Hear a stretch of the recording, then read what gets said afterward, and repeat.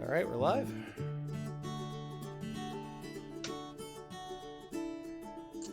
So we are.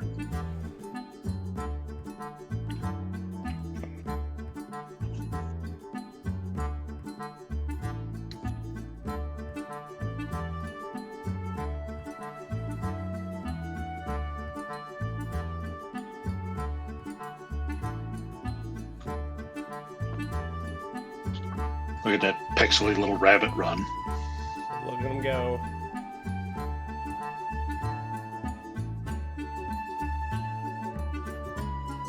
The 37-year-old walker.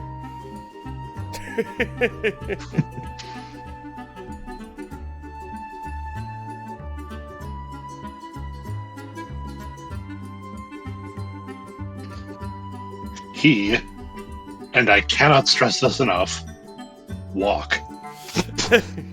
He walks so good.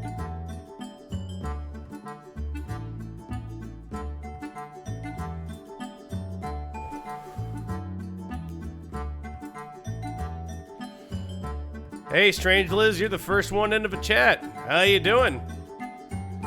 Oh, Strange Liz, you're the first one. What an honor. The president is choking on my gas bladder. What an honor. You know what the best thing is about this? I can create multiples of me. Check it out. I'm watching me. I'm watching me. And who's watching me? It's me. Hello, me. It's me again. I bet you didn't expect me.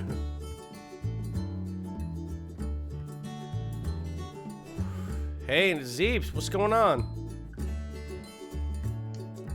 Actually, I like that one. He's closer. He's made progress. Way to go, buddy. Keep reaching for that rainbow, Pally.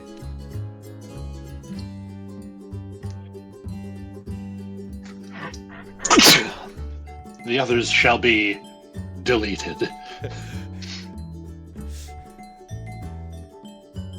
It's one of my favorite things is deleting a file. Just like, wait, no! I have a life! You just get close and close the delete button. It's like the scene from The Punisher. Like, no, wait. Wait, no, wait.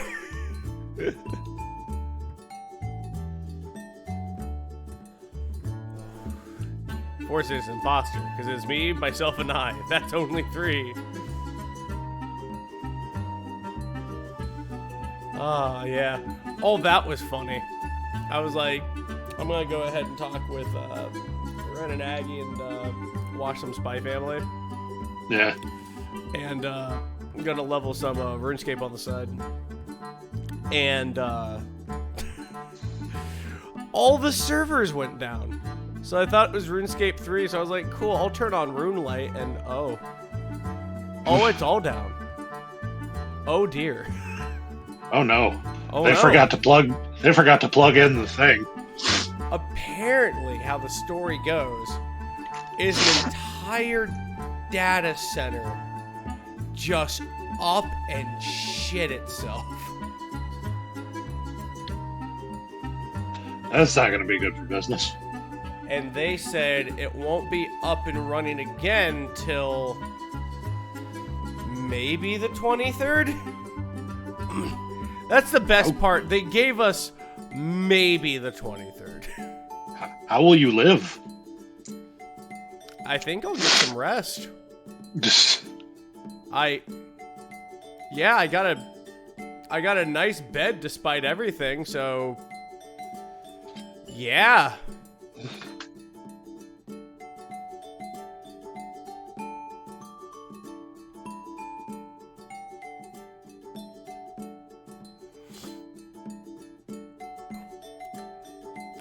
I skipped the lines and danced past the DMCA by using Kevin MacLeod auto library free music.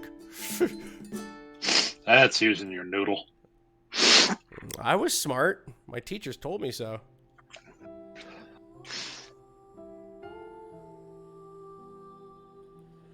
No, that's too sad. Hold on.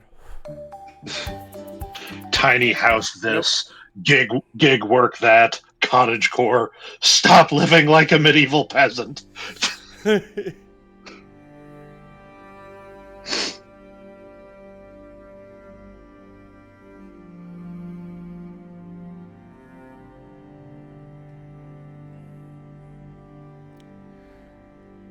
Ooh, I might use that for my D&D campaign I'm writing. Anyway, long story short, I have news. This is kind of a big thing. Are you guys ready for big news? Big news? Better fucking hope to God you are, because it's coming. You sit the fuck down for this news.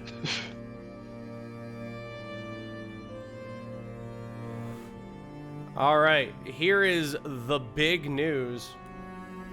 I made a YouTube channel about 2 years ago, and I haven't done much with it because I tried to personally download things up to my YouTube, and it took anywhere between the entire day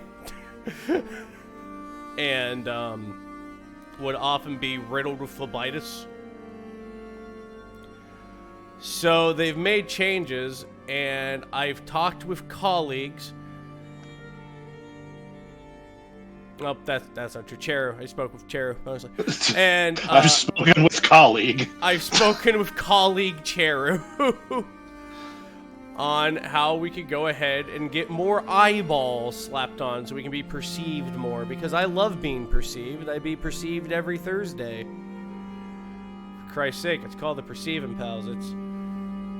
It's a super good show. You should come down and see it. It's my highest grossing thing. It's so nice. So perception to be perceived.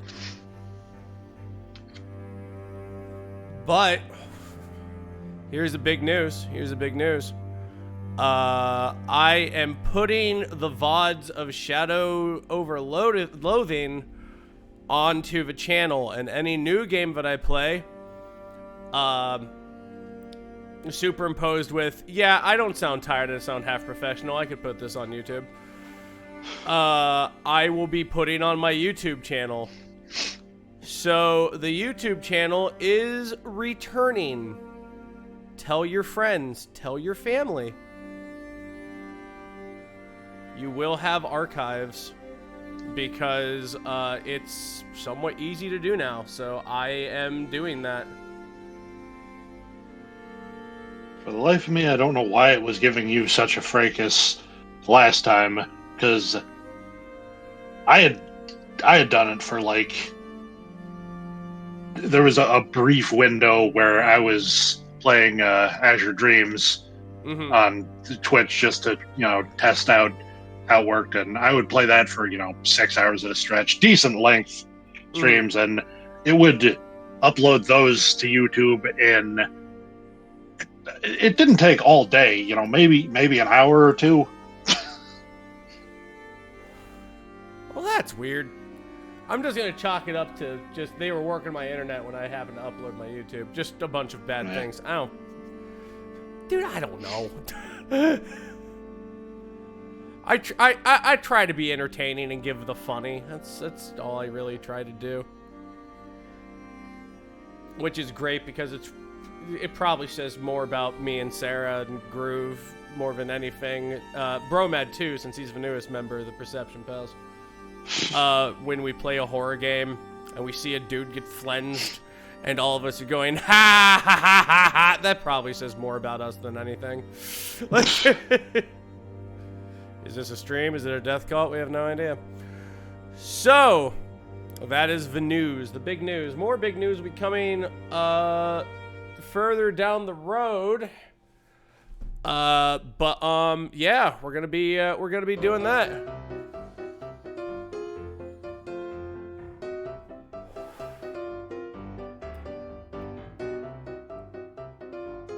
I have horrific brain rot from watching you play horror games. Ragtime. And I will have you know that I blame you. Okay. Whenever I watch, other streamers, one of my VTubers or whatever, will play like will start playing The Evil Within, and I am unable to shut the fuck up about the brain wiggler and whatnot, and they have no idea what I'm going on about.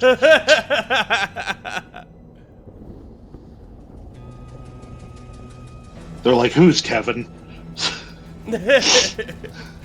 I will, God, you should tell him about Shambly Steve.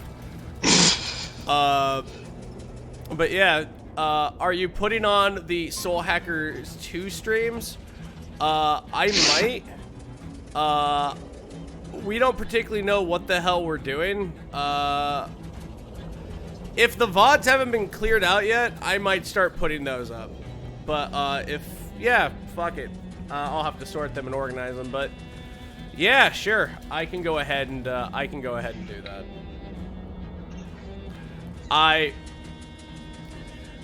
I'm not good for thumbnails. I just realized I need to make thumbnails.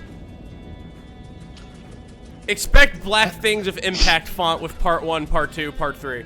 Yeah, I think it can. I think it can auto-generate thumbnails.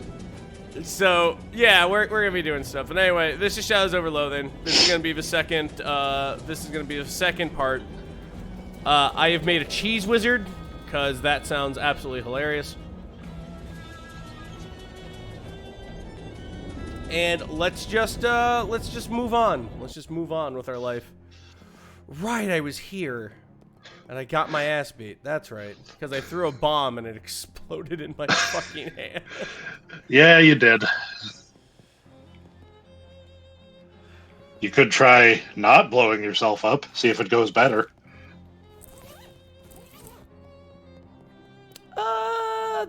Yeah, let's try that.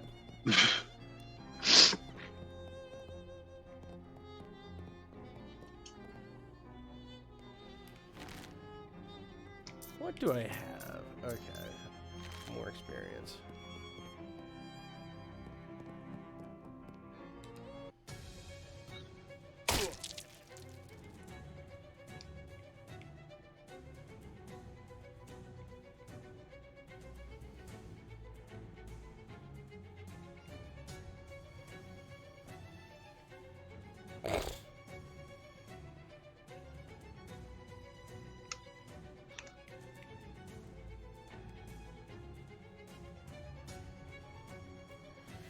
All right. Shit. What did we just say? Damn it.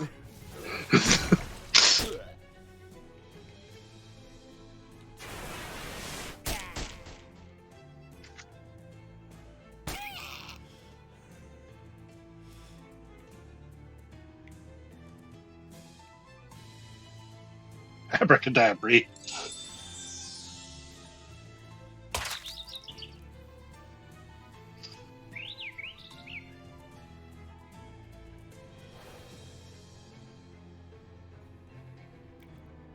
What's my health at?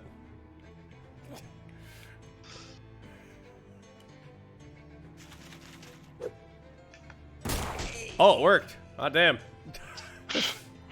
Well. Didn't expect that one. Yeah, it's a coin flip. Ow.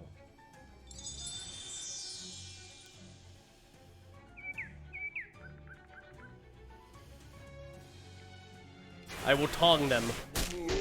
Be tonged, sir.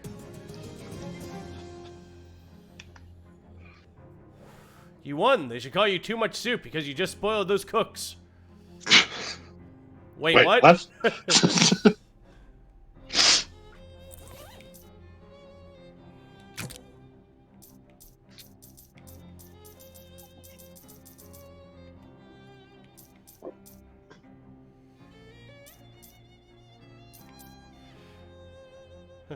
Broken coconut. You can't remember where you got it. On account of that time you got conked on the head. Oh, I got. There was a sign that said no tree punching, and you were like, "You're not the boss of me." Oh, is that where I got it? Yep. Oh, that's funny.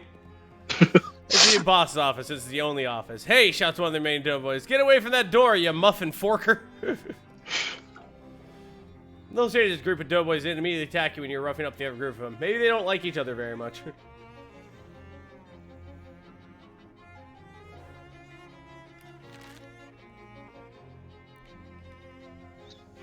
Parmesan missile.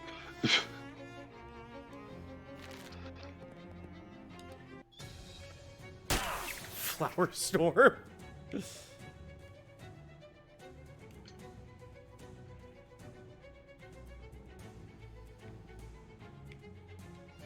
Behold. Did you behold it? Oh, I beheld it like a motherfucker.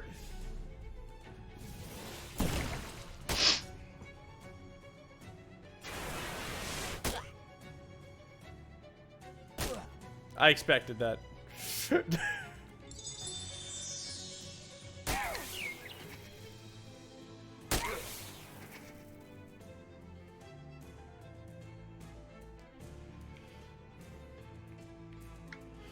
All right.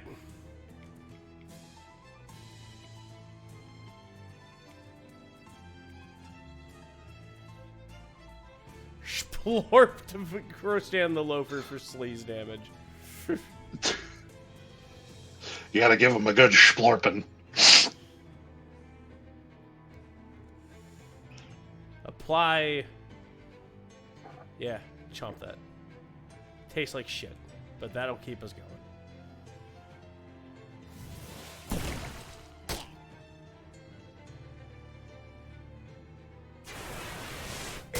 Be tongued, sir.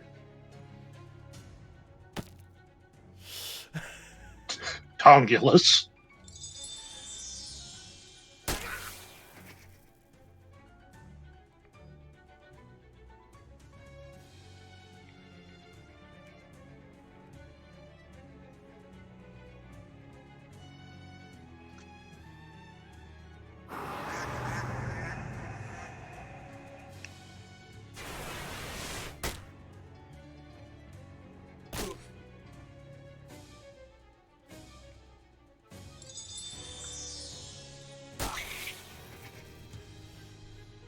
If it's attrition you want, it's attrition you will have, sir. Like the War of 1812, a war of attrition of 5 or something. And down he goes like a sack of cards. Like a sack of flour. Oh, yeah!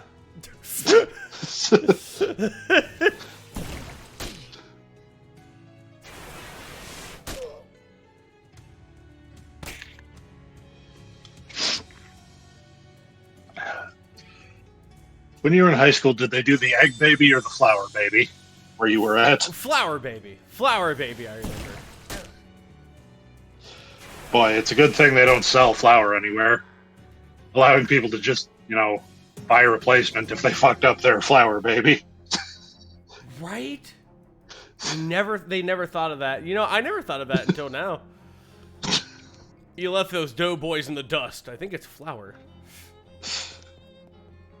A mountain of unsold snackle cakes. Bags of expired flour.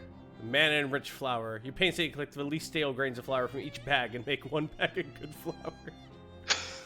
They show you there's a lot of chemicals that don't seem like they should be in food. Miscellaneous chemicals. It's an arcane oven.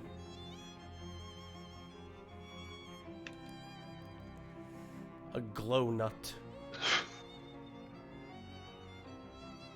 Iron pumpernickel. HP regeneration. Glow nut. Oh, HP regeneration is kind of sexy, though. I can't lie, that's nice. Ooh. What do you want? You're looking at the HP regeneration too, aren't you, Squidward? Oh, yeah. Oh, yeah. We'll bake a loaf of very strong bread. Yeah, man of rich flours. They can't make any more fancy foods. Well, let's make some, you know, basic food. You're not the boss of me. Let's make some radium brittle. There we go. Radium. Bleeder of doughboys. Identifiable by the fact that he has a greasier hat and more rivets on his jacket than the other doughboys, if not by the fact that he's in the manager's office. Doesn't notice you when you enter. He appears to be focused on several large piles of wet bread dough lying on the ground around him. Weird.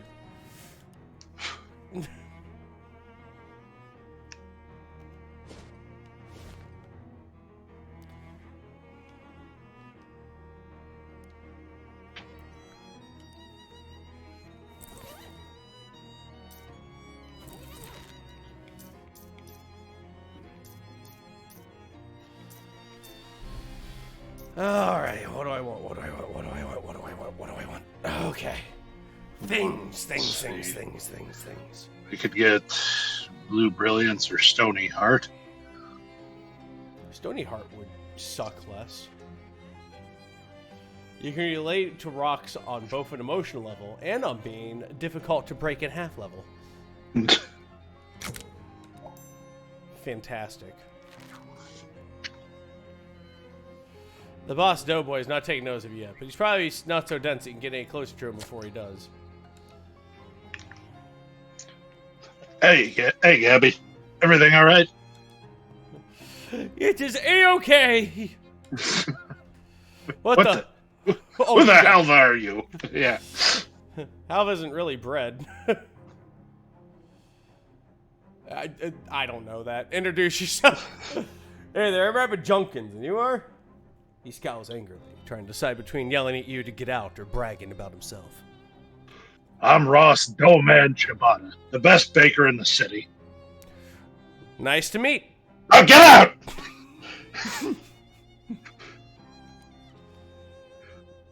What are you doing with all these piles of dough?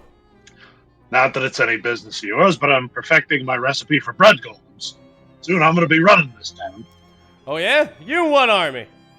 Me and my army of bread golems. Were you not listening? I probably shouldn't let you get away with this. The word I just said. You'll be lucky to get away with all your arms and legs. Rise, my minions! Rise! He waves his arm wildly, and the bread dough around him congeals into two large bread golems. Well, uh-oh.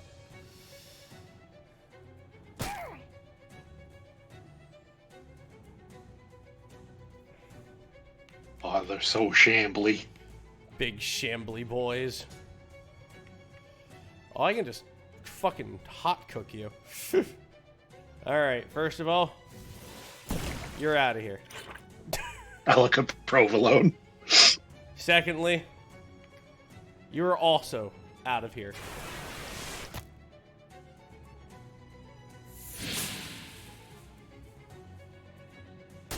Ow. Jerk. Man. Let's all just take a moment to appreciate the genius who invented toast. The first motherfucker to take bread out of the oven and go, wait, put that back in. I need more of this.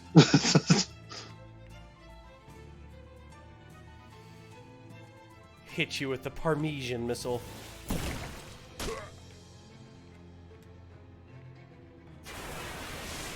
And the tongs.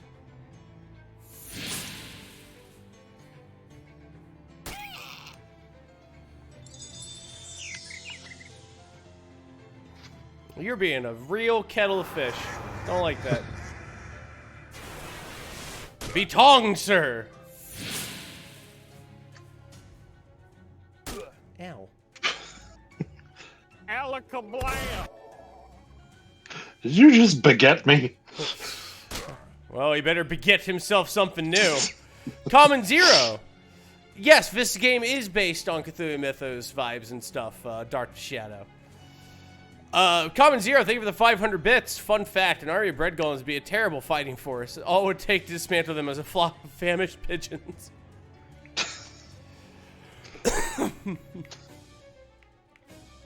Honk.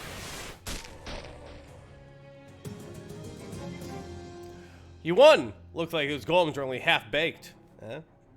Alright, I'll see myself out. Alright. Well, my bird's growing stronger. I love the beard. The boss's desk. Rifle through it. You pilfer everything of value from the Doman's desk. The dough baby recipe. One of my favorite tropes is creative use of terrible superpowers that shouldn't really be useful. Valiant had a book about that. It was a team of runaways from the mutant whatever the Foundation. The one girl could talk to birds. That was her power. The one guy could turn to stone. Not in a like Colossus turn to metal way where his skin turns to stone and he's just invulnerable and he can still move. No, he can basically turn into a statue and not move while he's doing it, and then just turn back to a person. Ciabatta's pants. What appears to be a pair of white pants is actually a pair of brown pants that are completely covered in flour.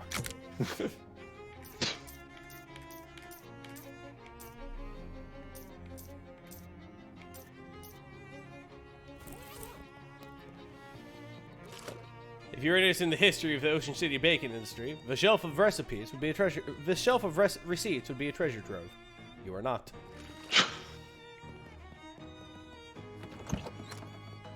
We saved the day, I think.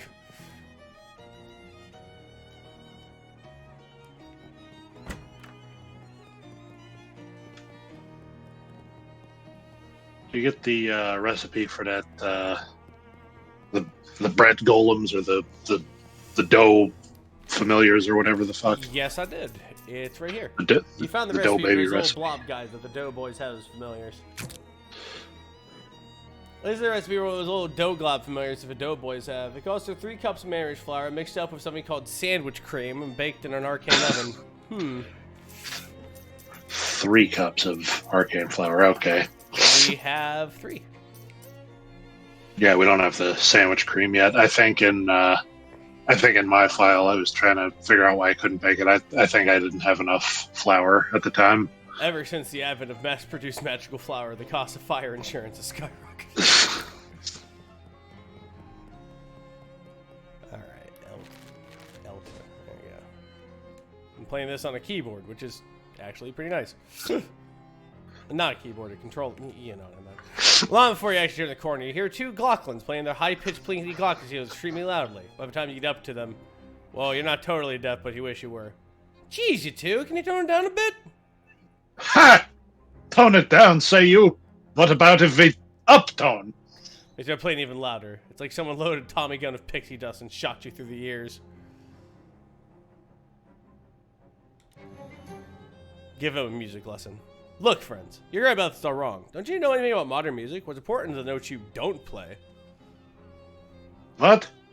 What mean you, the notes play we not? I can see you have a lot to learn. You better start by practicing not playing any notes at all. Then once you get good at that, you can focus on learning which specific notes not to play.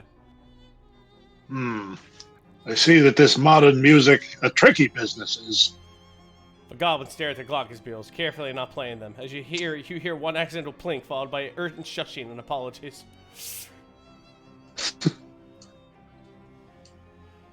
You barely have time to react as the ground shakes and shudders violently without warning, then bursts in a rain of earth as several large slimy tentacles force their way out of the ground, writhing, twisting, groping at their surroundings. Incidentally, the reaction you barely had time to make was, "Ha!"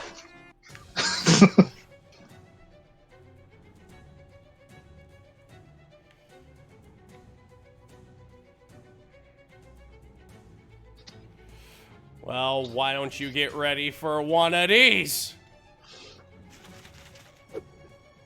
And perhaps several of these.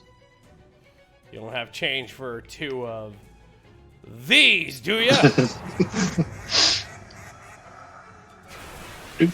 Wow, wow, wow.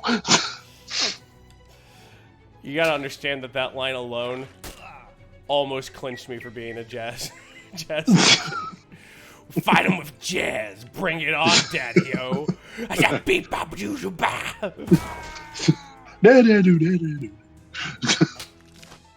I won! Technically. You won! They're gonna need 10 of those things. They want to tackle you. Oh, curious. Don't give them ideas. You follow a trail of disturbed earth and cracked pavement from the place where the tentacles popped out of the ground to the place where presumably it popped in. By presumably, I mean obviously, because the place is a house with slimy, wriggling tentacles poking out of all its holes. Did you have to phrase it that way? A tentacle house. Wow. Are you sure? Yeah? Okay, it's a super gross funeral. You are not the boss of me. Hey, hi, hello. This is fun getting into fights. You like a good fight, Gabby? Yes, there are not usually so many fights around here. What an excitement it is. I know you do a lot of slapping. Do you know how to make a fist? A what? Here, look. You carry your fingers in like this. You put all your thumb over them here. That's a fist. You squeeze that all tight and hit people with these knuckles there. It's more powerful than a slap. Wow! Keen as a peach! Gabby's flap slap, not doing serious damage. Would you like to leave his tentacled horror house behind? Yes. Either someone's pet Kraken escaped, or someone opened a portal to the Waggle dimension. Ugh. Go inside. Oh my god, really? Don't judge me. It seems like this house used to be quite nice. Tall ceilings, nice wallpaper, fancy molding everywhere. Now, however, the wallpaper's peeling. The plaster is crumbling. And there's tentacles poking at everywhere. It's a real fixer-upper. Hello? Someone called for a tentacle exterminator? I don't think anyone called for a tentacle exterminator. But if you want to do some pro bono extermination anyway, I also don't think anyone's going to stop you. Well, except maybe the tentacles. God, the narration of this game is even better than West of Loathing. Just, oh my god, really? Oh, right. The tentacles.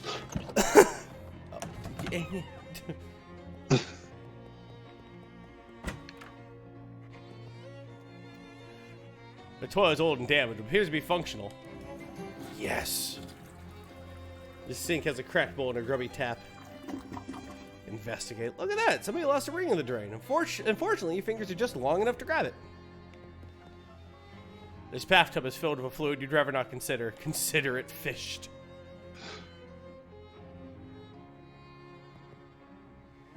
You unclog the drain. The tub empties itself of a nauseating girdle. You got a glob of wet hair.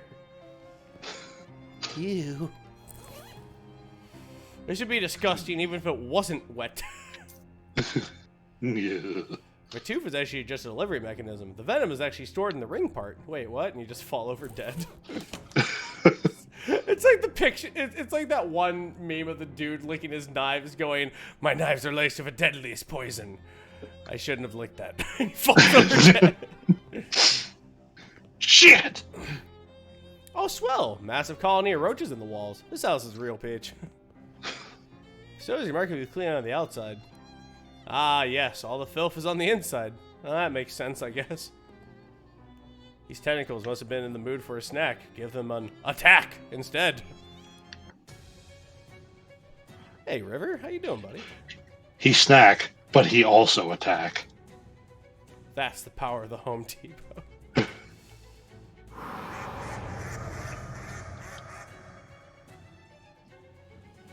Hit Slap Happy Tentacle with the barbecue tongs for 9 hot damage. Slap Happy Tentacle. Flaily Tentacle. Leave my bird alone. Ugh. Dick. Hit him.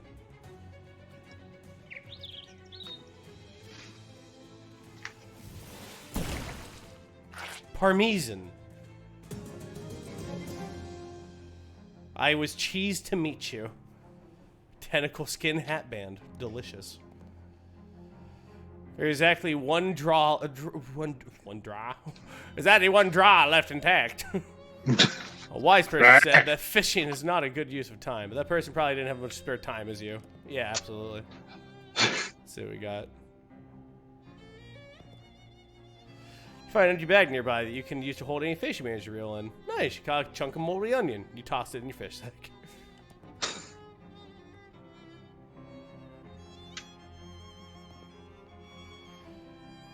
Nasty old leftovers.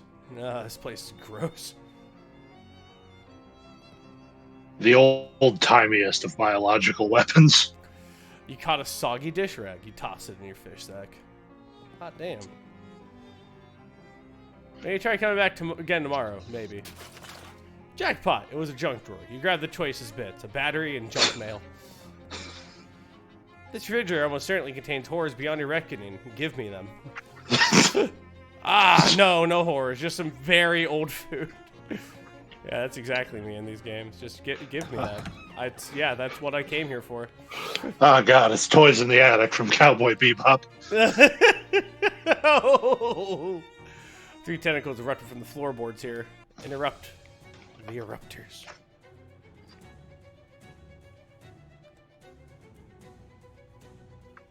This is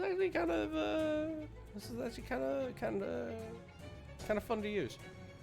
All right. I will give you a toot. No, I will give... Oh, it's the same amount of damage. All right, well. Be tooted. That thing is a little busted. I love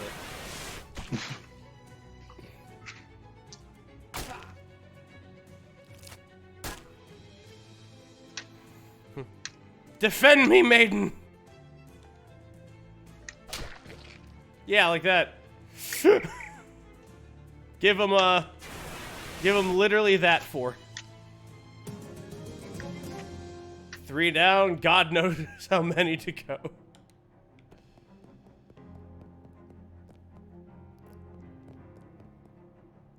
I'd rather lick for Chernobyl elephant foot than go into his house. Oh, stream goal. That's a stream goal. I want to lick the Chernobyl elephant foot. Why must you say words? I don't know. I think I'm nearing 40. Is it a cry for help? You decide. It's like you're channeling dead crazy people. A surprisingly clean wardrobe. Check inside. A wire coat hanger. You have to. You're not sure anybody would want to wear a coat made of wire, but whatever. Ow! Bitch. Dick. You ass.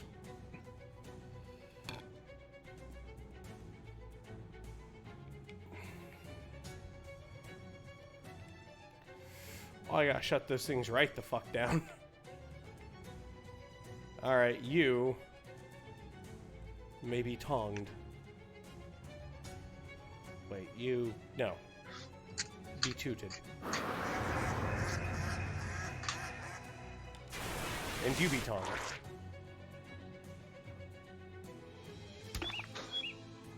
Wet slap. Don't slap my bird.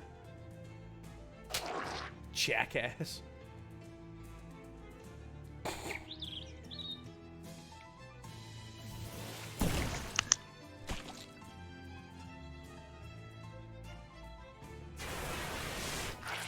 Take that, you little bastard.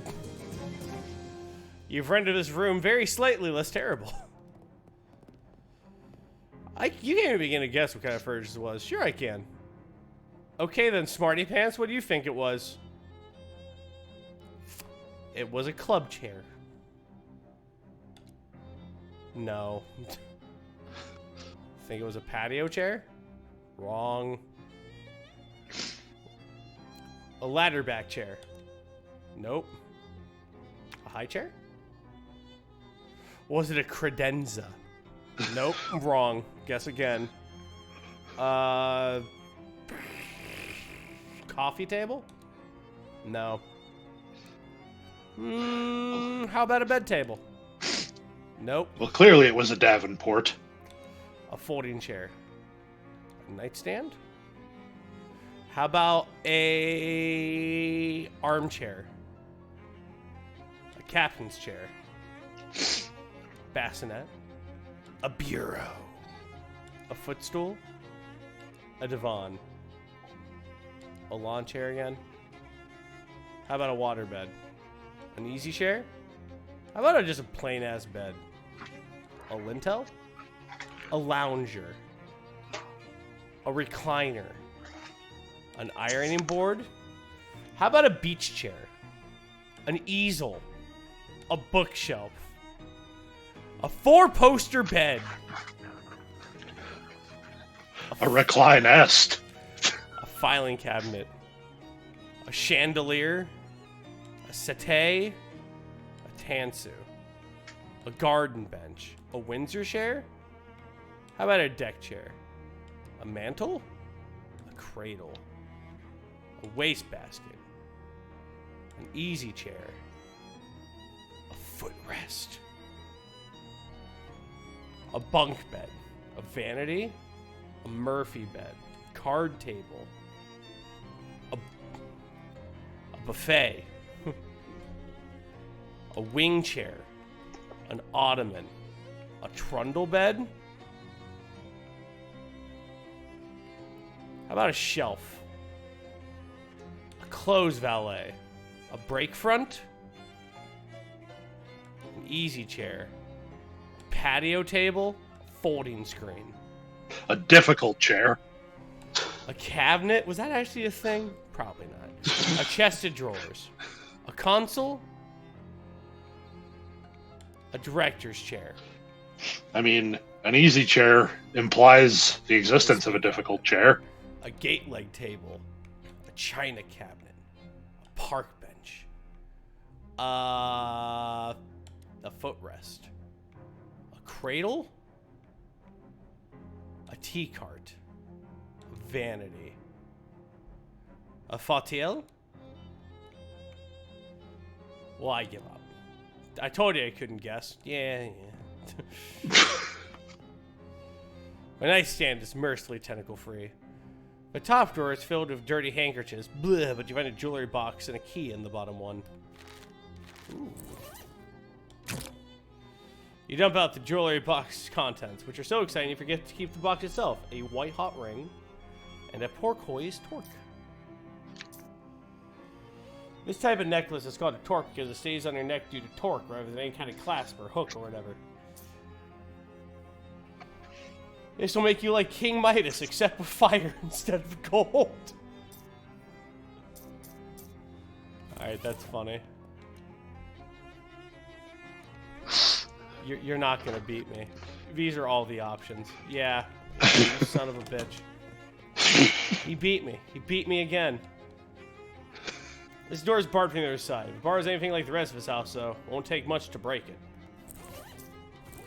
Oh, I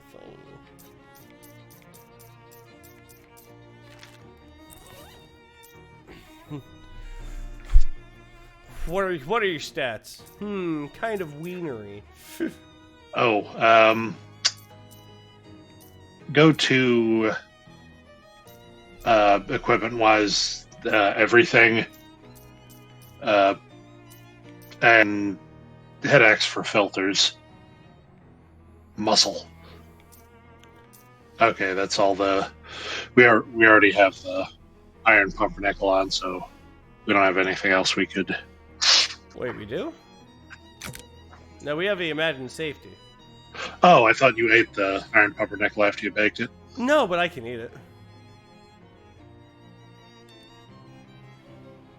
You shove the entire loaf into your mouth and do 3 sets of 20 sets of jaw clenches. Iron pump, no pain, no gain, bro.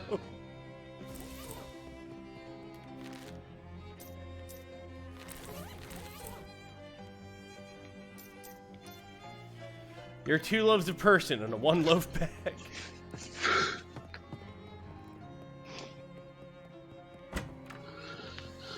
Oh, I will break down that door in a second. I just want to beat the shit out of something. Hey, that isn't... Oh, yes, it's this one. No. I will bewitch them. The old hocus pocus. Oh, I got a gun out of that. Great, my favorite thing I didn't want them. Hocus and pocus. You turn a street corner and dump behind a mailbox, trying to avoid being spotted by 3 tin Lizzies, who are either squatting on a stoop or stooping on a squat. I'm bored. When's the last time we had a good rumble? Ages. Ego. Oh, Ego. yeah, go You for go. You go. I'll be the muffled dude. it. Okay. Ages. We got a non-aggression pact with the Doughboys. Big Liz wouldn't like it if we messed that up. What about the Glocklins? Want to fight some of them? They're too weird. You can't understand what she's saying. What? I can't hear you with that helmet on. Are you eating something under there? Sandwich.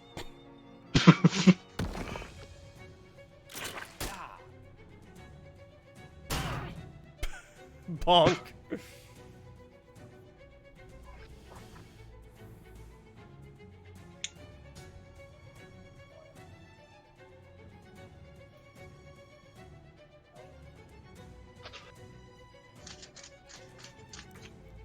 Oh god, it's Dog Welder.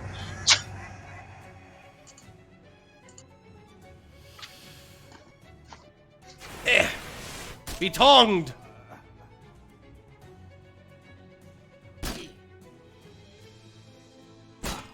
Ow.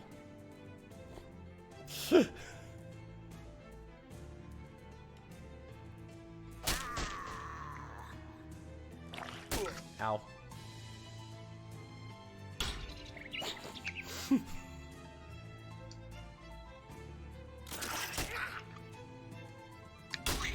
Bong. Fucking bonk.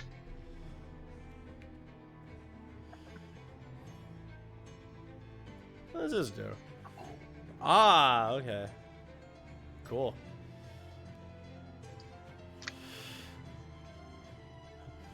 Gonathan.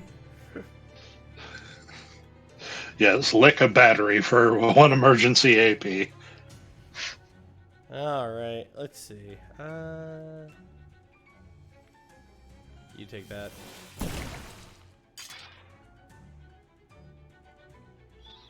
And you take that.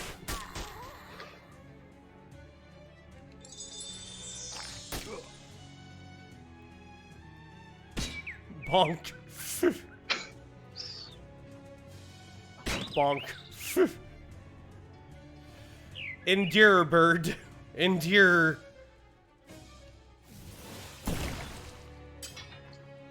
I am cheese to meet you.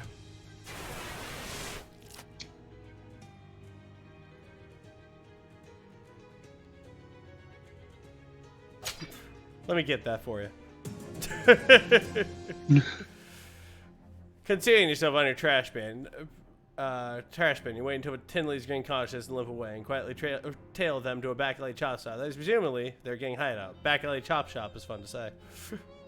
Save it for later. We're going back to the tennis house.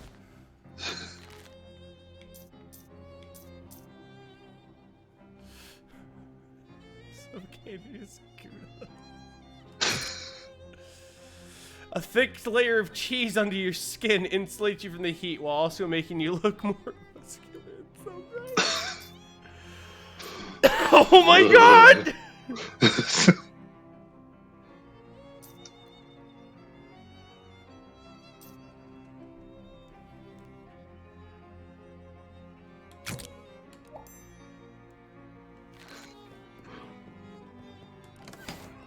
I don't remember that power up from Bleach.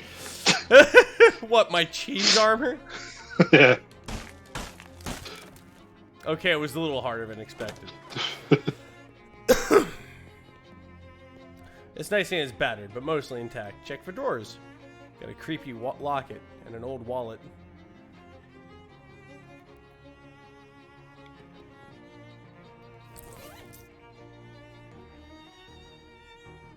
This here is Melinda, my love, but the picture is this crude drawing of a single eye. Oh yeah, that's cursed, alright.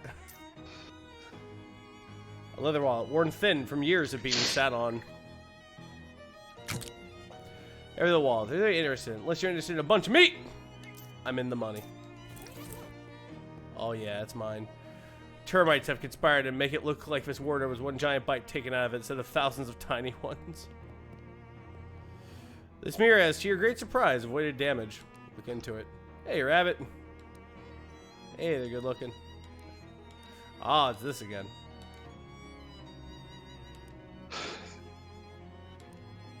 Ah, there I am. Wait a minute. It me. I am cheese to meet them.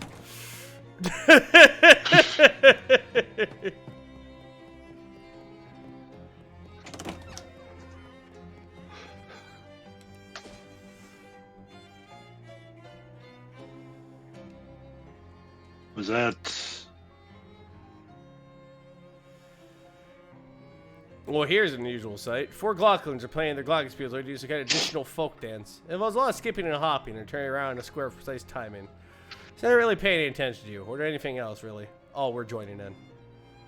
It does look kind of fun, but you definitely don't know the steps. It'll only cause total chaos. It would be similar to attack them, since Brawl would probably be resolved anyway. Oh, okay. Ow. Yeah, did we use that, with that key we found? Was that just to get in the front door, or was there something more upstairs? We'll take a peek at it in a second. Take us a little peek-see. I will... Gottfried the Pounder.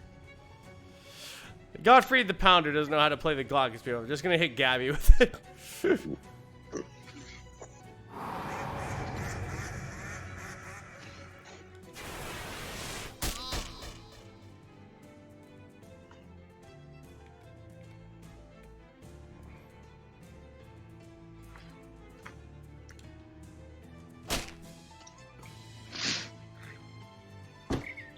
My bird! Bored. My bird! You've rendered me birdless. How could you do such a thing? And after we trusted you.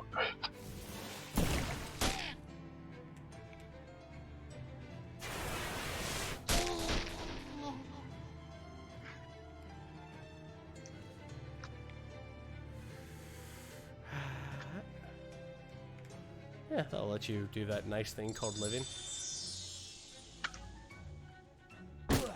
I always found it's nice to live. Slightly preferable to the alternative. Only slightly. Only slightly. Be tongue, sir.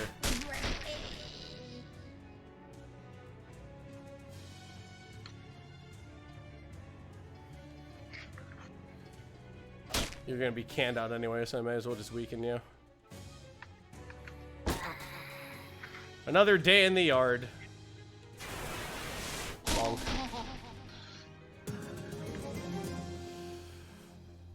You won! The goblins scamper away. One of them drops a piece of paper that appears to be a map to their hideout. Glockenspielery flyer. Crawling in the area grows stronger.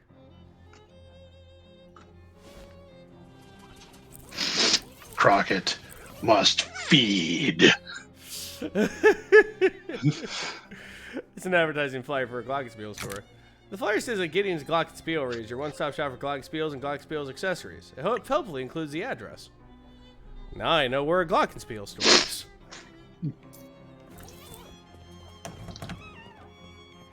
Herschel nods at you as you approach. Hi! Hello. How's the grenade project coming? I threw all 6 of them, and 4 of them blew up in my face. 4 out of 6 isn't too bad. I think I can still sell them. In exchange for your research, I'll give you a discount from now on. How much of a discount? 200 meat in total savings across all future purchases. Here you go. It seems less like a discount and more like a flat reward. I just don't like doing arithmetic. Don't we all?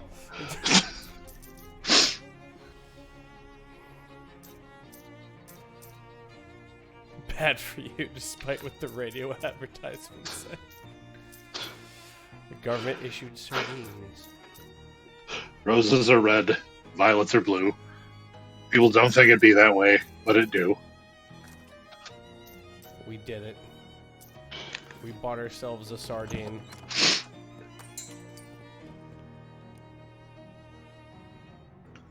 Sardinius. Hi, Rabbit. I goes to hunt for the watch. Still looking. Well, keep at it. All right.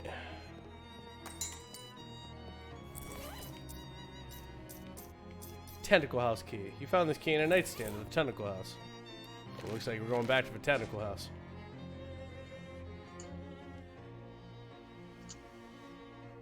Oh yeah, the Cola Wars. The wars between Coke and Pepsi. Seriously. Yeah. And Gabby takes a piece of candy out of her purse and tosses it in her mouth and holds the purse out to you. Want one? Sure, thanks. Oh, your purse is entirely filled with saltwater taffy? Yes, it's Gabby's favorite. Licorice taffy. I guess I did hear somewhere that goblins process sugar really effectively and don't need as many vitamins as humans. Haha, jealous? A little bit, yeah.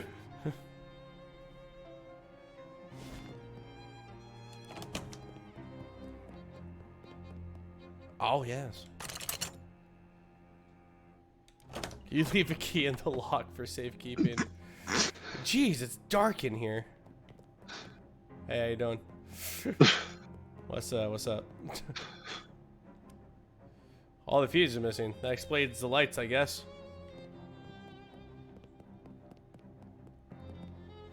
Long expired cleaning products. I thought we had a shitload of fuses.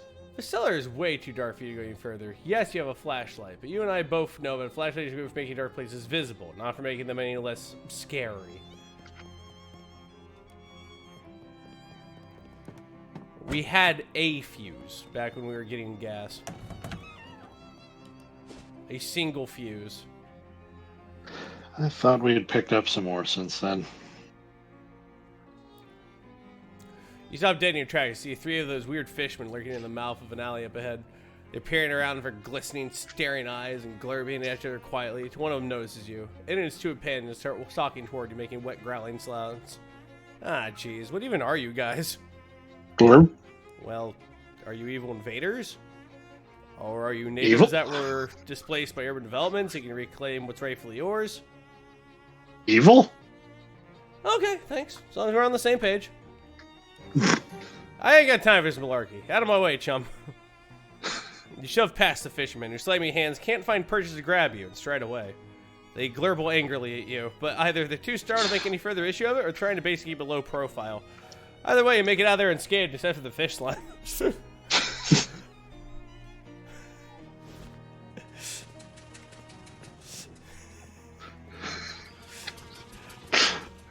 Just, nope, not doing this today. I kind of really, like, Wizards one thing, but not gonna want to be that, like, fucking pigskin dude, because, like, if your way of getting through things with muscle is you just going, no, stupid, leave.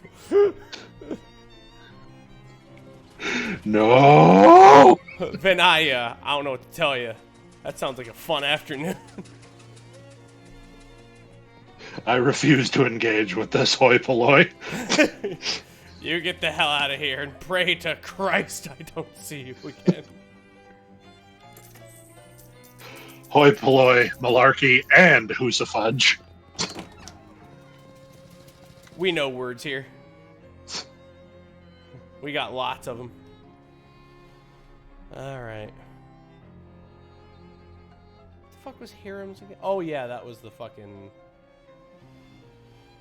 You're essentially surrounded by 3 Glocklins. When they see your Glocklin peels at you, which is a real trick if you think about it. Hey, what gives? This is a muggery. They insist on it that you all of us your meat give.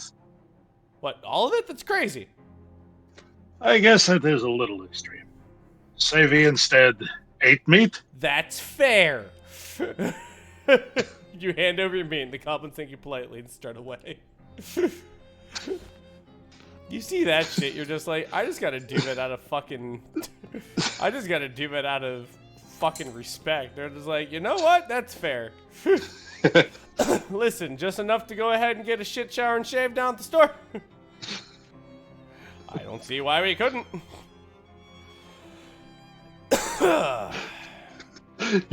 Your mom's gonna be home in 20 minutes. Take a horse bath in the sink. A bedraggled hobo shoves into his hat in his hands. Excuse me, mister. I don't mean to trouble you. My name's Davenport O'Kelly. I was wondering if you might have any meat you could spare. Just 5 meat for a cup of joe to warm these old bones. Well, wait, what's in that sack you're holding up? Old bones, like I said. Sure, here you go. Thank you kindly, mister. You're a real saint, so you are. No problem. Leave. Magimech Tech refrigeration. Fantastic. check out the boardwalk. Our ground chased again. More of those horrible, slimy tentacles are out to the ground nearby. There are nasty blobs of gloop everywhere, and Thyrstrom blindly trying to grab you.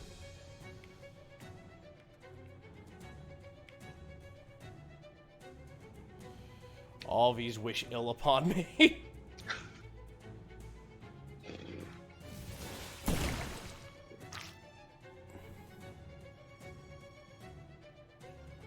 Milk, lemonade around the corner. I am made. I still like that was a food item we got at the necromancer's place. Yep. Combine 2 parts milk, 1 part lemonade, you get fudge. I love this guy so much. You won. They're gonna need 10 of those things. They want to tackle you. Yes, I agree.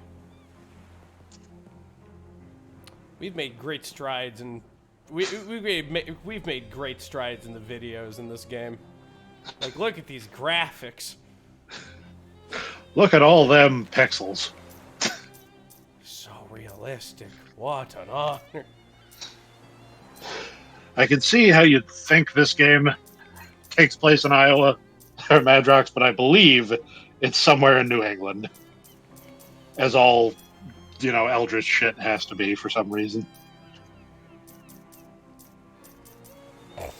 Because the only thing that can fight back Dagon is a person from New Jersey. Piping hot bowl of chowder. And Boston. No story takes place in Boston. They killed their own deep ones. You're not sure if Lampo is holding up a hobo or vice versa. Hi there, I'm Rabbit. Well, hey there. Pleased to meet you, Rabbit. I'm Dusty. What's up, Dusty? Oh, nothing much. Just hanging around. I was going to run a 3-card money down here on the boardwalk, but that didn't pan out. Why not? Well, there's a fella already running a game down the way, and I prefer not to step on his toes. Just as a matter of professional courtesy, you see.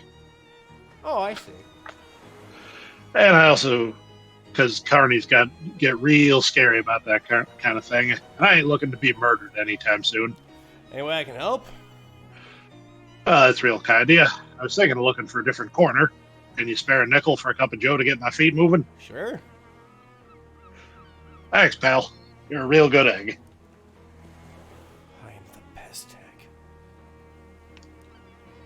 egg. You never did leave a tent to see a teenage girl dressed as an old woman sitting at a velvet draped table. She puts a sign on the wall that says tarot readings, 50 meat. Sure, what do we got? The teen takes your meat and begins. The first card tells us about where you've been. She pulls a card from the bottom of the deck. Okay, I know this one. This is the Lethargic Exporter. What does that mean? This suggests a lingering memory in your adolescence, involving a treasure. She smiles. Sorry, I disassociated for a second. That doesn't sound familiar. The second card represents here and now. She draws a card, which she drops on the floor. She draws another card. The normal coroner. Very interesting. What does that mean?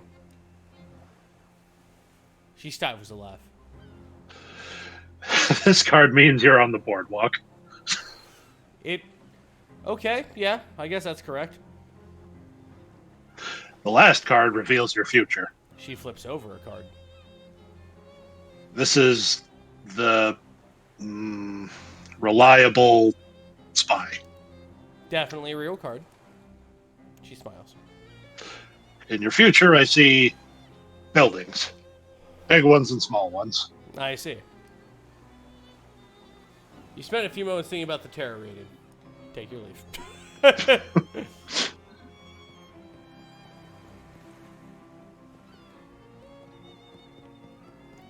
Tony Fiasco, hat photographer. I don't know if a photographer who is busily adjusting a complicated-looking camera on a tripod. Gestures to a nearby wastebasket without looking around. If it's more bills, that is my inbox. Hello? Oh, you ain't the jumping Jehoshaphat. Baby, where have you been all my life? Excuse me? That face. That's exactly the face I've been looking for. Thanks. It's perfect. Thanks. I've been rather attached to it myself. Hey, you're funny too. Baby, I love you. You're incredible. Listen, do you know who I am? The sign on your roof said Tony Fiasco, hat photographer. That's right, baby. That's exactly right. And soon I'm going to be the biggest hat photographer in the city. No, the country. No, the world. But there's something I need first. A face? A portfolio. And you know what I need before I got a portfolio? A face. Your face, baby. Well, Gotta be different hats, though. Gotta be different hat every time. I can't pay you nothing for the same hat twice. Got it? Okay. How about this hat? What is that, a chef's hat? Perfect, I love it. Click. Here's your meat, baby. Spend it in good health and come back soon, okay? Okay. Well. Free hats. Hey, welcome back, baby. Let me see that hat you're wearing. What is that, an uncursed fedora? Perfect, I love it. The fact you say it like that makes me assume that all fedoras are cursed until such time as they are not. You never know. Click. Here's your meat, baby. Spend it in good health and come back soon, okay? Okay. Oh man, people don't like this man. You are really adding to the character of this person. Hey, welcome back, baby. Welcome back. Let me see that hat you're wearing. What is that, a broken coconut? Perfect, I love it. Click. Here's your meat, baby. Spend it in good health and come back soon, okay? If only it was so easy to make money. I mean, to be fair, have you tried walking in and out of the Walgreens wearing different hats? I'm in repose because I haven't thought of that ever. Oh, there you go. I'm normally a bandana guy, so like I don't know. I don't. You got a project for tomorrow now. I do. Oh, the grandma down there is gonna fucking love me. The gradually guy is standing under the shade of his tiny building's eaves. He glares at you silently. Games!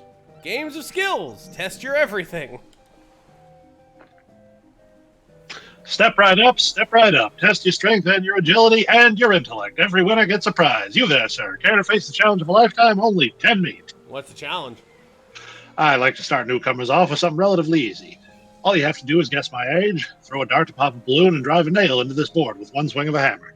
At the same time? That's right. You gotta try it? Sure. You spend 10 meat. You aim the dirt while winding up your arm for the hammer swing and squeezing the proprietor. Well, you look about 38, but pop bang! You're making cigarette smoke, so I'm gonna say 34. Nicely done. Right on the money. Here's your prize. Some fancy new beach shoes. He takes a pair of clogs out from the counter and hands them to you. Crab clogs.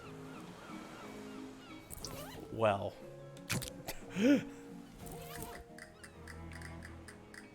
Yes. Yes. Oh, we're crabbing. Oh, we're crabbing. Oh, it is big crabbing hours up in here. A privatized healthcare station. See what's for sale. Cooking for health. This cookbook focuses on healthy cheese recipes geared to fortify your arteries with rich protective cholesterol. Yes. Gauze turban. A good hat to wear if you're planning on sustaining a scalp injury. A high-tech blend of zinc oxide, liquid mercury, and arsenic. Sure.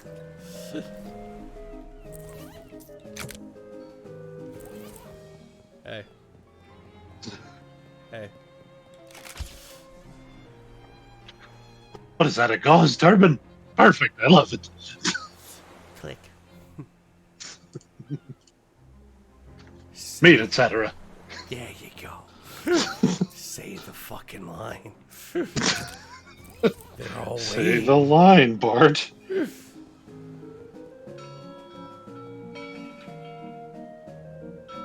what's up? Can I, might I? May I? Mightn't I the gristle? Let us fish. You got a simpering Wimpleback. Okay. A rusty cola can. Oh, did you see the patch notes the dude did for this game? No. It was some graphical errors. There's one bug. He says the game doesn't soft like anymore. He goes, but there is a slight graphical error if you have a certain hat. Look, I'm going to be honest. I have no idea how this happens. But we're trying really hard. I mean, look at this game. Wow, a ring. Looks like you dropped in there ages ago. Crusty ring. A Gussie Finknuddle. This is a bag of all the terrible fish you've caught. It's pungent. Just sell it. Pungent, I tell you. A moon-eyed ditch nibbler.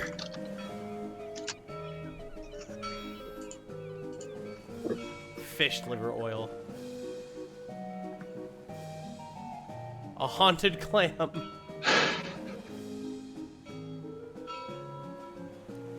fish in a sack.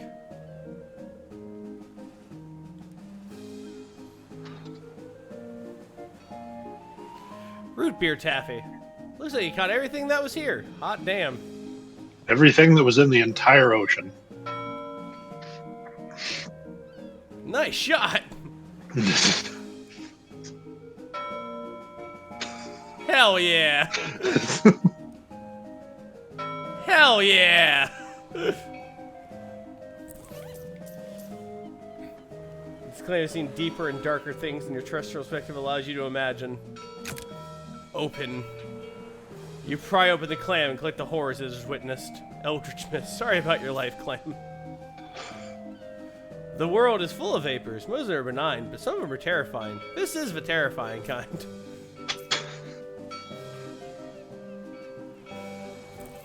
You clam pilfering son of a bitch. Oh, I'm so good for it.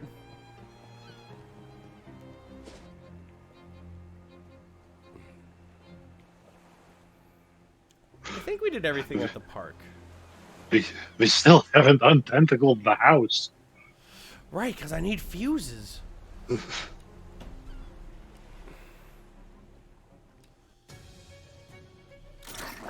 these people are being joiks. Ow, my fucking feelings. Ow, my most of me. How dare you? You bitch. Take that. And you.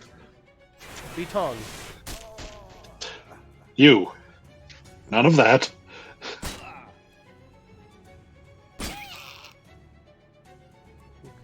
Why are you like this?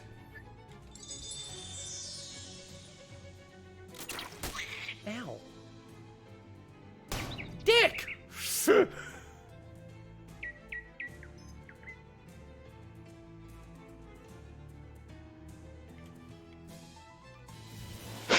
Parmesan missile.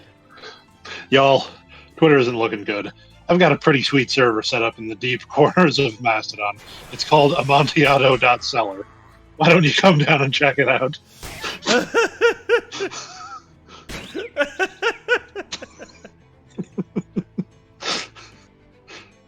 Slam.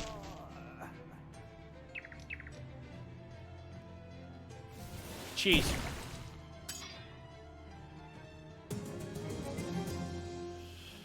Yes.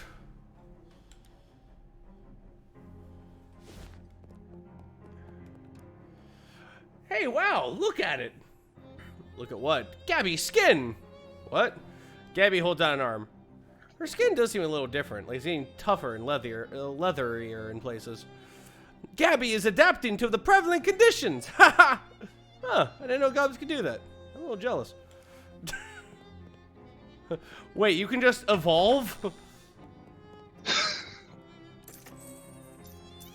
Goblin powers. All the time? God, you're awesome, Gabby. She's like Doomsday. Oh, fuck.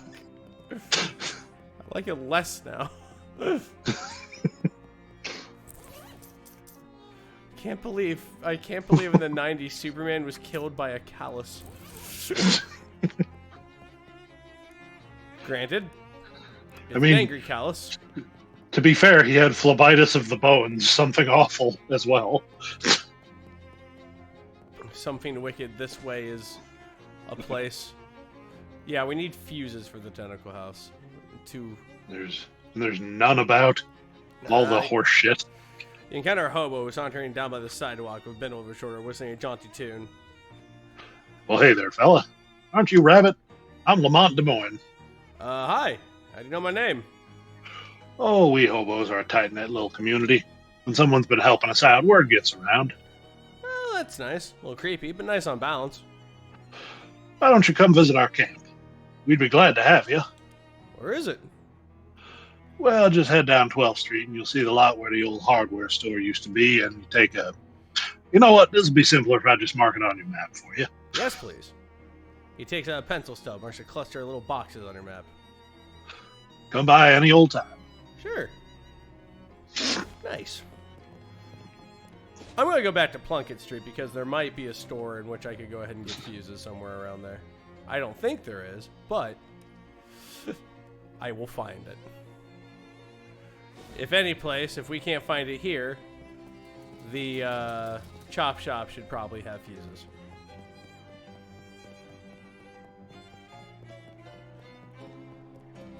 I haven't visited a whole lot of places yet, so... But we are indeed making our way.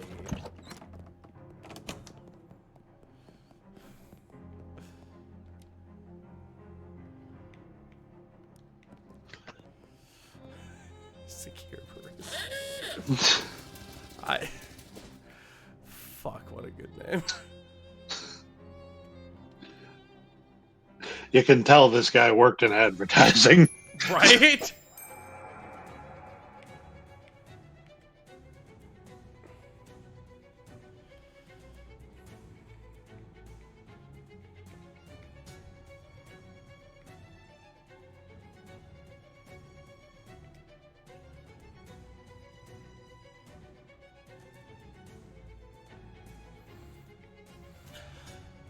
Happy. And then you get tongue. Oh yeah, sucks for you. Sucks to suck, bro. Ow.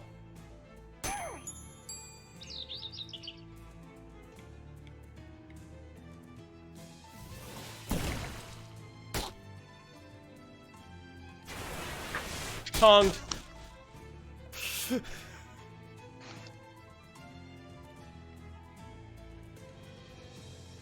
Slap.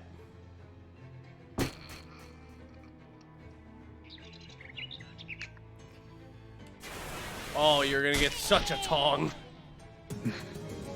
Looks like he went the tong way.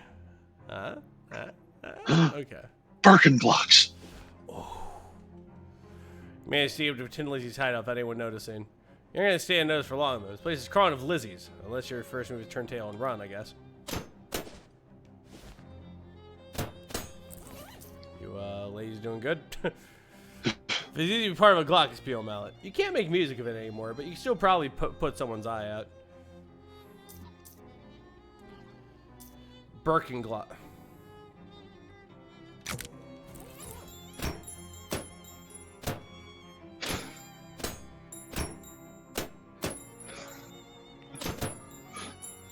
I'm gonna keep this on for a little while. This car looks terrible. It smells great. You isolate and then confiscate the source of the freshness. Prototype car freshener. BRB, rebranding to Hey Mr. Twinkle Toes. Hey Mr. Twinkle Toes.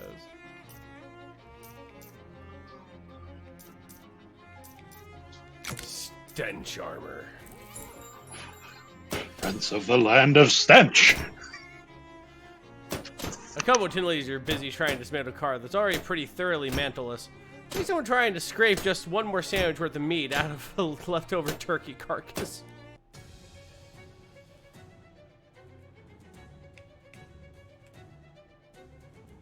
Alright. Bonk. Oh, we're having fun. Bonk.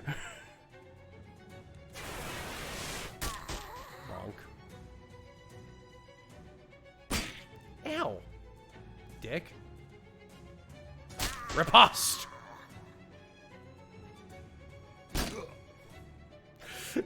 Still, he's like the Venture Brothers, just like, ass. Dick. Dick. Yeah, he got revenge for that poor car.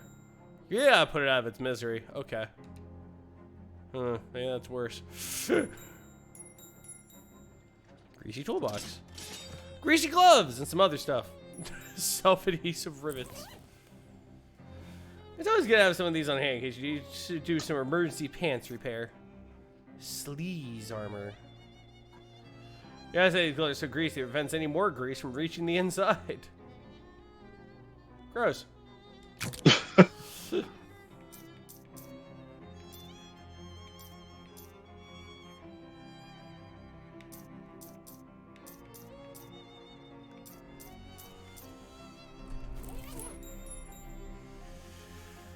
It's just an old oil barrel. Since it's open, it's full of rainwater. Give me this.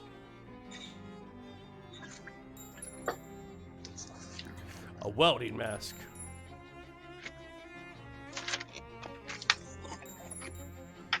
A greasy wrench.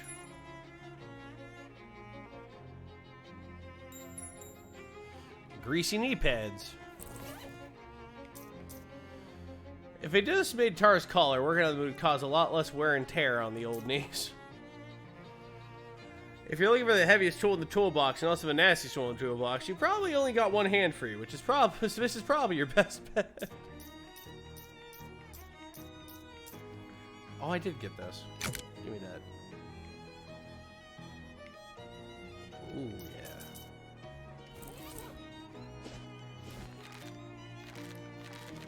Let's see. L2? No. Close. There you go. Soon, my pet. A bunch of tin lilies are hanging out here. Every time they may focus something further to the right, but the camera doesn't move far enough for you to see what it is.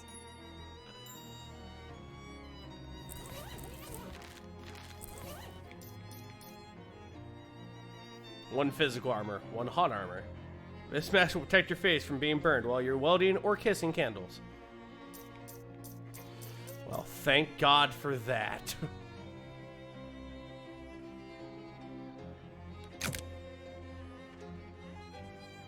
Yes.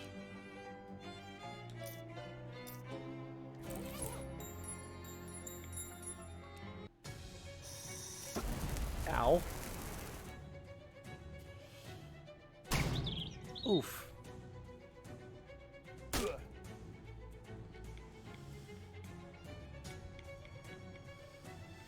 I would like to remove the cool act of being on fire.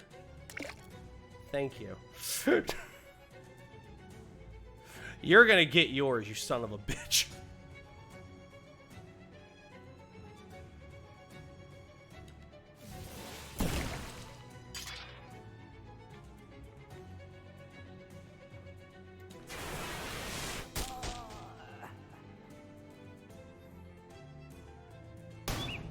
Ow, don't hit my bird.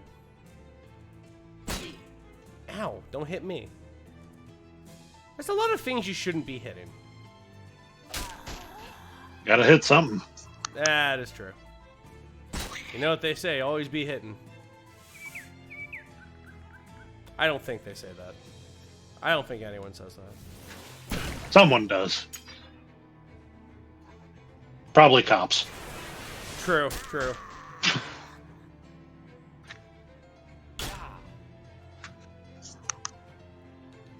Slap the wrench. Thank you. Face grease. A 50-50 mix of engine oil and moisturizer, useful both a skincare regimen and a 2-stroke engine. Another welding mask. More like a picked apart truck. A muscular woman with flame red hair is sitting on a throne made of welded together wrenches and glaring at you. The one gives you additional slow, sarcastic slap as you step forward. Nice entrance. Thanks, nice chair. Thanks. Now who the hell are you? I'm Rabbit Junkin, and you better remember that name, or it'll be the last one you ever forget. You got some high carbon steel bearings coming in here and talking to Big Liz Studebaker like that, kiddo. I'm the boss of this gang, and I don't have to take that kind of crap from anyone. Narrow your eyes. Now, considering that you just busted in my scrapyard and beat up 5 of my girls, plus however many on the way here, I figure you got something on your mind. So what is it you want exactly?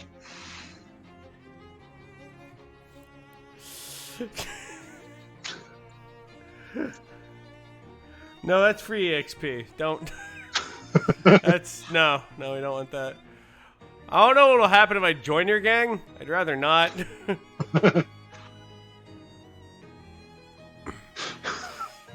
I really didn't have any particular goal in mind, actually. You just wandered in here and beat up my girls for no reason? Oh, well, it seemed like the only way to keep every side of the room. I'll tell you what. You got this far, and my girls ain't no slouches. That's worth some respect. So I'll grant you a boon. I just like she stares at you like... Right, cheese wizard. Cheese wizard. Yeah. They're all fucking weird. All fucking weird cheese wizards. A boon, like a favor? They're all fucking Malkavians, those cheese wizards.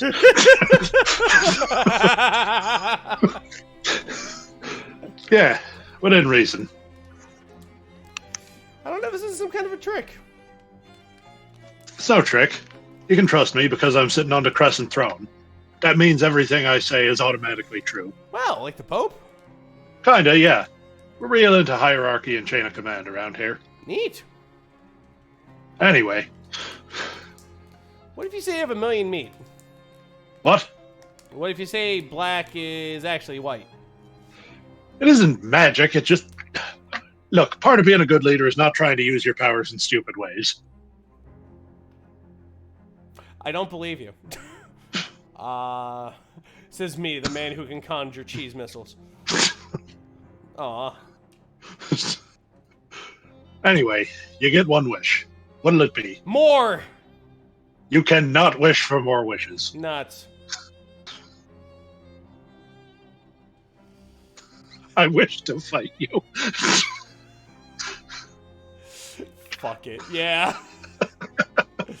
I wish to fight you. That's some real fire you got in your engine, kid. I like that. I'll warn you, though.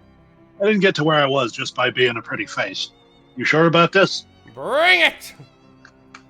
Then spin the wheel, Raggedy Man.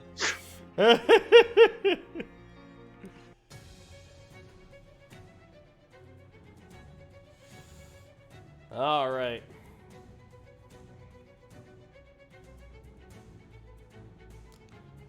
Take this. Haja. Yeah, you weren't expecting that, were you? I'm not gonna lie to you. Not many people expect it.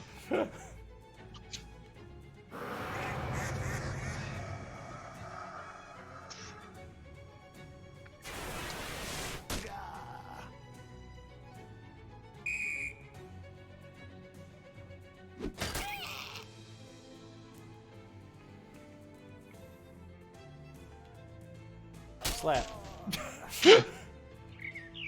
Slappity slap slap. Hey, I'm slapping. Slap, slap, slappity slap. Let's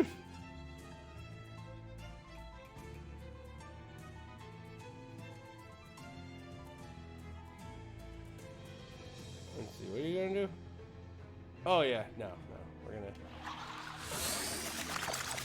cheese! Oh, and the schlorping.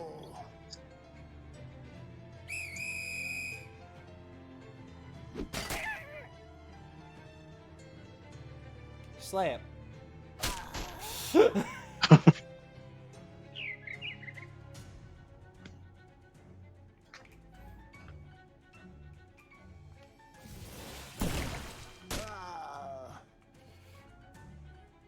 Cheese blast.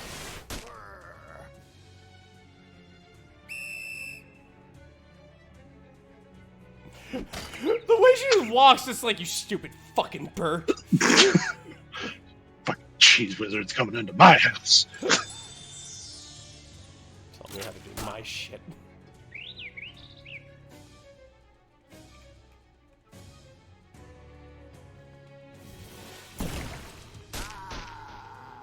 Take that.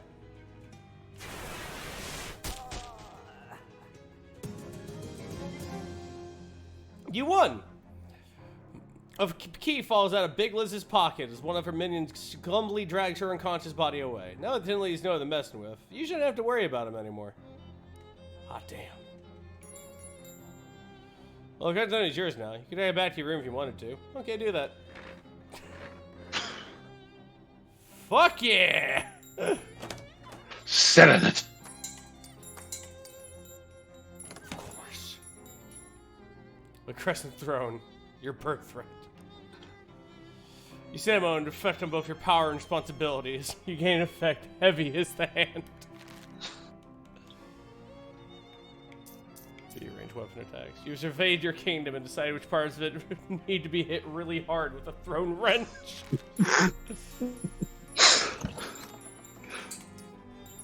1-800, are you slapping?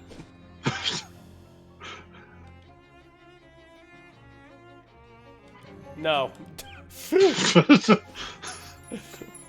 just stomping by, and I'm like, I am in no mood for your sordid chicanery. An old school blacksmith's anvil. This must be where they work on the really vintage cars. These cars haven't been noticeably chopped yet. The doors are locked. Oh, yes.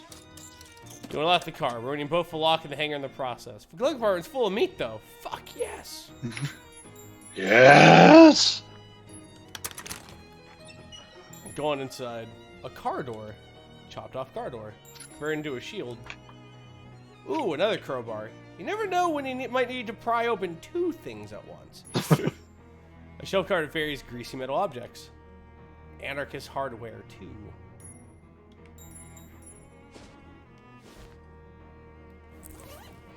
Looking at pipes and cannon fuse, and, well, mostly just pipes and cannon fuse. Anarchy's pretty straightforward. The poster says antifreeze is delicious, but it's poison! Every day on this calendar just says crimes. What's your repairman? It's crazy you've never heard of, except a lot of these books about weapons instead of cars. Welding and wielding.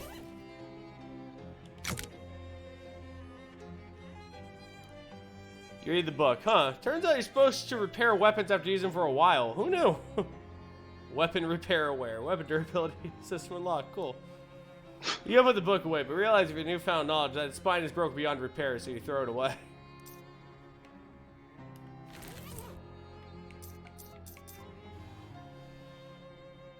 You know well enough about weapon repair to tell when it's needed, but not quite enough to do anything about it.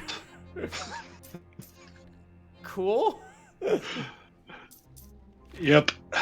What are our tongs at?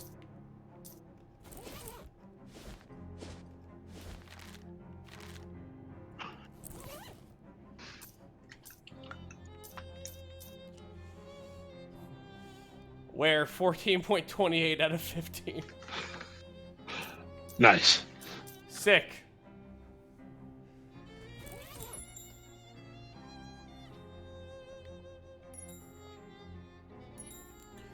It's a workbench covered in tools. Make some stuff. Scary bomb. Ooh. Ooh, fuck yes. You put them inside the bomb, making an already scary thing way scarier. Flesh spackle. Jesus Christ. I don't think I ever want to trust anything that's called flesh spackle.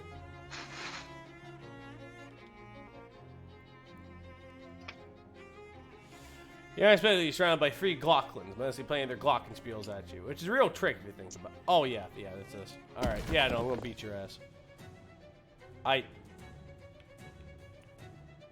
Can I help you? Where? This one's on our side. Where did you come from? The ground.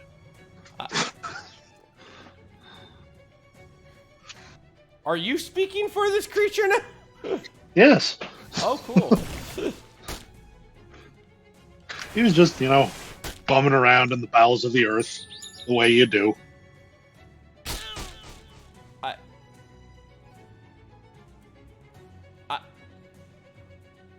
Where did you come from? I'm so concerned. Where did you come from?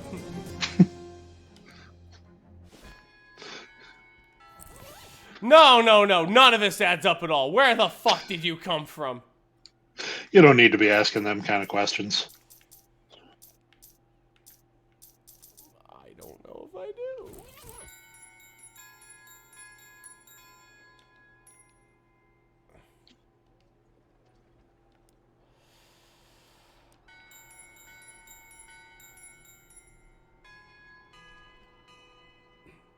They're playing Mary Had a Little Lamb. Strange symbols onto this plinth.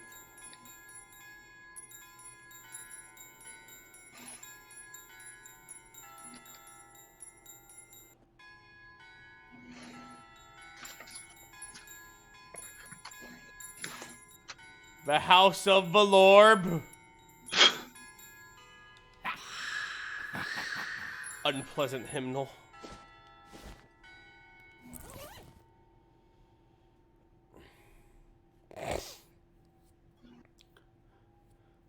There's something unsettling about this book of hymns. Maybe it's the fact that every instance of the word God has been replaced by some kind of weird shifting ink blot thing. I don't like that. This is the cathedral's font, or more properly, typeface.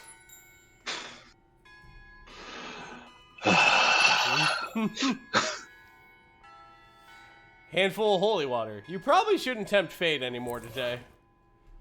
Deal a lot of damage to especially evil enemies.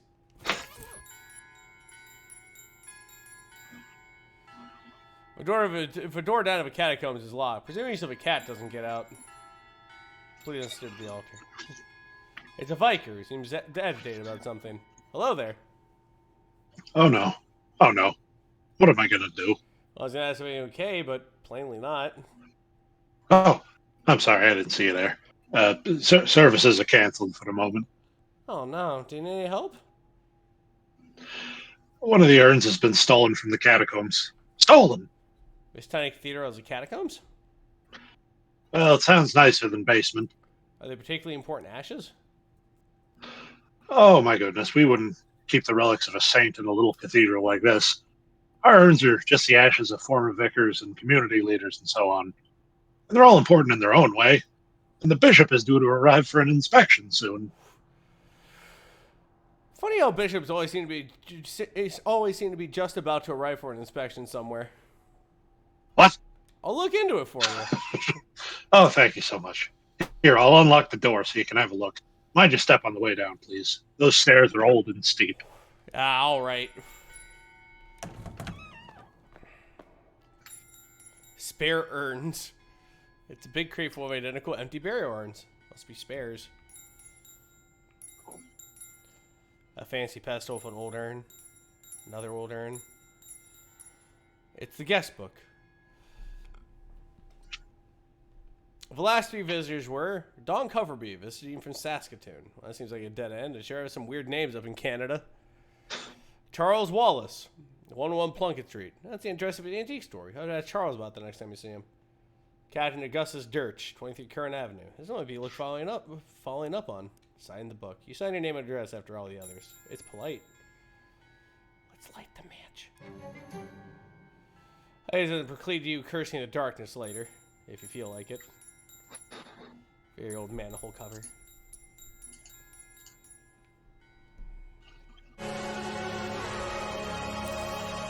Representative Joints! Thank you very much for hitting the follow button, buddy. Oh, fuck. Yeah, I have to take those off. Those are going to give me tinnitus after a while. I can feel it. But you got spurs that go jingle, jangle, jingle. Jingle, jangle.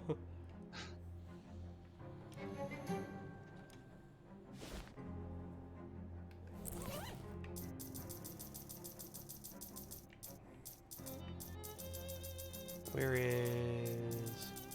Book. Overdue library book.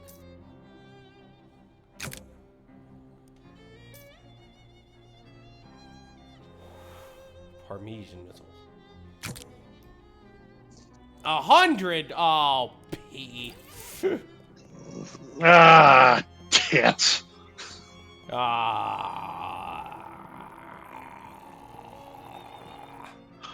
Awesome pepper. Crap. Ah, crap.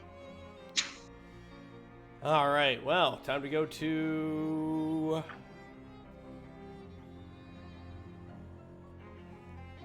The Hoboken? Let's go to Plunkett Street. Talk to our homie about the Snurch. Hey, good to see you. We've had quite a morning already. See that bookshelf over there? Just bought it. It's a real rare find, Rabbit. Came from a 17th century cargo ship, the Mustflower. Wow, that's quite a providence for a bookshelf. Yeah, it was the ship's wheel. Captain brought the Mustflower out of the dock, couldn't steer, drove it into a starfish, whole thing sank instantly. Anyway, anything I can help you with? I thought your name of the visitor's book is St. Polycarp's. Oh, sure. I do a little whittling to pass the time now and again, and sometimes I go to St. Polycarp's to look at their gargoyles. Here, have one. He opens his desk drawer and tosses you a little wooden gargoyle and leather cord. Oh, neat. Thanks. Well, see you around, Charles. Spooky armor. The base has a motto, keep on trucking, carved into it.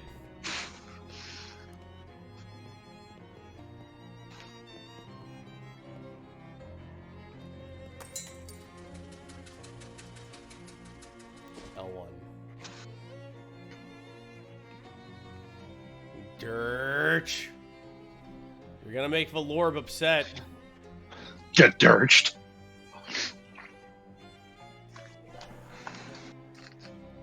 The bells are playing Jesus Loves Me? Oh, shit. I didn't know that the bells were playing Jesus Loves Me. I thought they were playing Mary Had a Little... Ground shades again. And more of those horrible slimy... Oh, yeah. Botanicals. Ah, yes. Is that one of those instances of two songs that have the same music, like God Save the Queen and My Country 'Tis of Thee? Now that you mention it, maybe?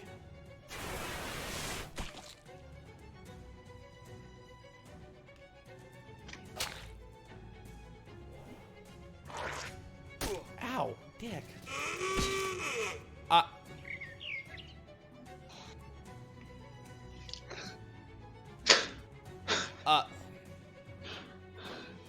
Auga. All right, that's you. We're just gonna keep walking. Don't know why that... Oh, yeah. Oh, yeah, he's got the crazies. This rock is Stevie. Comfort it. You reassure the rock that it's gonna be okay, and it sloughs off some of its rage. Phlogistic resin.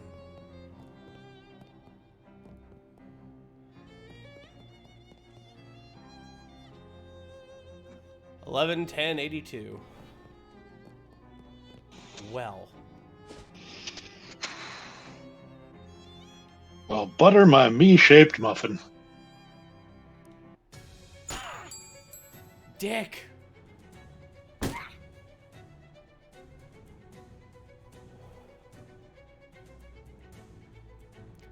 question on everyone's mind is, why are you like this? They can't stop me. They thought they could, but turns out no one truly can.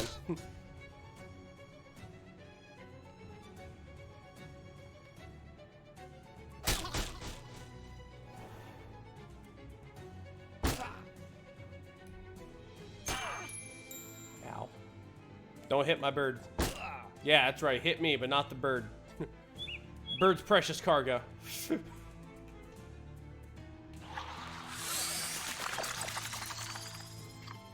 Healing cheese.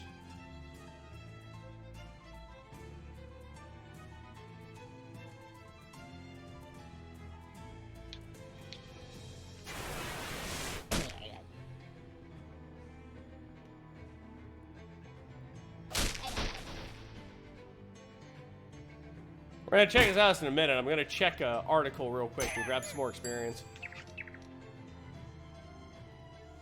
Because I need that. For life. Need all the experience. I want all the ham.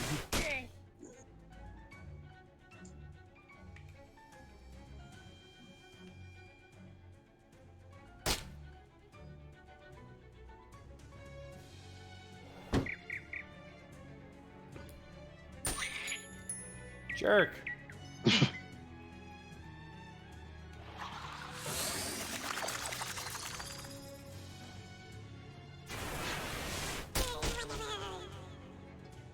Slap him. End the farce. Cheese heals all of life's wounds. It's one of the fermentals.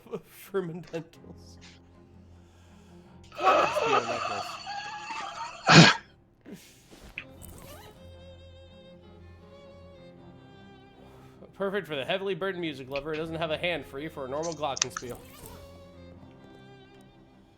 What are you writing, little notebook, Gabby? Tacticals, look. Gabby holds the notebook up. She writes a page with a grid and little X's and O's and arrows pointing this way and that. Gabby's been keeping tracks on which moves work best for a fight. Geez, you're getting good at this stuff. Maybe she could be the one giving fight orders. Haha, Nix, that's your job. And Gabby is focusing on Gabby fight stuff, and I'm concerned with the bigger photograph. Well, it's very poignant of you. Make a move!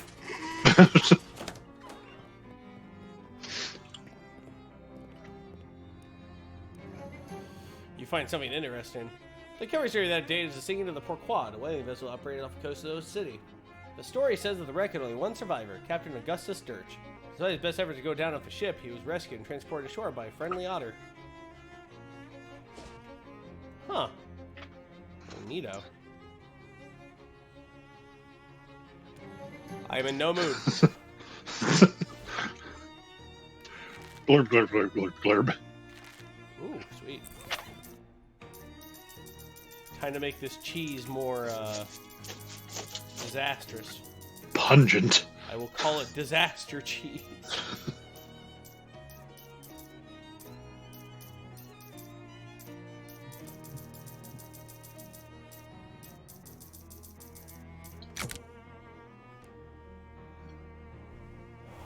Wow, it's already wrote these notes is a real masochist. If these techniques aren't against the Diva conventions, it certainly will be in a year or two. You discard the book in disgust. You know, Rabbit, adult deer don't like cheese, but fawn do. Oh, God. God, what have you done? Probably shouldn't just barge in. Hmm. What? Was it? I want to ask you about the pork wad. Ah. All right. You'd better come in. Captain Church's house. Playable turns his fifth sailor. Barnacle face. Less handsome Jeff. Handsome Jeff. Peg leg Johnny. Short wooden table. Well, the wash basin full of salt water. This guy's really committed to his whole deal.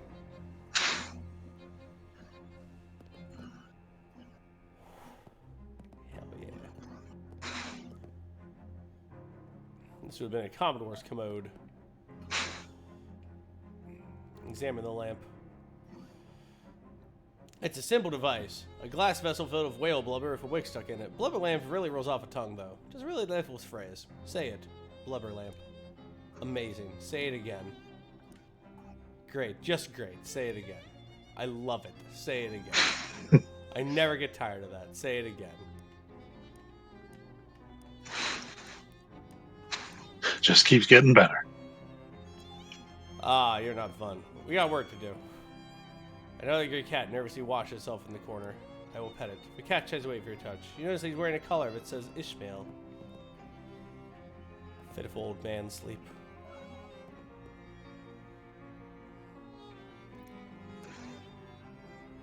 Any chance I can just take this? That ain't mine. I think the cat dragged it in. So is that a yes? Don't remember the question. That's a yes. There's a nice way the fishing pole and the harpoon, in case you want to go fishing, but don't know what order of magnitude of fish you're after.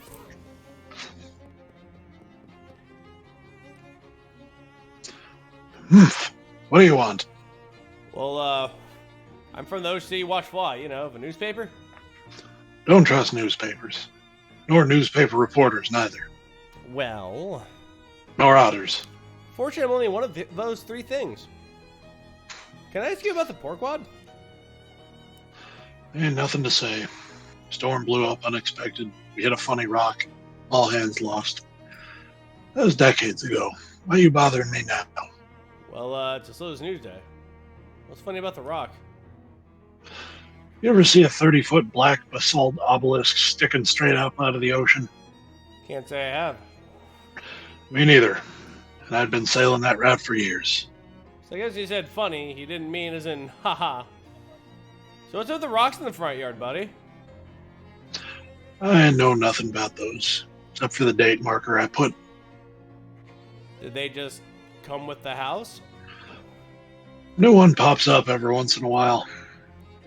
What's that got to do with anything? Well, nothing, I guess. Many men in your crew. There was Pegleg, Handsome Jeff, and Less Handsome Jeff. An old barnacle face. He looks askance at the row of urns. And, the other one. So 5. What was the fifth sailor's name? I ain't recall. He was new. Just signed on before that last voyage. Didn't talk much. Eerie fella, to be honest. Eerie. Spooky. And that's all I got to say about him. You have a lot of urns? Crew's bodies washed ashore after a time. Didn't figure they'd want a sea burial after what happened, so I had them cremated. Well, except... Except? That fifth feller weren't never found. I ain't recall how that urn got there. Huh. He was a member of the crew right and proper, though, so he got as much right to be here as any of them. You ever visit that little cathedral? Sure.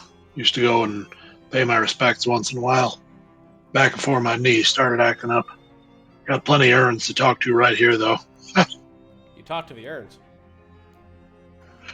Yep. We shoot the breeze. Relive old glories and such. You seem like they talk back. They do. And I can see from your face that you don't believe me. So you can ask him yourself, landlubber. I guess I'll have a chat for your urns then. Fine. If you got any more questions for me, ask them now. I'm tired of all this chit-chat. I'm done asking questions, thanks. Hello? Anybody there? You look around and make sure the captain's asleep and mutter up through your urn. You're there, Johnny. You can speak freely now, sailor. I got rid of that no-good landlubber. A muffled, youthful-sounding voice replies. Yeah, Captain. What they want, anyhow? Bah, nothing of import. You're basically landlubber prattle trying to sell newspapers and like that. Pay it, no, never mind. Aye, Captain. So, how are things? Oh, no problems, Captain. Everything's shipshape. Haha. Always happy to chew the sea biscuit with you, though. Sure, learn this about old times. Great. I love hearing your stories of nautical adventure. Oh, so that won't tell me how you got the name Peg Leg Johnny. Well, it's because of my leg, right? Got a peg leg. Sure, sure. How'd you get it? I got it because I lost the original leg. This is yeah, yar, but how? Well, wait, weren't you there when it happened? Time for my nap. Talk to you later. The black above Vistor says, handsome Jeff. So how you be doing there, handsome Jeff? Smooth sailing, Captain. You feel like talking over old times? Sure. I mean, yar. Why not? Right then. Which particular yarn from your past have you got on your mind? Oh, actually, it's all about you. Me? The fellow next to you is less handsome, Jeff. So is this judgment of relative appearance is literal, or is it more of an ironic versal sort of deal? Yar? Well, you never... Wait a minute. Don't you remember what we actually look like? Oh, yes, of course I do. Gotta go, bye. Anything on your mind, Captain? Like what? Oh, well, I don't know. Just if you wanted to wax nostalgic, not old times or anything. All right. Right, so, Yar. Yar, so... Oh, right. The old times, right? Sure. Right, Yar, Captain. Those old times we had together. Yar, we sure did. Many of them. Yar. Anyway, I'm glad we had this talk. Everything going all right? Hey, Captain, there a cloud in the sky. Good. Great. Are you in a chatting mood? Sure. Yar. Well, you know me, Captain. Not a few words and all. Happy to listen, though. I like how this one kind of sounds like Kyle Kanan. Right, well, actually, I was wondering about your name there. Barnacle Face. What about it? I was just wondering why. I mean, of course, I know why, but if you have any insight into... I mean, never actually said. As you've never asked before, so, I thought you already... Right, yeah. Obviously, I already... Anyway, if you're not comfortable discussing it, that's fine. Okay, yeah, good. Yar. Yar.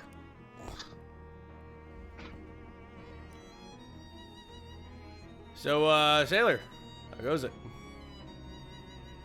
I'd ask what's new, but, are? You're not a talkative one, are you, matey? Suppose you never were, come to that. So, well, as you were then. I could use some smokes, Captain. What? Smokes. Smokes? As in cigarettes? Aye. And what does an earn cigarettes? Are? Well, alright then. Just leave them on the table like usual, please. Yar. Fucking weird. Fucking weird.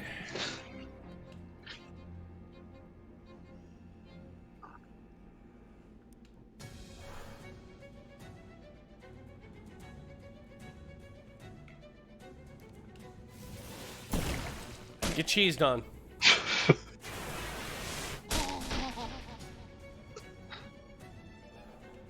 Presto Cheddaro.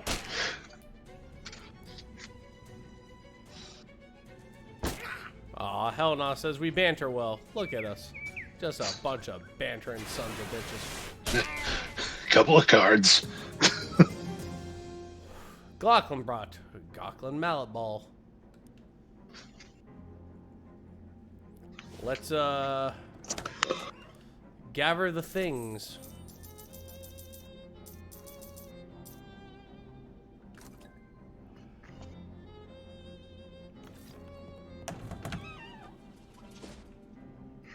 We've gathered the things.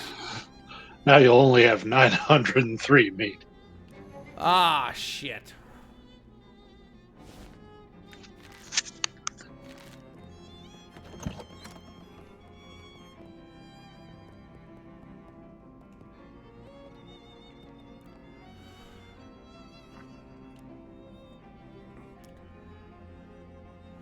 You put the chairs in a tray, then quickly hatch a plan. Ready if I've already put on Captain Dirch's voice again.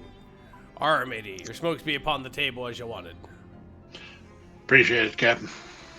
Then you hide behind the captain, who is snoring in the chair. After a time, the bookcase slides aside, and an unshaven, shifty-looking guy pokes his head out and glances around surreptitiously.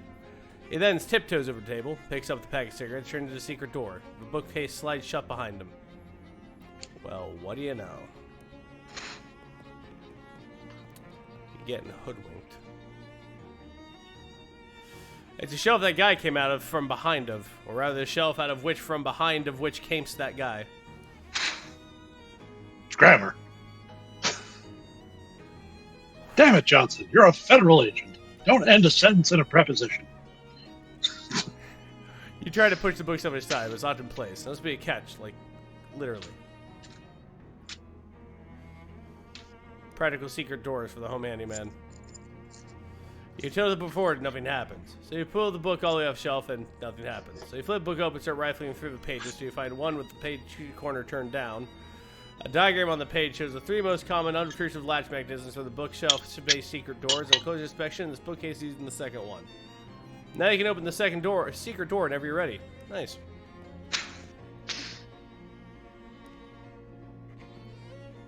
Oh, boy. Sorry, I thought the door was elsewhere. Hey, what are you doing then? Were you seriously about to ask me what I'm doing in here? Yeah, even as I was saying it, sounded stupid. How'd you find me? I hid and watched when you came out for your smokes. Oh, that was you, huh? I thought the captain's voice didn't sound quite right. So what's the deal? Well, it's basically just what it looks like. Looks like you're hiding in this old man's house to rob him while he sleeps. In that case, it's not at all what it looks like. I'm listening. I'll admit, first I was planning on robbing him. Figured an old sea captain must have a secret treasure, right? He wasn't a pirate. No, it turned out he's just a lonely old man with nobody to talk to, except, well, his old sailing buddies. So I started hanging out back here and chatting with him through the wall. You didn't find it strange? He was a little spooked at first, but once I'd gotten a handle on how the different voices should sound and learned enough to keep up with the anecdotes, he relaxed. It's nice to have someone to talk to, even if the situation is kind of weird, right? So that's all? You do this just because you feel sorry for him? Yeah, well, don't pretend I don't like having somewhere to stay rent-free. And his pension from the shipping company is pretty good, and his short-term memory is kind of bad, so he doesn't pay much attention to the fact that he's buying food for 2 people. He's a good guy. It's an easy life. Don't screw it up for us, okay? Wait, what is it to you, anyway? I'm here about the stolen urn. Oh, yeah, that was probably a mistake. He'd mentioned the 5th sailor a few times, so I thought he might like to have the whole crew together, you know? So I lifted a random urn from that little cathedral to fill the spot. Seemed like a good idea at the time. The vicar needs it back. Okay, it'll be weird if it just vanishes, though. Can you swap it for another one? Captain doesn't open them, so you won't notice if there's no ashes in it. I'll do it. For the captain.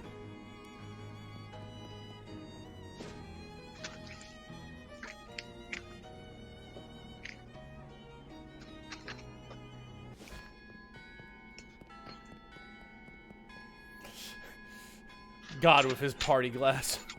Yep. And on the 7th day, the Lord got fucked up. He got turned. And lo, it was dank. Ooh, spearmint taffy. Do you think God could ferment wine so strong it could get him drunk? Oh, I think so.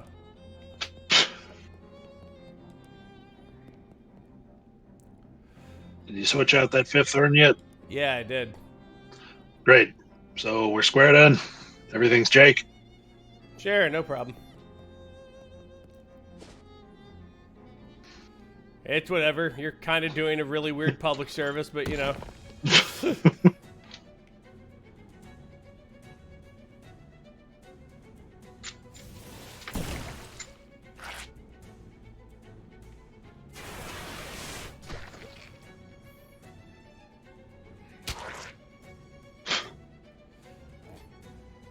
I won't lie and say it's not weird, so...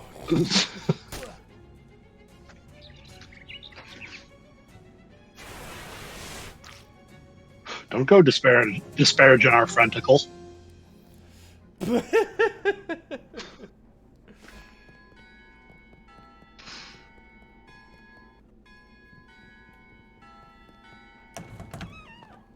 Ooh. Oh. You beefed it.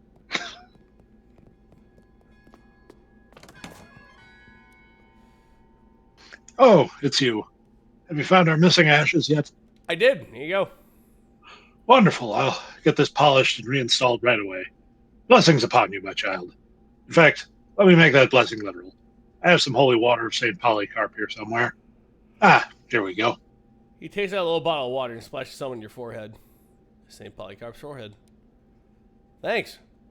Say, whose ashes... Say... Oh, that's still you. Say, whose ashes are in that urn anyway? Unfortunately, we don't know his name, but he was a sailor who washed ashore near here after a shipwreck. Some of the locals took him in, but he didn't survive the night, poor fellow. He was interred here as an act of charity. Was that about 50 years ago, give or take? Oh no, it was more like 300 years ago. Huh. Interesting. News me.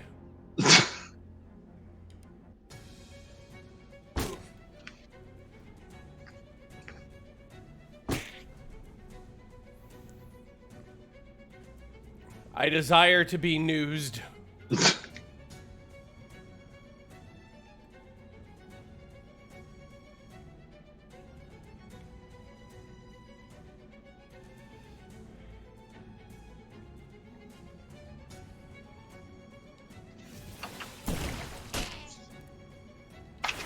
Take that. And several of these. You have change for 2 of these, do you?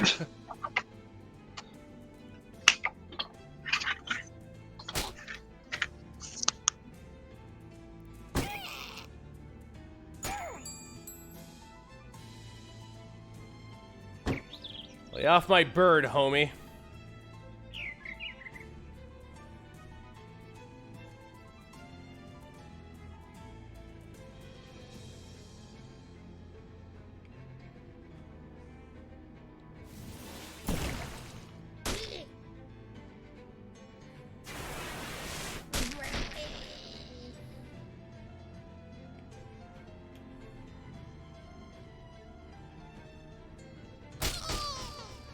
There you go. Slap him real hard.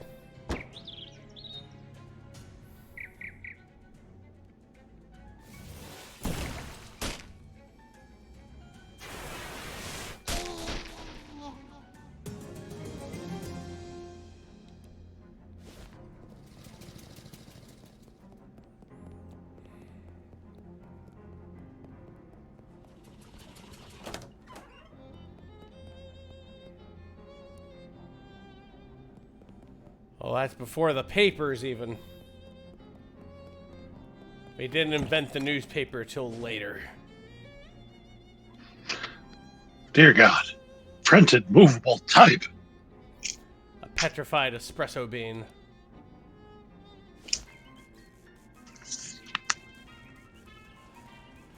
Mrs. Hobley, you met at the Boardwalk earlier. She just smiled and a thumbs up. Hi there, Dusty, right? That's me. And your name was Rabbit? Got it in 1. Great. How you keeping, friend? Oh, no complaints that make any sense to describe. How you like the camp? It's real nice. Everybody's real personable, even if most of them are a bit quirky. I'm thinking of getting a poker game together. If I can find anyone with a full deck. I'll see you around. It's Gus, the guy you met in the rain when you were riding to Plunkett Street. Hey, Gus. Why, hello there. Rabbit, I believe it was. That's right. Always a pleasure to have another run-in with a friendly acquaintance. It's nice the rain cleared up. It is nice. I do enjoy the rain, but I also enjoy dry clothing. You think how you guys cover on any sort of weather, huh? Yes, I do my best.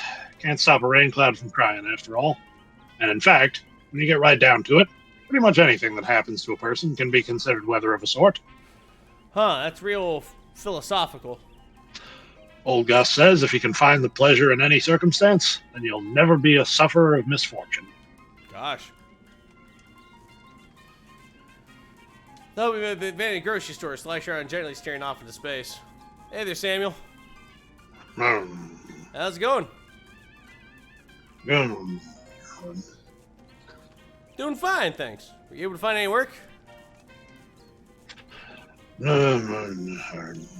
That's a shame. Alright, yeah, don't let it get you down. How's the camp treating you?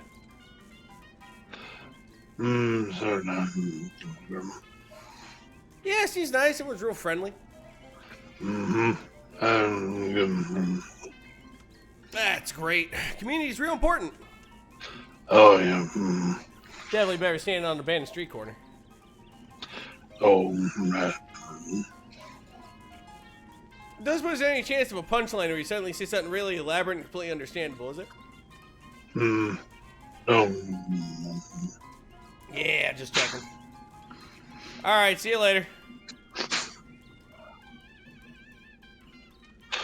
Hey, don't touch that telephone. Royal use only. This phone isn't actually connected to anything. Don't let it hear you say that. Hopefully you haven't met yet. Hi. Well, hello there, dearie. I don't believe we've been introduced. I'm Veronica. Hi, I'm Rabbit. Can I offer you a cup of tea? It's homegrown, so to speak. You found tea leaves around here? Just about any leaves can be tea leaves with the right attitude. I'm fine. Thank you, though. Like cat. Why, thank you. I grew it myself. The flowers? The whole thing. I'm trying to grow some socks as well, but they're much trickier. No, I can imagine. You used to be the Hobo King. The crown gave it away, I presume? Yep. Well, you are absolutely correct. I am the Hobo King, though to foster a more familiar air, I permit my subjects to call me Johnny. Nice to meet you, Johnny. I'm Rabbit. What can I do for you, Rabbit? I've got a question. Where are you from? Hoboken. Of course you are.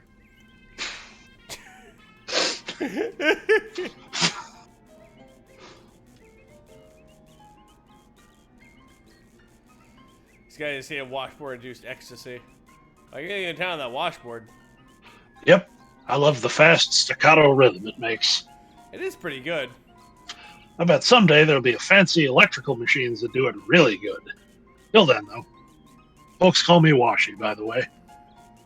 Hi, Washy. I'm Rabbit. Actually, I got nothing to ask. Sorry about that.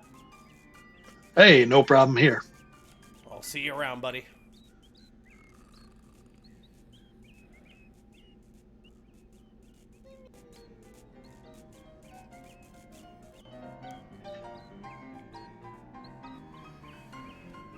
There are ample comments. You feel right taking any. Due to supply chain difficulties, the grub cars currently bring your own grub.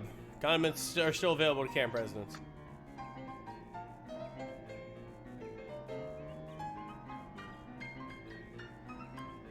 Hi there. I'm Rabbit. Howdy. They call me 52 Teeth Thompson. Or just 52 for short. Is that because of 52 white keys and piano? Nope. Creepy. It's not like they happen to find a piano for the camp.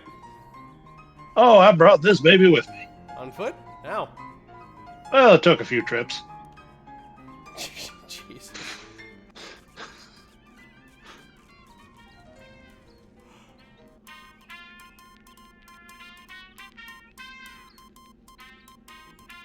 Well, I haven't seen one of these in ages, whatever it is. One of these notebooks have in common is that you not understand any of them. A bewildered array of partially redacted nonsense. You don't understand the titles of these books, much less their contents. There's nice scenes of music coming out of it. A desktop radio. Radioed shoebox is slouched in the corner. You cannot even begin to fathom this contraption is for. A hobo is reading through a warm book. Occasionally stopping to check the strange machine next to him and pencil some notes in the margins. Hi there. Hmm? Oh, hello. You must be new here. I don't think I've seen you around before. Yeah, my name's Rabbit. Pleased to meet you. I'm Letters McCabe. Is there anything I can assist you with? Why do they call you Letters? I'm an expert in Migra cryptography, aka hobo code. Are you familiar with it? Nope. What's that? Oh, migro. Okay, I get Yeah, it now. microcryptography. Yeah. It's like Hobo code. I'm. Yeah. Can't, I think is no. I- That's carnival talk. I think it just is hobo code. It's Yeah, it's really interesting. Yeah. I mean, to be fair, how often do you see migro as a suffix? It took me a second. It is true. It is true. I'm gonna give you that one. It's a system of pictographic elements that can be written unobtrusively on walls or carved into fence posts, etc. They're traditionally used by hobos to leave messages for other hobos, to mark a house where the occupants are charitable, for instance, or to warn of a vicious guard dog, that sort of thing. I'm working on expanding the system for more general communications purposes. That's pretty interesting. Is there anything I can assist you with? What's the book you're reading? This is a hobo code manual. I can teach you the basics if you'd like. Sure, that sounds useful. You spend 10 minutes figuring out basic hobo code of letters. You teach them the most common glyphs. If you'd like to know more, you can ask any hobos you meet. They're honor bound to assist new learners. That's the hobo code. Neat, thanks. Is there anything I can assist you with? What's all the stuff in this room? Stuff is a little overbroad of a topic for conversation. Feel free to point out any particular object you may want to ask me about, though. I'm always happy to be informative. Okay. Is there anything I can assist you with? I'm gonna poke things. What's this you're working on? This is an old naval radio encryptionograph from the Cola Wars. I'm trying to modify it to work with hobo code. That sounds hard. Yes, it wasn't designed to handle a pictographic writing system, that's for certain. But if I can get it to work, it should be very secure. Interesting.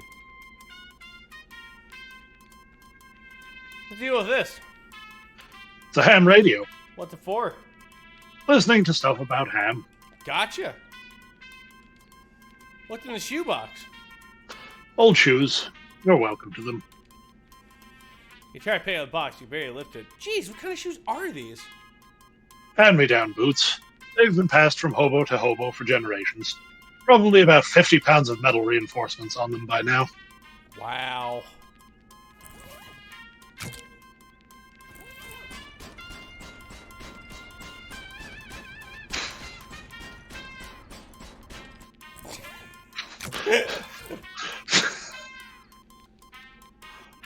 What's this contraption? That's just a radio. Oh, right. Mr. Snow, thank you for subscribing for 38 months! I had a fun fact I wanted to share, but I forgot what it was, so I'll just say this. Brisket. Briskets are good. I like briskets. Where are all these books? Now I want burnt ends, goddammit. God damn it, I love burnt ends. Manuals for various types of codes and ciphers. Visionaire, Beaufort, treatises on several variations of columnar transposition, the classic Mormon jigsaw, German mix-up code, and so on. Interesting. There's a few books on old pictographic languages in there, too. Fascinating stuff. Well, it's all Greek to me. What's this thing? That's a teletype machine that we salvaged when they shut down the local post office branches for cutbacks. We've patched into the local telegraph network, so we can communicate with some of the other hobo communities. And this is some heavy-duty equipment. This doesn't enable us everything. This is some heavy-duty equipment you got here. Yes, well, I'm not at liberty to discuss it in detail, you understand, but secure lines of communication are going to be quite important if Johnny's plans are to come to fruition. Well, I'm intrigued. Sorry, you'll have to talk to him about it yourself. Okay, then.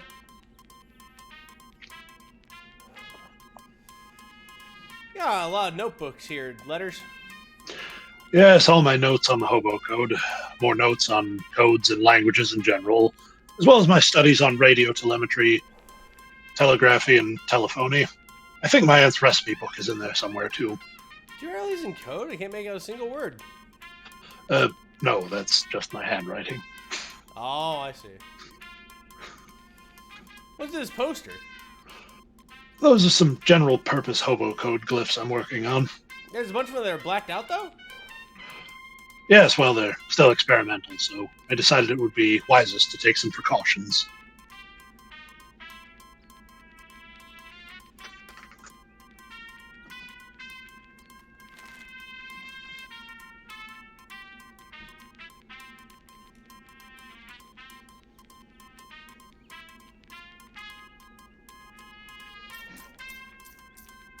You're a level 1 student of the hobo alphabet. Dig that funky Telecaster beat. Right?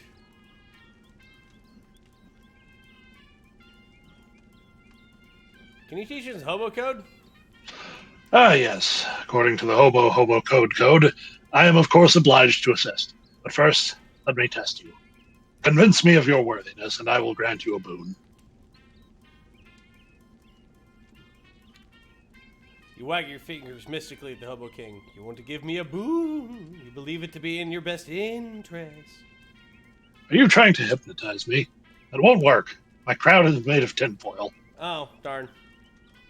Good effort, though. I don't know how you got your eyes to go all swirly like that, but it was impressive. I'll grant you the boon anyway. The worm dwells within me. I mean, great. Johnny takes out a small notebook, writes a glyph on it, hands you the page. What's this? That is the Hobo Code symbol for boon. Ah. One of my favorite jokes. I wish I got to use it more often. Well, thanks. Like I said, you were going to have a secret plan? Oh, did he? He wouldn't say what it was, though. Certainly not. That information is mine alone to divulge. So, wilt thou divulge? You are practically a stranger here. I apologize, but I cannot jeopardize operational security. Shucks. You see hobo code? Certainly, dear. In fact, I think I still have my notes from when I was learning it myself. She borrows her handbag for a moment. Hands you an old sheet of notebook paper with some squiggly glyphs written on it. Thanks. Still like your hat. Can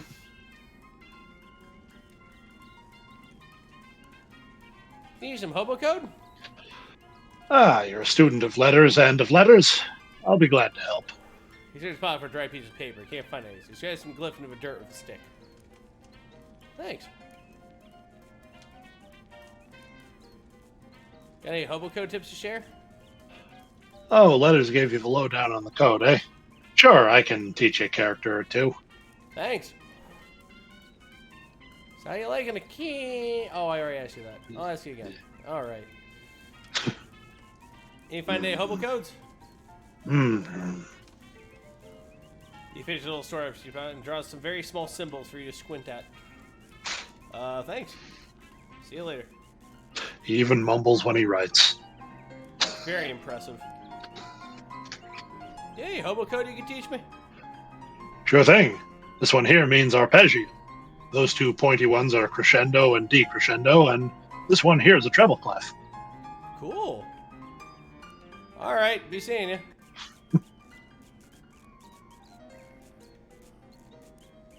Hey, hobo code you can teach me? Sure, I know the word washboard, and some words that kind of describe the sounds a washboard makes. But they aren't really useful as actual words. Well, thanks.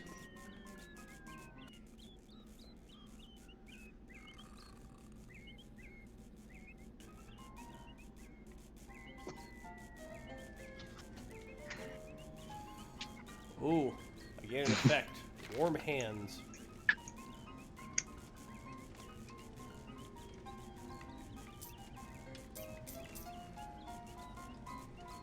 There's now zero risk of your knuckles seizing up due to a cold. Sweet.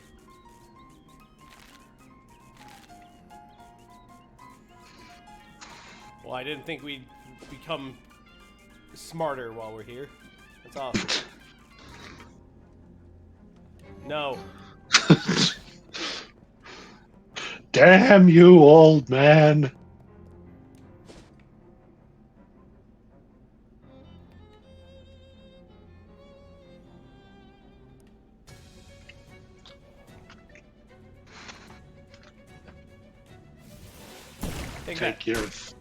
Take your thug muggery and shove it.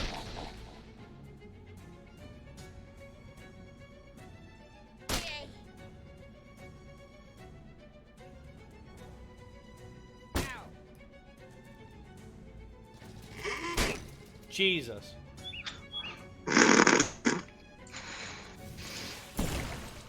I'm just gonna put the poor thing out of his misery.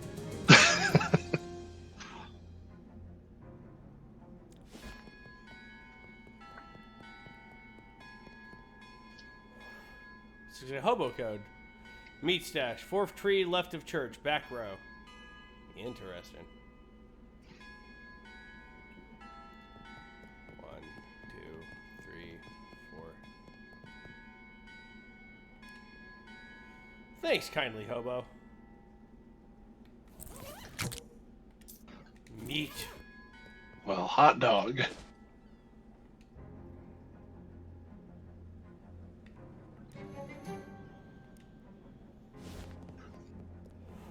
There are glyphs somewhere around here. I remember. I've seen them. I seen it. Oh, you should have seen that shit. Sandwich, April 18th, 1858. A flattened sandwich and carefully concealed in a folder for that date. So that's what the code was all about. Not exactly sure where this meat came from, but if pressed, you'd say a pig. Jesus Christ. I love this game. The ground shakes again. Oh, you fucking bastards.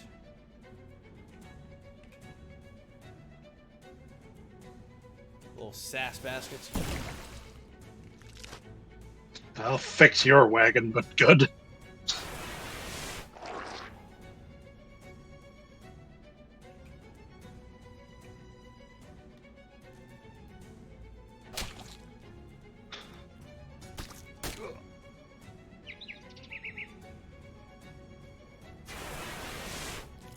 Take it.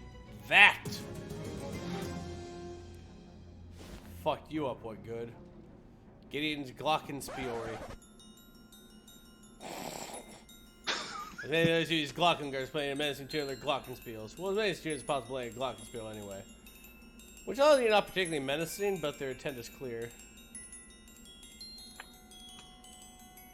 Hi, hello.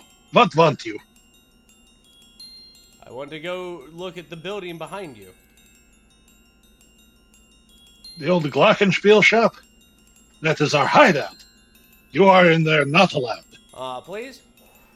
No, it is only for gang members. That is the whole point of a hideout. I want to talk to your boss. Have you an appointment? No. Can I make one? No. No. Want to buy a Glockenspiel? You have a good taste in musical instruments, but our Glockenspiels are not for sale. Oh, come on. Everything has a price. The price of a Glockenspiel is no meat. 9 meat? I'll pay you 9 meat for one. That joke does not work even. Well, I want to fight you.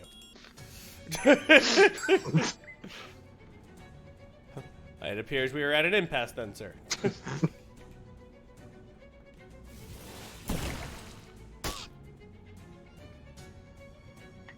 Abracafetta. Love this game.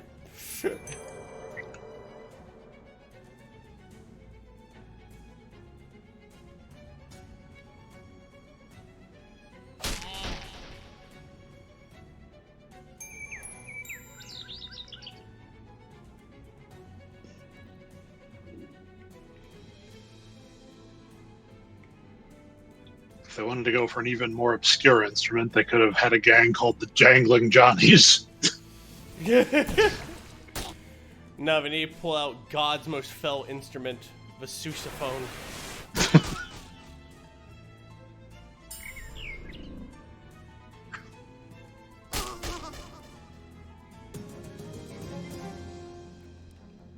The Zither sisters. Christ, I'll come back to that in a minute. The guy at the place added a huge wasp nest in case the keep out sign wasn't sufficient.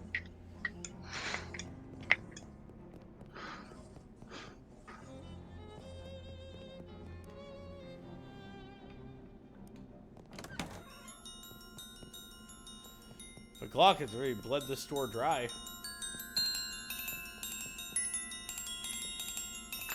Gotta tell you, furious in our Glock feel. Some of the background music we use in a war documentary. But that is a dogfighting range made by an air force entirely consisting of butterflies. They each have their own fucking dialogue. It's got his hair and out music. It sounds like tiny crystalline snowflakes binding together into a blizzard that destroys the entire Midwest. Not again. It's got his pounding out music. It sounds like a quaint mountain village being completely wiped out by an avalanche of tiny sparkling jewels. The guys pounding on the glockenspiel like their life depends on it, filling the room with what exciting boss fight music would sound like in a magical starlight fairyland.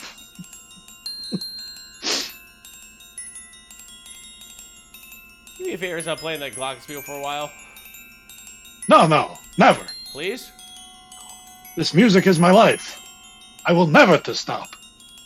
You pay the goblin bodily, open the door, and chuck them outside. The goblin's too focused on his music to resist, or even really object. You just playing for a bit? No. Your eye fingers mystically at the goblin. You want to stop playing and leave the room. That is not the case. Why did your eyes all swirly go? Huh. Does hypnosis not work on goblins? I guess it does not. Well, you should leave because the acoustics are bad in here and the music will sound much better outside. Oh, okay.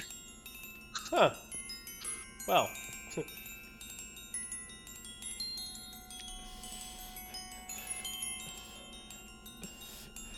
I'm gonna get some stretch armor going on real quick.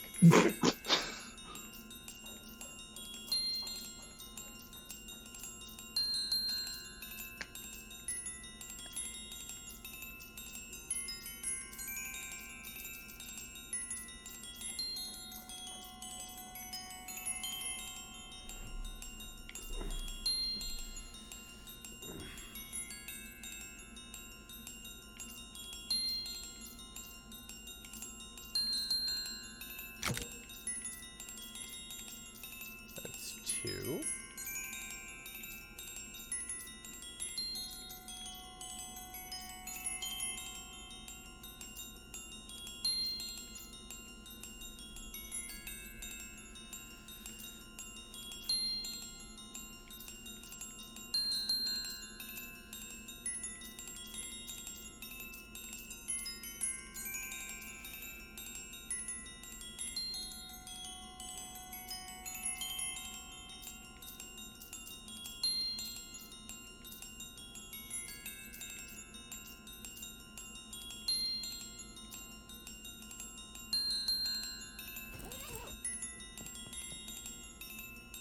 Ah, there you go. Hey, can you maybe... Geez, you're really sweating up a storm. I am so tired, but I must on play. Their hands and the rest of them look really sweaty. You can probably ink a little amount rather than grass. I'd try getting in sweat spray range. Ugh. You hold your breath, grab for the mallet, wincing as you get spattered up with hot goblin sweat. The goblin collapses to the ground with a look of combined defeat and relief and crawls away to find somewhere to pass out. You toss the gross mallet away and try to find a shower as soon as possible. A less disgusting shower. Ugh. Wow, you're really going to town on that thing. On the contrary, I am playing it right here. You try behind the goblin, tap on the opposite shoulder. When they turn to look, you definitely snag them out of her hand. Huh? Hey! Where's my mallet went there? Yo, it's wild. You're playing so fast, you threw it right out the window. Don't worry, I'll save your place here while you go look for it. Oh, thank you. Ah.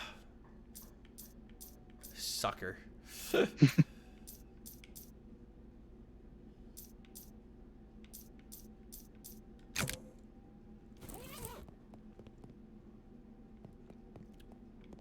No slats, no ringers.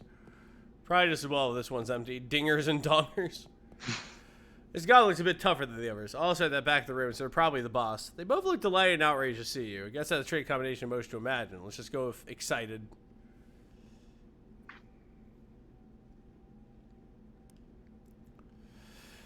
As you step up close to speak goblin, you notice that they appear to be wearing authentic German lederhosen, rather than the makeshift short suspenders get up the other Glocklins are wearing. Not that you're an expert in traditional European fashion or anything, though. They sneer at you with glittering eyes. So, you break at my house in and beat my guards together. Think you can Gunther, the boss of the Glocklins, defeat? Actually, I just want to talk. Ha! You think goblins are pretty stupid, I bet. But you have one other thing coming. If I don't feel like having a conversation about goblin intelligence, can I just say yes and then we can fight? Sure. No, I know goblins aren't as dumb as they seem. Oh, yes? Yes? What do you know about that, huh? Well, I read a magazine article about it once. A lot of it went over my head, but basically it says goblins are fungal creatures instead of mammals. Their brains work pretty differently. They find it really hard to extrapolate from familiar experiences to familiar ones. So when they have novel situations, they tend to just make wild guesses about how they're supposed to behave. Oh, I am actually surprised. Furthermore, because of the way they pass knowledge to their children, goblins are always really excited about having lots of novel experiences. So they're constantly putting themselves in situations where they have no idea what to do, deliberately. Okay. In fact, you know much about it. I am a little impressed. Why know you so much about these things? I was stuck in the dentist's waiting room for a while. I didn't have anything else to read. So now what? Okay, well, you have proven that that goblins are not dumb, think?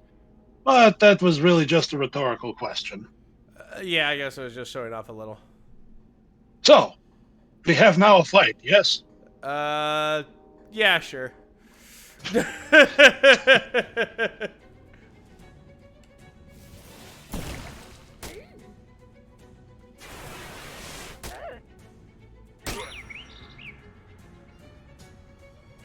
Slap.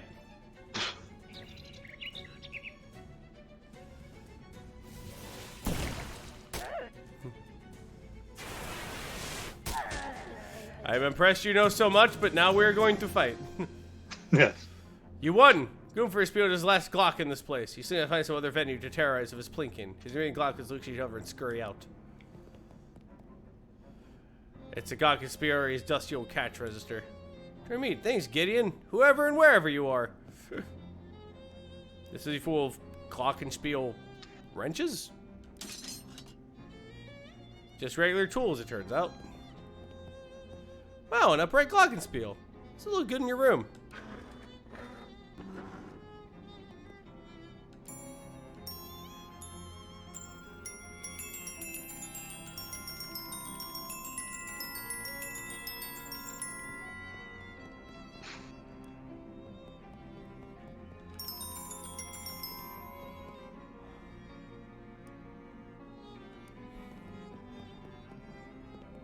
It was all worth it.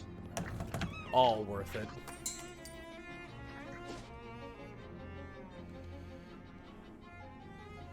A thin, nervous looking man in a suit stops you. Excuse me, sir. Do you fear for your safety in this dangerous city full of hoodlums and criminals? I ain't afraid of anything. Least of all death. Overconfidence can be a real killer, sir. Fortunately, I have something here that can justify it. What are you selling? He holds a small case nose, a selection of the tiniest pistols you ever seen. Derringers. One of these up your sleeve, in your sock, or wherever you can think to hide it. Personal self-defense is right at your fingertips. Huh. Are concealed pistols legal in this state? What? Probably? Sure. How much? Yours for only 30 meat. Oh, fuck yeah. I mean, sure, I'll buy one. Thanks. You won't regret this purchase. I think I went 2 hours and 40 minutes without saying a single swear. That was bubbling up in me. It just had to seep out through the cracks. Just a slight fuck across the breeze. Just a soupçon of fuck. I'm trying to do that. I'm trying to clean up my shit. It's a thing I thought of yesterday when I was just like, I think I've said fuck like 98 times every day. I was like, maybe I should ease that up a little bit. And so and so I'm like, all right. And then I thought how funny it would be like, all right, we went 12 hours for a stream. Hadn't said a single swear. All right, have a good night, everybody. I'm like, have a good night, Spaz. You'll be like, have a good night, Rabbit. And I'll just like clean off. And I'll be like, like Yeah, that is the fun thing is that if you do it less often, when you do, it hits harder. It does. Emphasis. I remember when Caitlin said a swear for a voice read because the character swore. And so she said the F word. And all of us were like, what the fuck? Like, we all was like, it's like Elsa from Frozen told me to go die in a hole.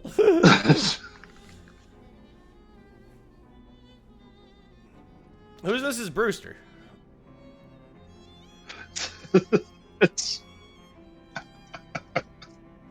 What? Just Mrs. Brewster making me think of arsenic and old lace. I certainly don't regret being able to make my rent payment to Mrs. Brewster. Yeah, Mrs. Brewster. She runs a boarding house for traveling salesmen. It's real scary when the rent's late. I was wondering if you like to name the first shiny Pokemon I got in Pokemon Violet. Ooh. A female worm that is made of iron. Call it...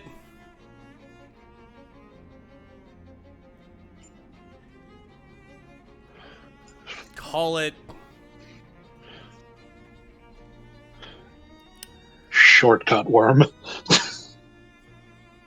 Rope snake. Roped snake.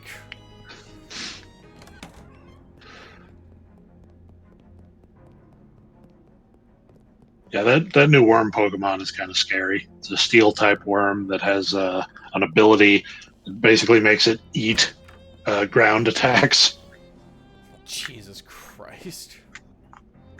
Yeah, instead of being super effective, they restore HP. That is sick, actually.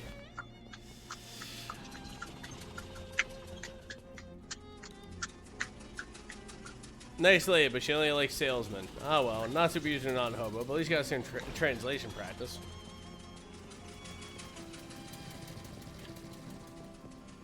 Mrs. Brewster's Home for Traveling Salesmen, established 1899. Yeah, a boarding house. It was a kind of hubbub, perhaps a kerfuffle. Stern-looking middle-aged lady surrounded by 6 agitated men all talking over each other. Gentlemen, I insist you settle down at once. We won't get to the bottom of this with you all acting like panicked school children. Mrs. Brewster, you gotta call the cops. Ha! Well, what this town calls police, I wouldn't trust to solve a jigsaw puzzle, let alone a serious crime. And I won't have those hooligans turning my house upside down. But there's been a murder. Somebody has to do something. Well, what you can all do is go to your rooms and let me think. Good gracious. The men fought up the stairs, abashed but still fidgeting nervously. Drifter Time and Space, if you're subscribing for 3 months, drifting dry to say hi. Love your energy and cheer as always. Fuck yeah, you have yourself a good day, bud. Talk to the woman.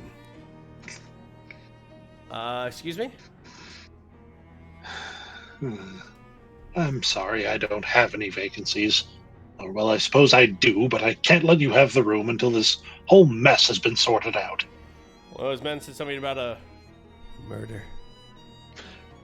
Yes, it's absolutely ghastly. One of my lodgers was murdered in the night, and nobody heard or saw anything. I'm practically at my wit's end. Maybe I can help. My name's Rabbit Jenkins. I'm kind of a independent investigator sort of thing. Oh, like the Belgian fellow in the mystery novels. What? Sure. Well, that's marvelous.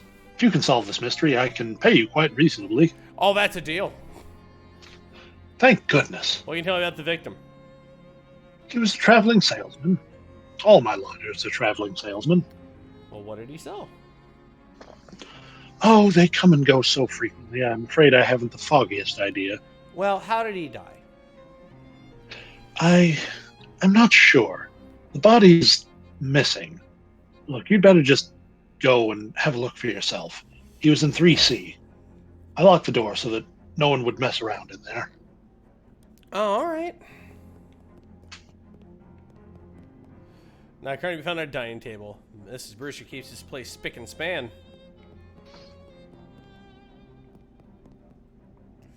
Tiny oil paintings of previous borders. This potted flower saw nothing. This radio plays agreeable music at a polite volume, but I need to flush it for experience. Come the fuck on. Only Mrs. Brewster Can't flush the radio. Silly rabbit. Ah, one day they'll make fucking toilets.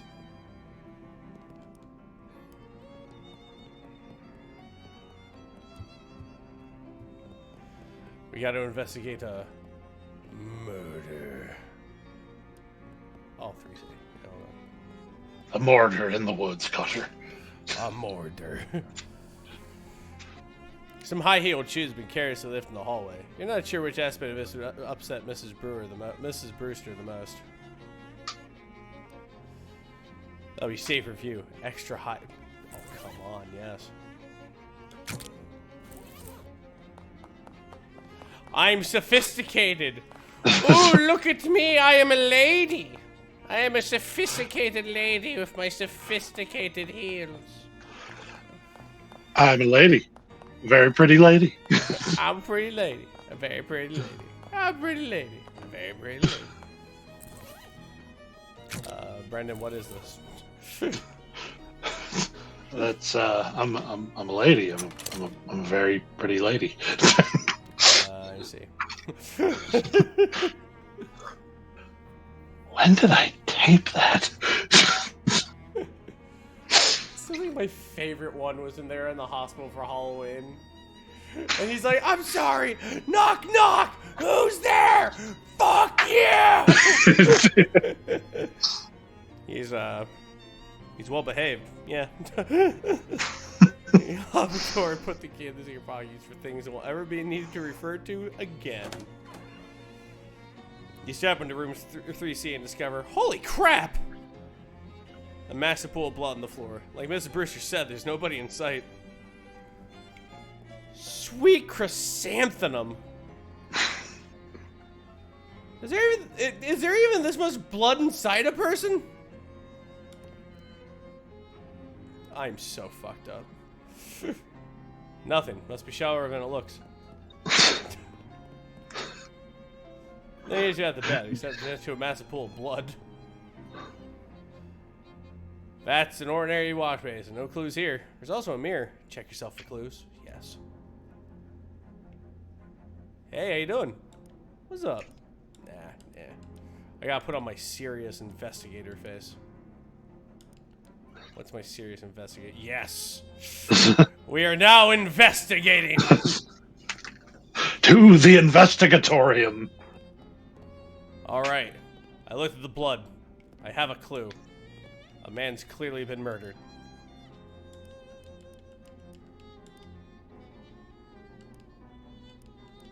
Oh, fuck that up. There we go. This story looks pretty ordinary. You're up the rug and... Whoa, what the heck? There's a crazy called diagram underneath it. The lines in Ghost Spirit was burned onto the floor, and you can see little blobs of melted candle wax at the points of the dodecagram. And this was faintly of weird incense. Is this some kind of ritual killing? Great! Like a regular old murder wasn't enough. Creepy occult ritual. There's little blobs of old candle wax on it and fucking everything. Yeesh. Ugh. You fished not in the wash basin.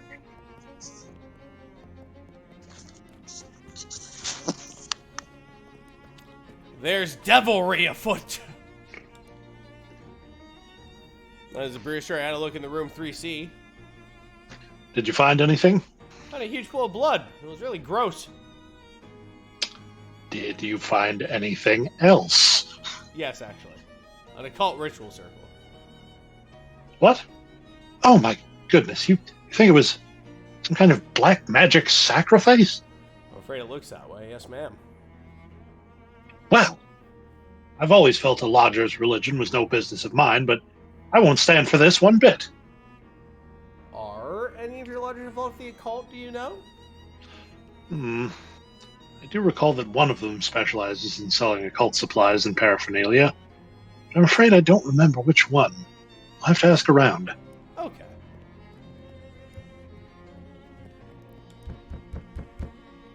The door's locked. Also, you didn't fish in the wash basin. Oh, I'm going to go back and do that immediately. I'm warning you, I'm armed. Oh, I know you. Yeah, I think before. You sell derringers, right? That's right, yes. You should buy one. There's a murderer on the loose. Actually, I'm investigating that murder. Oh, thank God somebody is. What do you know about the other salesman here? I know that there's a guy who sells occult stuff. I give him a wide berth, though. All I know about him is that he doesn't live in the room below the sunglasses salesman. I see. Neither of them are the victim, by the way. Okay, thank you.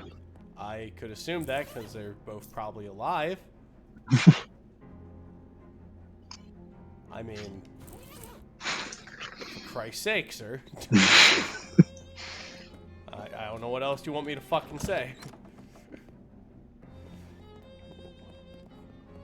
The window's locked, so the killer must come from inside the house. Dun dun! They found car. They also found wheel. Man door, hand hook, car door. You know, a door and a salesman pokes his head out. Yeah, what can I do for you? I'm investigating the murder. Yeah, real grisly business. You know, you ever salesmen that live here? Not really. Just the guy who sells those little Derringer pistols. He was complaining about the guy who lives right above him. That's the trinkets and baubles guy. He keeps making a racket dropping stuff on the floor at night. That probably doesn't help you much, though. That's something. Thanks. You knock on the door. Who's there? I'm not opening this door with a killer on the loose. I'm investigating the mortar. Do you have any Do you information? have any... Information that would help? There's a salesman here who specializes in occult stuff. That seems pretty suspicious to me. Which room's he in? I'm not sure, but it's the one above me. He doesn't live at the same end of the hall as the victim either. Ah, I see. So one of these dillios. You knock on the door. A voice calls out without opening it. Hello? I'm investigating the murder. How well do you know the other salesman here? I don't know any of these guys. Although I think there's a guy who sells brushes. Whose neighbor's with the guy who sells pants? Okay, thanks.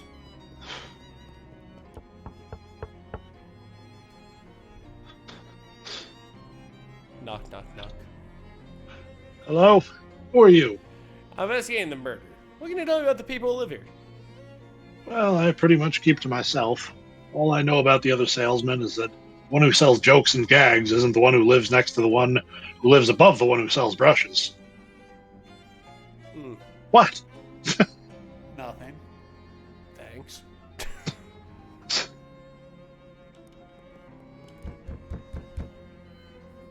Knock on the door and the salesman's opened it. Hey there. Something I can help you with? Yeah, investigating the murder. Oh, no kidding. Yeah, I was hoping to give me some information about the people who live here. I don't really know any of these guys. There's a fella that sells jokes and gags somewhere on this floor, I think. And there's a guy that sells pants. All I can tell you about him is that he isn't the guy right below me. Sorry. No problem. Thanks anyway. Have yourself a great day, sir. None of you can give me a straight answer! Because anyone doesn't live in the room below the sunglasses salesman, they're both still alive. Alright. Which leads us to... I'd kill you if I had my gun. it being this guy. I think it's you. Smells like you. Hi, Panda.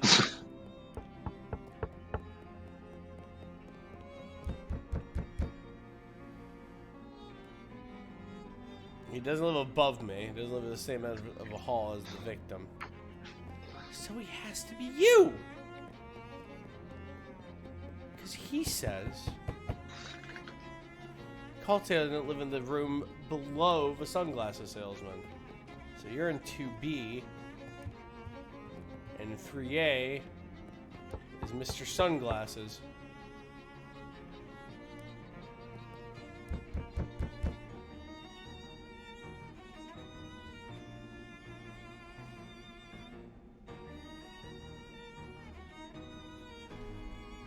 Let's see.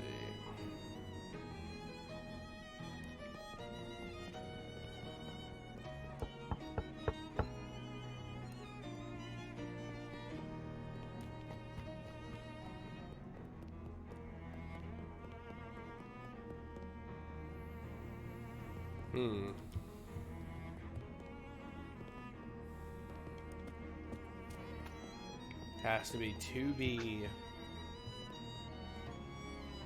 Oh yeah, no, this game's fun. Ms. Bruschetta kicked the door, sternly but frazzled. Sterazzled. Excuse me, Bruce, you're losing 2C. They didn't answer and the door's locked. That's because 2C is my room. Oh, well, can I have a look inside? Certainly not. That's private. You can't possibly imagine I would kill one of my own lodgers. It would be terrible for business. I guess you have a point there.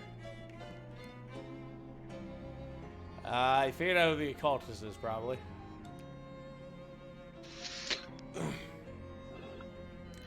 I figured out who the occultist is. Maybe we confront him with it, and we can confess, give us some useful information.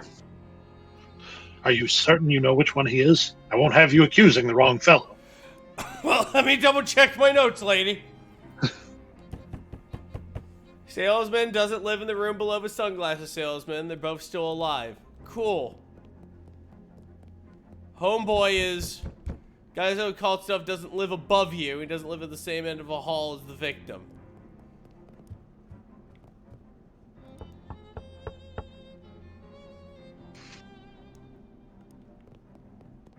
Brush salesman lives next to the pan salesman. The salesman who sells ghosts and dags is the one who lives next to the one who lives above the one who sells brushes. Fucking... You must get paid by the word. That's a lot. I met around here are a jokes and gag seller who lives on this floor and a pants hawker who doesn't live in the room right below me.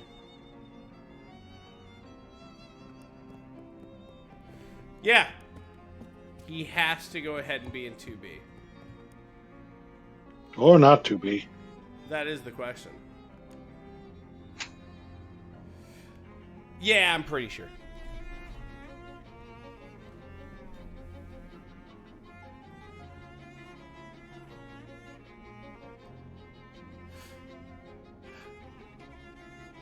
Okay. You head up to 3C, and after a few minutes, Mrs. Brewster meets you there with a salesman in tow. Alright, well, I suppose you're all wondering why I've called you here today. I've gathered you here in the accusing parlor. The accusing parlor, next to the pool of blood. I assumed it was so you could tell us who did the murder. Yeah, that was my guess, too. Right, yeah. Well, my idea is weird sorrow on the floor. This killing probably had a call significant. Therefore, most I can is to call good salesman who is the guy in 2B. What? No, I don't. I sell pants. Fuck. I'm the one who sells occult stuff, and I didn't kill anyone. That isn't even one of my circles. Well, nuts. Suddenly, the wardrobe door flies open, and a salesman jumps out. Haha! Fooled y'all pretty good. Who the heck are you? I'm the victim. I sell jokes and gags and stuff. How do you like my new giant fake rubber pool of blood? Isn't it a scream? Oh my god. This quest didn't even matter. It didn't...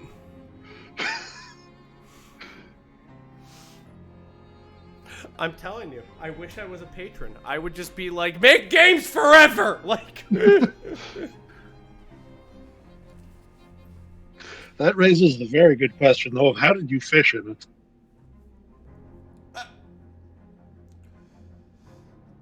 very realistic. Yeah, there you go, Panda. Just me screaming with a gun going, ah! Just shooting him in the face 5 times. Give me just a moment. I'm peckish. I need my coffee. Oh, I also need to fill this son of a bitch with water. Alright, give me a minute.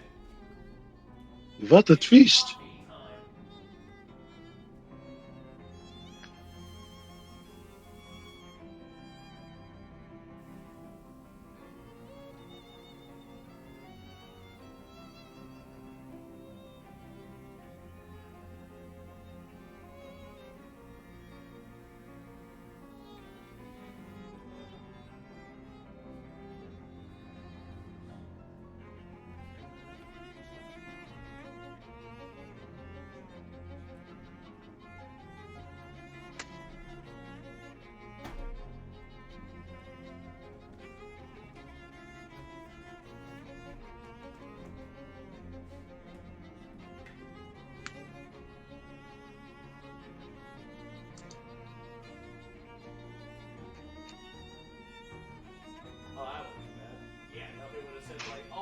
Just love a glass of hot water with no coffee in it.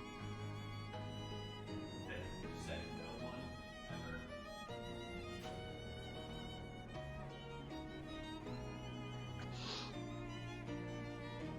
You said this was coffee.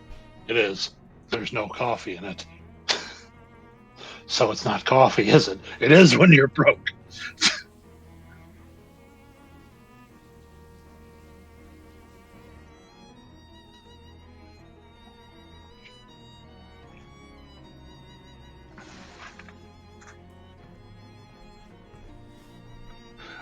Those fried onions also make a hell of a snack, Simon.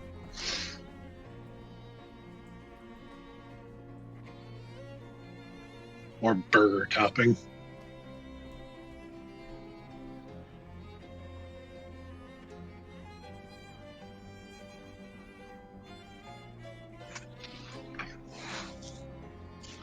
You get you a real shitty burger and just slather it in A1 sauce and crumble a bunch of those fried, freeze-dried onions over the top of it. That is acceptable eating.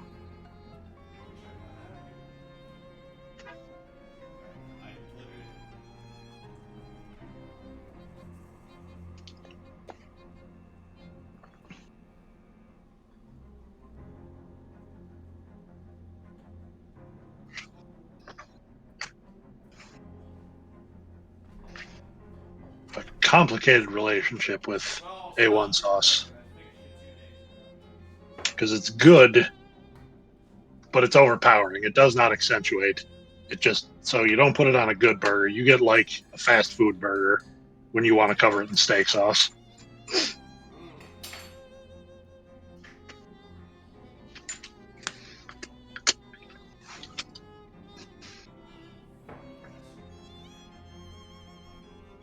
Like a fucking Whopper is the ideal burger to put A1 on.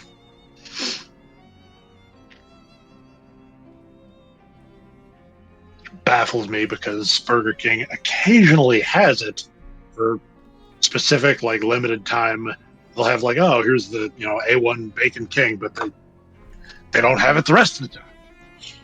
Thank you so much for clearing that dead air. I'm going to tell you a secret. I have played a lot of RPGs in my life.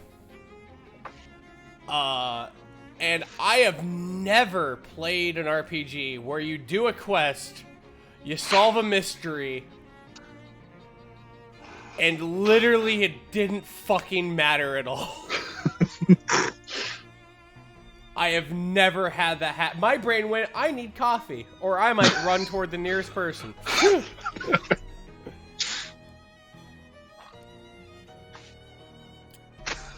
Oh. Here, let me give you something for being such a good sport, kid. We're in good health. Oh my god. Now, if you'll excuse me, I gotta roll this blood back up, and 9 people in this tiny room is 8 too many. Oh my god.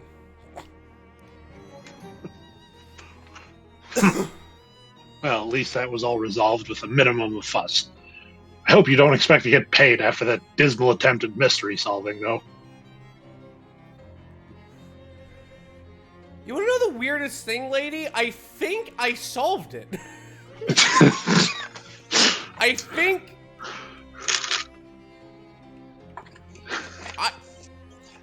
I don't know. I think I solved it.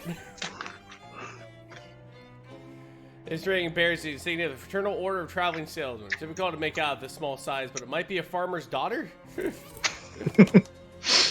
Jesus Christ, that's a deep pool.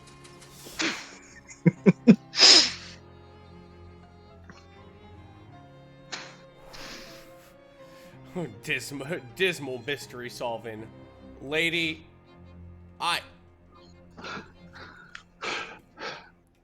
You are cordially invited to get moistly bent, lady. I keep running the numbers in my head. It has to be that room.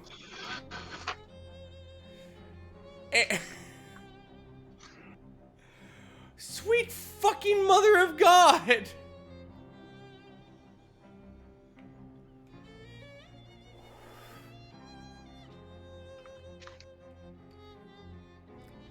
Fuck it, let's just wander around. I'm in no mood. Not you. I said not you.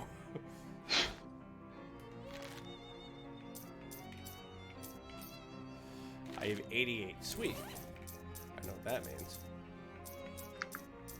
I can upgrade another one of my spells as soon as I find the... You know what, let's just sort it.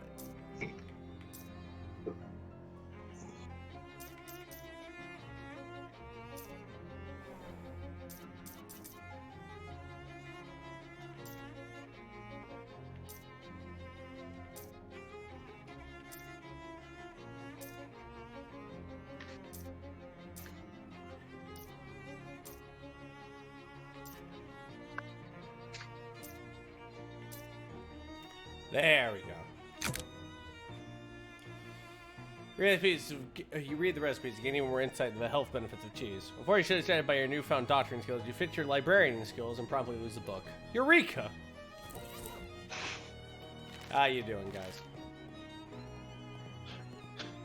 Eureka, I hardly know her.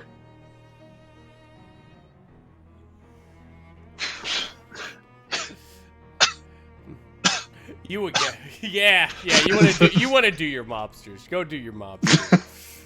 All right. You again. So you ready to join the party or what? Yeah, you want to join the party, huh? Clancy, quit it or I'm gonna slug you one right in the mush. Would you take 300? Let's have a little light. Would you take 300? Well, all right. That sounds pretty fair. You lose 300 feet. Thanks, and welcome to the club. Yeah, welcome. Thanks, I guess? Here's your membership ring. He hands you a ring, and the whole group of mobsters wander up, divvying up your meat as they go. Is this real, or is this actually real? Bum egg?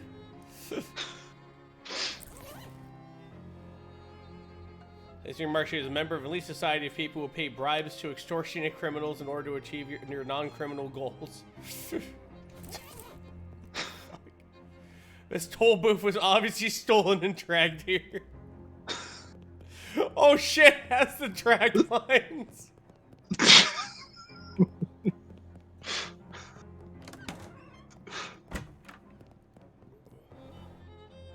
It's a refrigerator truck, but not the kind you're probably thinking of.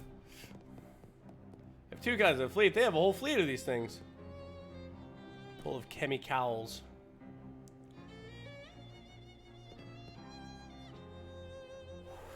You carefully fish out the useful chemicals out from the middle of all the dangerous ones. What? Okay. Alright. There's a pretty flower growing out of his patch of frosty industrial waste. It's probably a metaphor for something you don't understand. Refrigeration coil. Ooh. A mana charge refrigeration coil. If you can't figure out anything useful to do with it, you can always just sell it. These barrels are rhymed with frost, but they rhyme with carols. Oh. Who is this magical man? Magi-Mech-Tech refrigeration? That sounds like it's up my alley. These here are brand new and empty, and thus quite boring. This workbench doesn't seem big enough for refrigerator repairs. Make some stuff.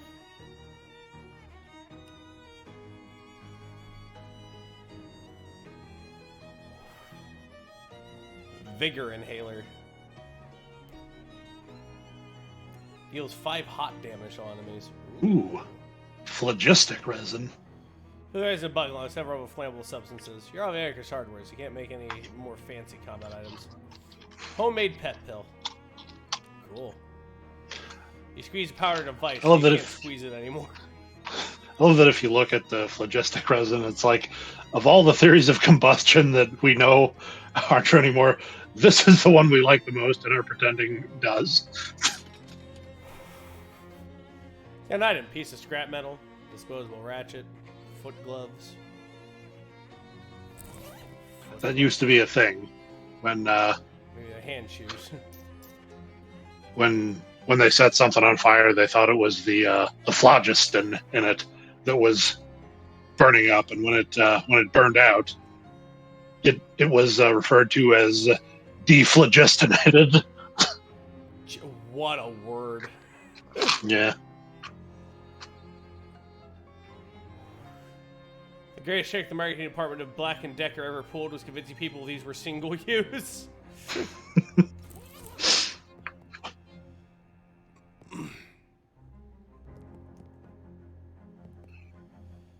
Somebody's gonna be in big trouble. Something's going down over there. Let's hide and watch. It's all there? All 40 cases? The Dark Noel! What are you doing here? Surprise inspection. Ooh, interesting. What the heck? They're gonna check this out. You should see what's going on over yonder. There seems to be a bit of a standoff between the mob guys and the other ones. The lady in the weird crimbo hat glares at you as you approach. I don't recall inviting you to this party. Are you gonna introduce yourself? Rabbit Junkins. What's wrong with your hat? Nothing at all. A crimbo hat is appropriate for all seasons. It's all spooky and, like, just super spooky. You can see stars through it? I'm sure I have no idea what you mean. Oliver, dear, are you busy? And be a deer and kill this guy, would you? Uh-oh. Clap him.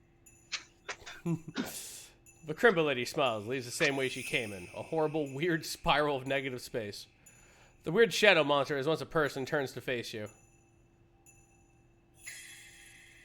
Hello! Shadows begin to gather around them, abstract, menacing shapes. Hey, mob guys, can I get you to give me a hand with this? Considering the newly terrifying Mr. Gluck is between us and the exit, seems we got no choice. Alright, let's beat his ass.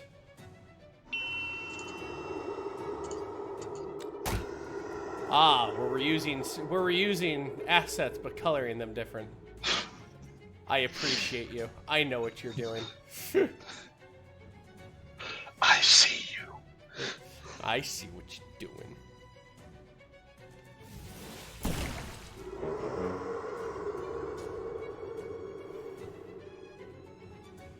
Shadow Oliver Gluck. Non-corporeally bonk temporary mob ally. Well, I don't want to be bonked. Take that.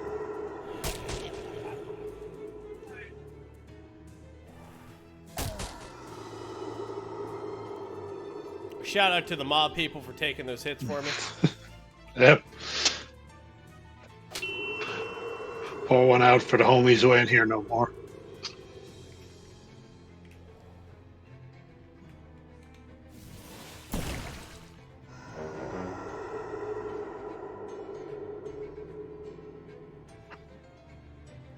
I don't like any of this. Too bad. You leave my bird alone. I'll slap you one. Oh, I will slap you one, but good.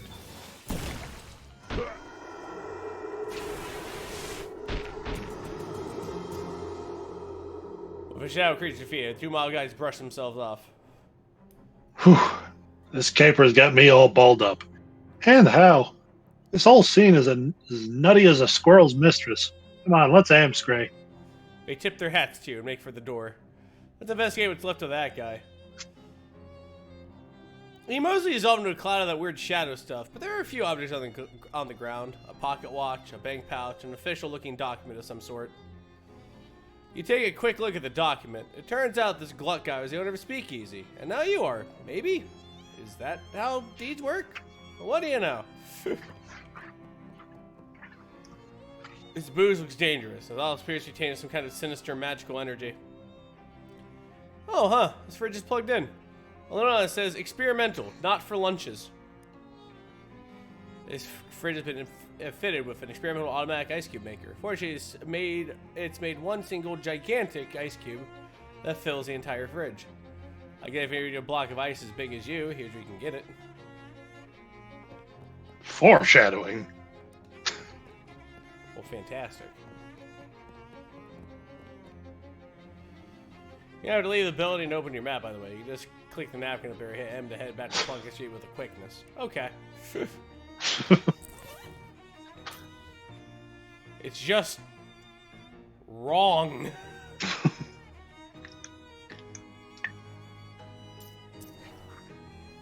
Any cash payment that's too small for a briefcase must be contained in a leather zipper pouch. It's the law. What a windfall. Deed of a speakeasy. A legal document to an illegal establishment. Oh, hey, you got foot gloves. Oh, I do.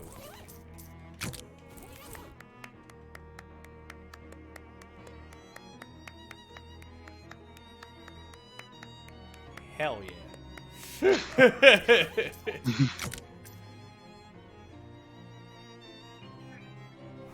A chunk of unloved metal, hardened by its loneliness.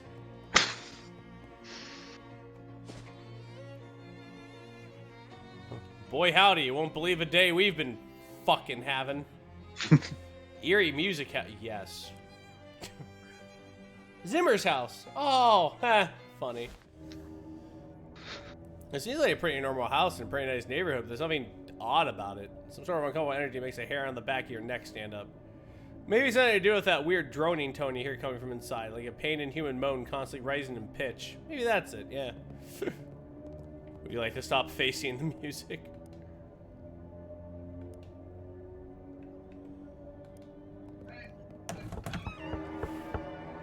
You knock, but hear no response, so he knows your way inside.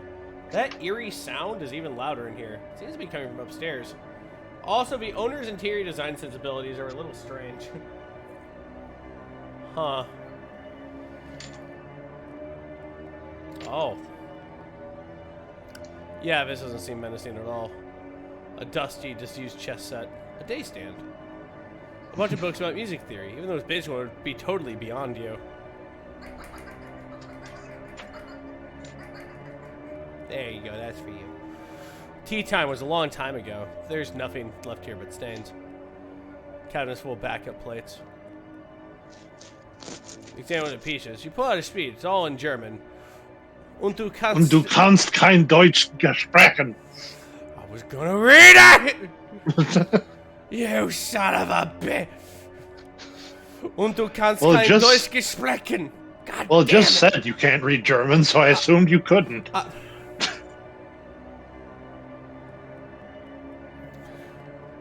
Oh, you're good. You're good, you. You son of a bitch. You're so good.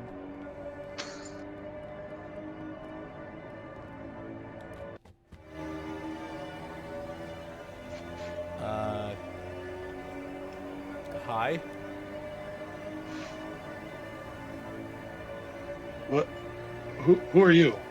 Why are you in my house? Sorry for intruding, but I heard the music, and I guess I have an intrusive nature. My name's Rabbit Junkins. Well, I'm Ernst Zimmer. Forgive me for not stopping, but it's vital that I continue playing. What are you doing? There is a darkness beneath my house. Did you check the fuse box? No, It's probably that then. Listen to me. I had a dream, a premonition, of a dark rift appearing in my basement, and growing until it swallowed the entire house, and then the neighborhood, and then the world. Wow, that's quite a dream. It was not just a dream. I went downstairs to check the basement. There is indeed a rift. As of now, it is still small. I must keep playing this cello to prevent it from growing larger. I'm sure there's a rational explanation. Probably just a trick of the light, plus your anxiety over the nightmare. You're probably right. Just an old man jumping at shadows, I suppose. Hey, it happens to the best of us. Don't worry, everything's fine.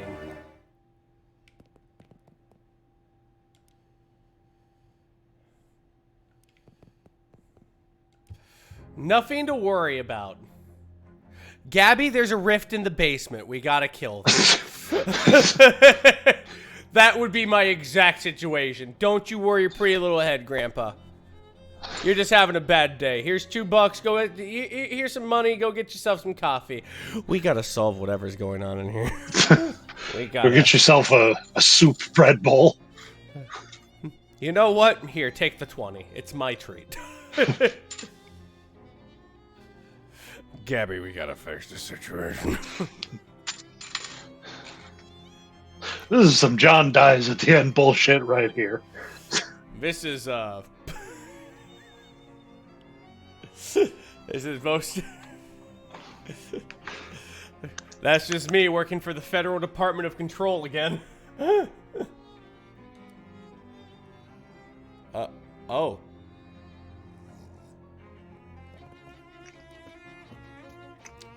You've been playing that cello for a while. Maybe just, like, give it 10 minutes before you go downstairs, huh? Alright.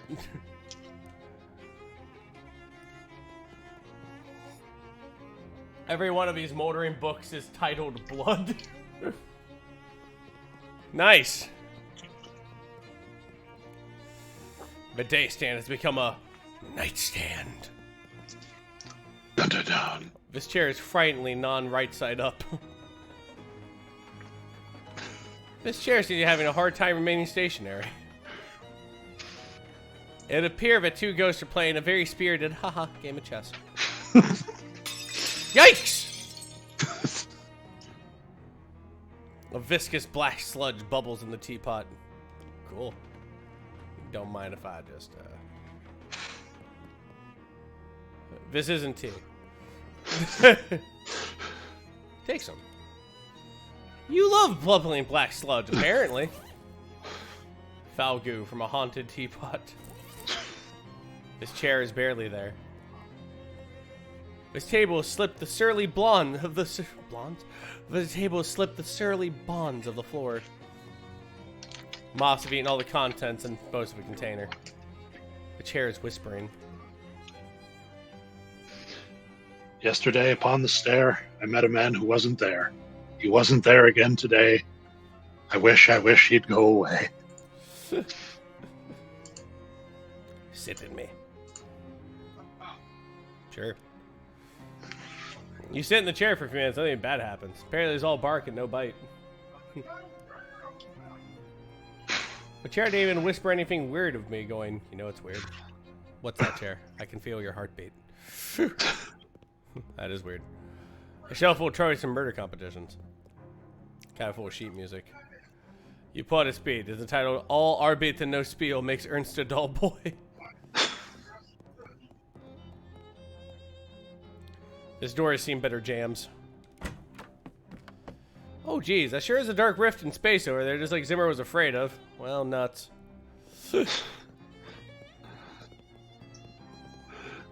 Boxes of Can I take him? Can I take a mulligan on this one?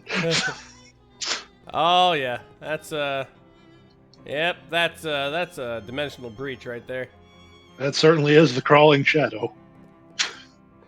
It's a big hole in here. Step in. Really? Yeah. You find yourself an infinite black void, or well, it looks like an infinite black void, but you have an uneasy feeling that your brain is only showing you an infinite black void because it doesn't want to try and process the place actually looks like. It's a weird feeling. A throbbing spike of nega energy. That can stop. That can stop. Don't mind me. Don't mind me. Don't mind me. Don't mind me. Don't mind me. Don't mind me. Don't mind me. This creature is but more or less like a large muscular person. If you build a large muscular person out of some kind of writhing black ooze and or smoke and or just plain raw darkness. It is a fist-sized glowing crystal embedded in his chest, about where its sternum would be. And as you draw near, you can feel radiating visible waves of energy. Kind of like heat coming off a radiator, except also the opposite of that. And also not at all related to that. Look, incomprehensible forces are tricky to describe, okay?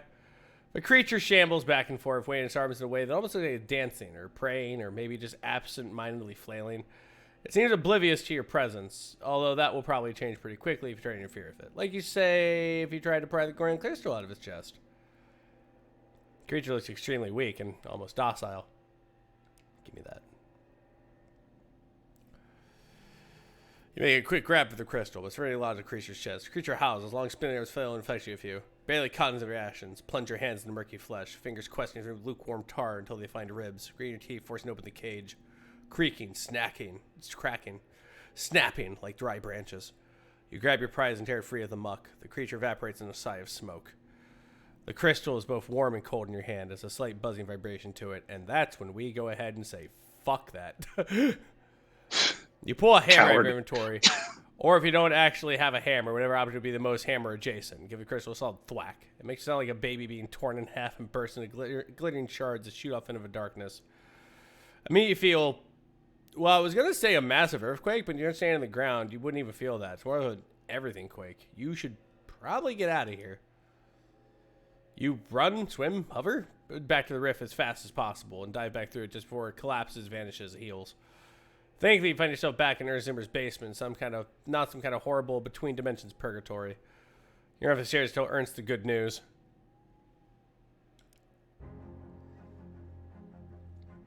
Ah, cool. It only took 3 minutes. You should get that bread bowl. Hi, Ernst. Hello. I fixed it. I closed the rift. You did? That's wonderful. I owe you my life. And probably also my house's life. Here, take this cello. I have no further need of it. And to be quite frank with you, the thought of playing it ever again only pains me. Wow, thanks. Well, technically, it's Junkin's cello now. You have no idea how to play the cello, but you do know how to swing a great big club. That I do. That I do.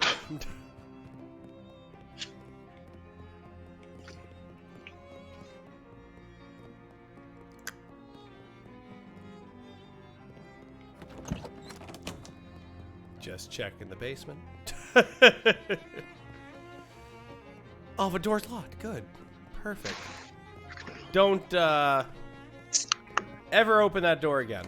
Let's just plaster over that door.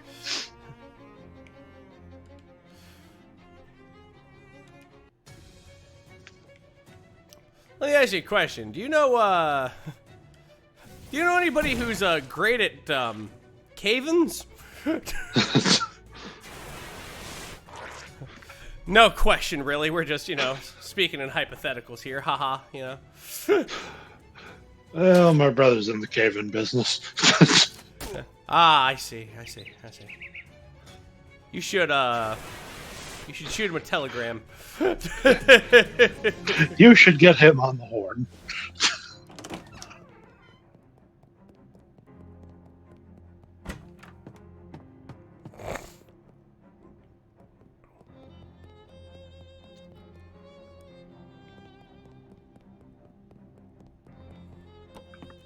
Oh, fuck me with a plum. There's gotta be a way to find fuses. Gotta be. There's nothing else in any of the other rooms that we didn't check. Only way to find out. It's called checking all the rooms again.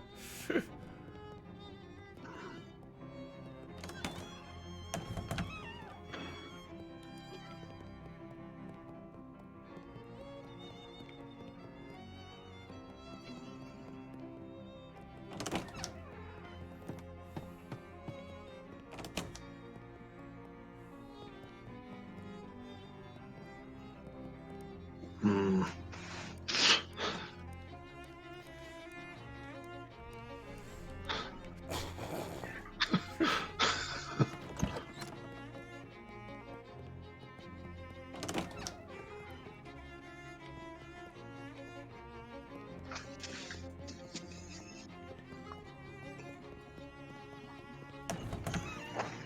Dadgummit.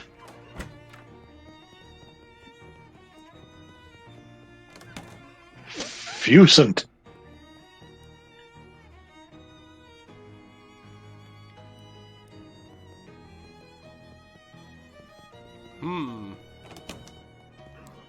Not a fusel to be found.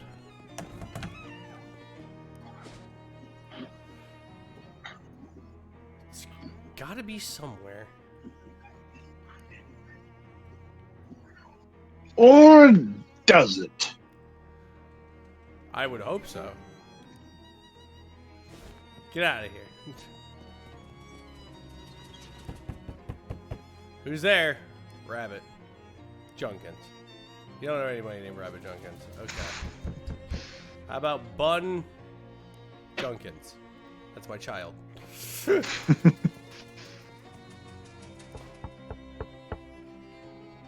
Rabbit Junkins. God damn it.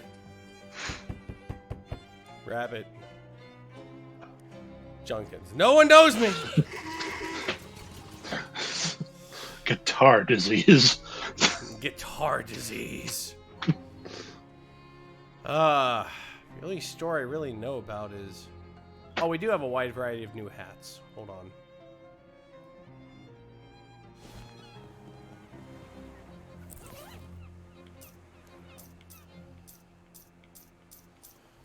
By bunch of new hats, I meant one.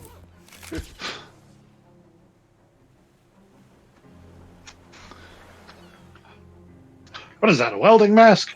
Perfect. I love it. Click. Get out of here, you crazy kook. Thank you. Thank you. That's all I wanted. Take that with you.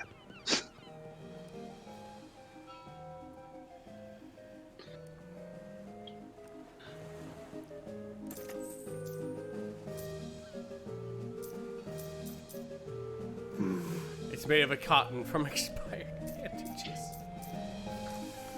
What a bargain! I would totally have to take that.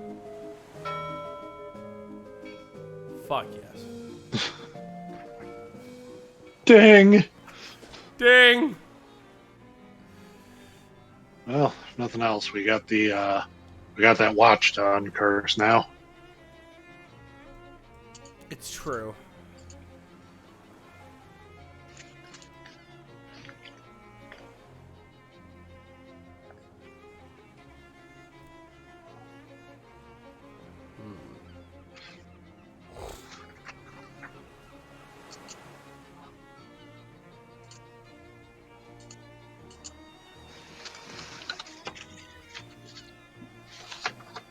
Da-da-da-da-da. Do-do-do-do-do-do. Need one of them there, Fusei. Huh.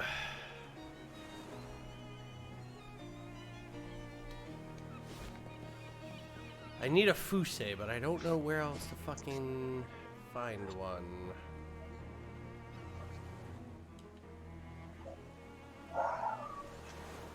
I understand. I am full of understanding, dog.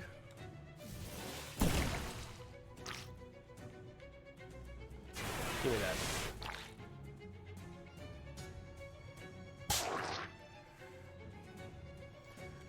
You know what? Just for completion's sake, I will go ahead and check the army surplus one more fucking time.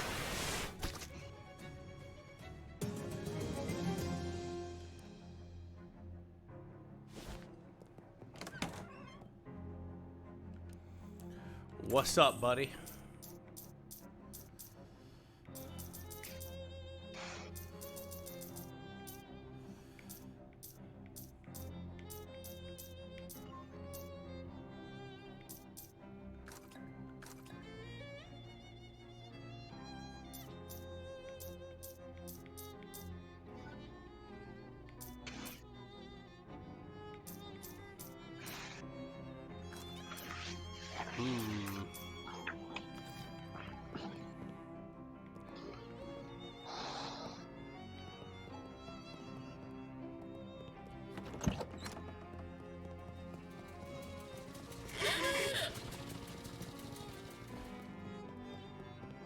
Swing at me, you won't. Make your dream a reality.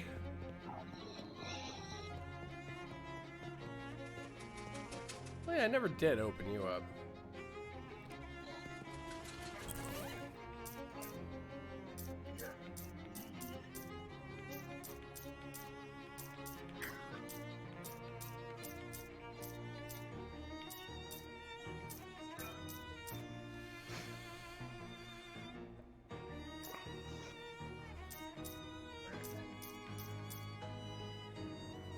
Luminous. 9 out of 10 dentists agree. This will make your teeth look great until the radiation makes them fall out. Awful.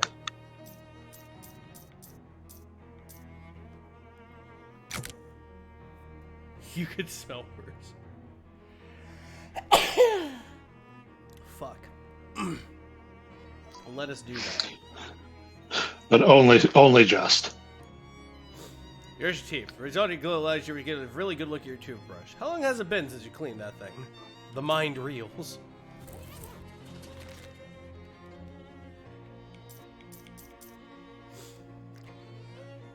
You got a real winning smile. The context is a brightness contest. The labyrinth of the Metafon is not so difficult, really, once you spend the time with it. You visualize his rooms and corridors, making a mental map of which paths to bring with you to dead ends and which is a success. The key turns decisively in the lock, and the cast iron head of Metafon gives you a little wink. What a weird wink. What a weird fucking door. Yeah, I'll get Swiss cut in.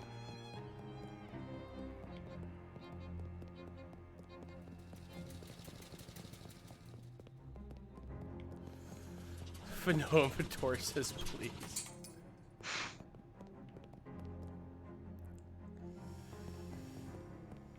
It's where your desk, about books and papers. You get a weird feeling about it for some reason. Notice among the books and papers is a book of old, but still valid potion stands a few missing. They're surrounded by a haze of weird shadowy energy, but you can clearly see the illusion of cute dogs on them. Wait a minute, cute dogs? It's like a stamp that's right your luggage fire. Oh dang, of course! That stamp is what destroyed your luggage. All your best stuff was in there. Your clothes, your teddy bear. That tears it. This shadow has become personal.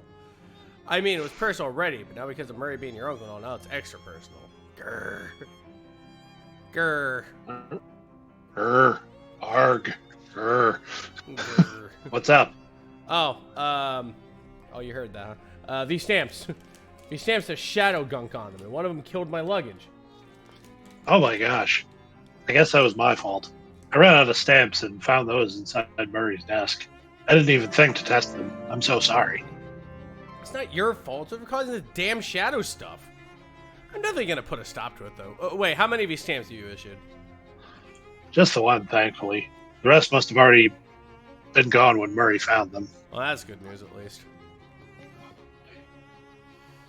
That horrible book of stamps is still there. Drifter of Time and Space, thank you very much for gifting 5 subs to the community. To Terran817, Rosie Vixen VT, Deadbear3398, Deep Void Mage Zelza, and River Birch. We are beating ass. Anything I can help you with? Lose something? Yeah, I seem to have misplaced the chuck key to my drill. What's a chuck key, Charles? It's a little twisty thing for tightening the chuck on a drill. Any idea where you lost it? Kind of gotten too far. The cord on this thing got stuck in an outlet, and it's not long enough for me to drill anything that isn't in this neighborhood. I gotta be look for it. Oh yeah, that'd be great. Like I said, it's gotta be nearby. Just wander around, I'm sure it'll turn up. Wander. Oh. Ta-da! Hey, what's up? Hey there, Rabbit. Any luck finding my chuck key? Yeah, I found it. That's it. Thank you. Where'd you find it? Under a bush. Oh yeah, probably that bush I was drilling holes in the other day. Huh. Well now, what can I do for you? Nothing right now, buddy. Nothing right now. Ooh, I don't got time. I have neither the time nor the inclination to unpack all of that right now.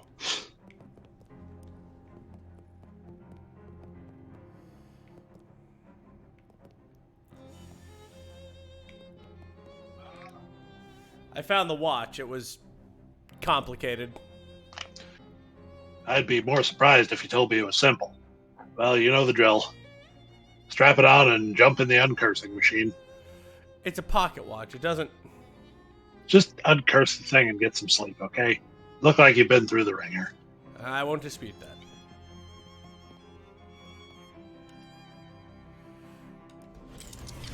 The machine snorts the pocket watch up into its dome and gets a strange and loud work.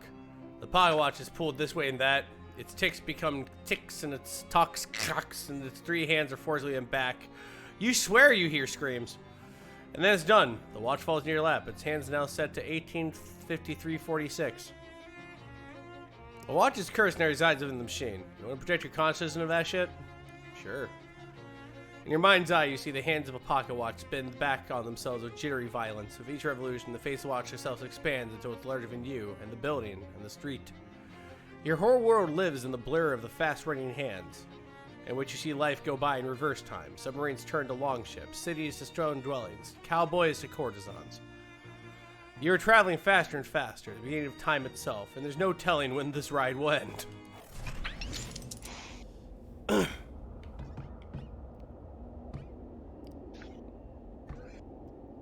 Oh, I love this. You still might fit inside this. I'm not eating the cat. No. No. To do, open a door, eat Jessica, eat Charles, eat Gabby, eat cat.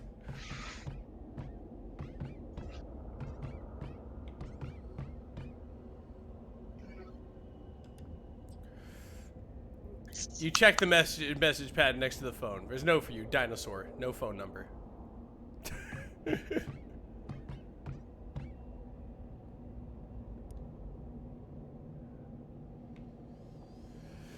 Are those two salad forks? No, you'll have the opposable thumbs necessary to turn a doorknob. You completely contain in there. Let's figure out how to open doors.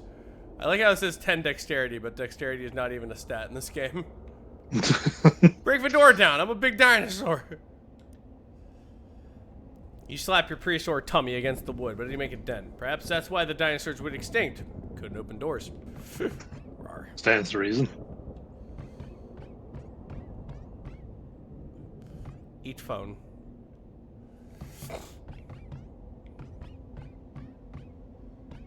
Pet cat. It's that door to nowhere. Play chess. Read a paper. Hey, Gabby. Well, my bad. Whoa there, Haas. What's got y'all horns and rattles? Been dipping in nose paint again? Hey, Gabby. I'm a dinosaur. Gabby doesn't talk like that. Sure is, partner. Sure is. Hey, Gabby. I'm a dinosaur. Whoopah! Pew pew! I'm the quickest draw in the West, sure enough. Arr. Can you open the door for me? Oh no, never had a head for puzzles, Rabbit. That's got me right funkified.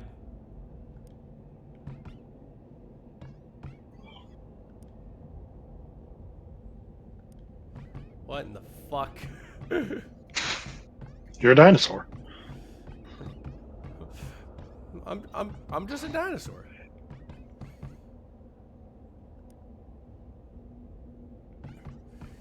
Hi. What strangeness afflicts thee? Never mind, for the sun transits the horizon, and I grow ever the more in need of thy assistance.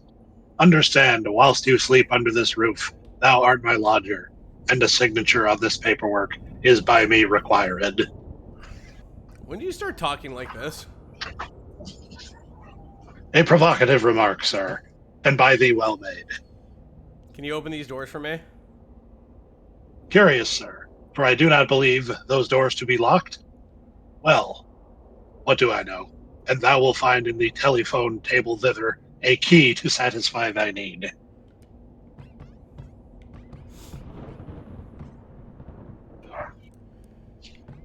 This shit's weird.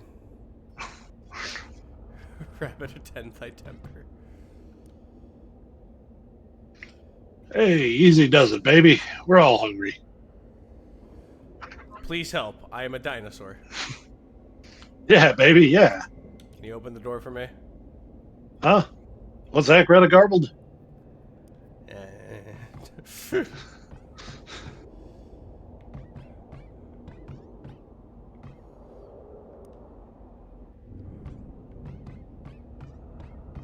Unstitch the rug.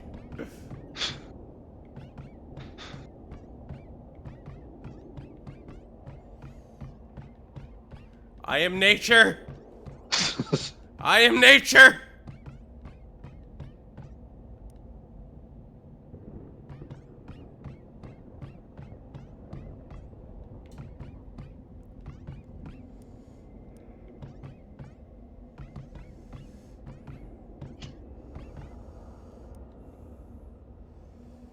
Real groovy pocket watch you got there, Rabbit. I like the way it tick-tick-ticks. You understand me? Yes. A lot of power in that timepiece. A lot of power. Would you make a promise to me, baby? Would you promise not to throw that power away? A lot of good can be done with that groovy power, baby. Do not tempt me. Charles does not call me baby. I hear you, kitty cat. What do you say, kitty cat? Will you do me a promise? Promise not to throw away the groovy power in that timepiece. What answer do we have? Groovy, kitty cat. Absolutely smashing. Shake on it, kitty cat. Bah!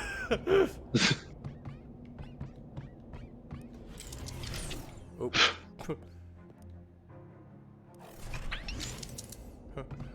I'll be right back.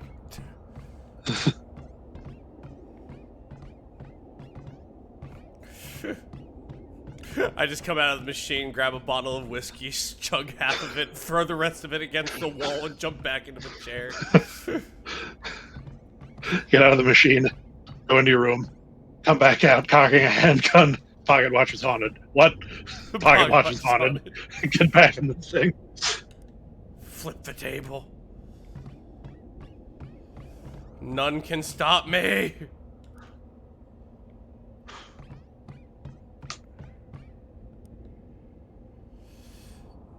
Only to find the drawers locked. Your stomach is bigger than your brain. You've already entire table in a few quick bites. The key of a door now lies safe and sound in your dinosaur stomach.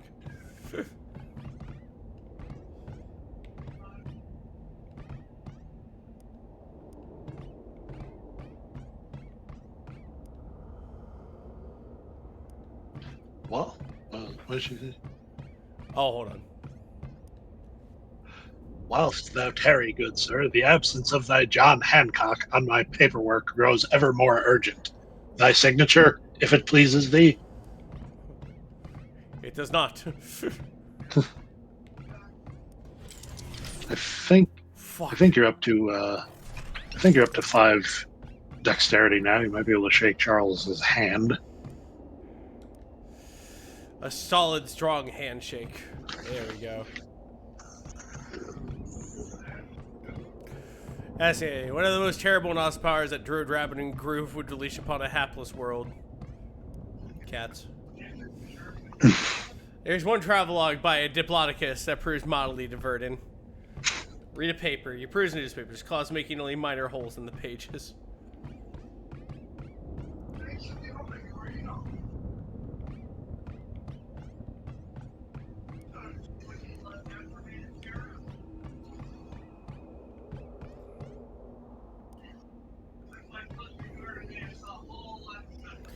Your talents carve the word help into a chalkboard. Open a door. Eat cat. Help.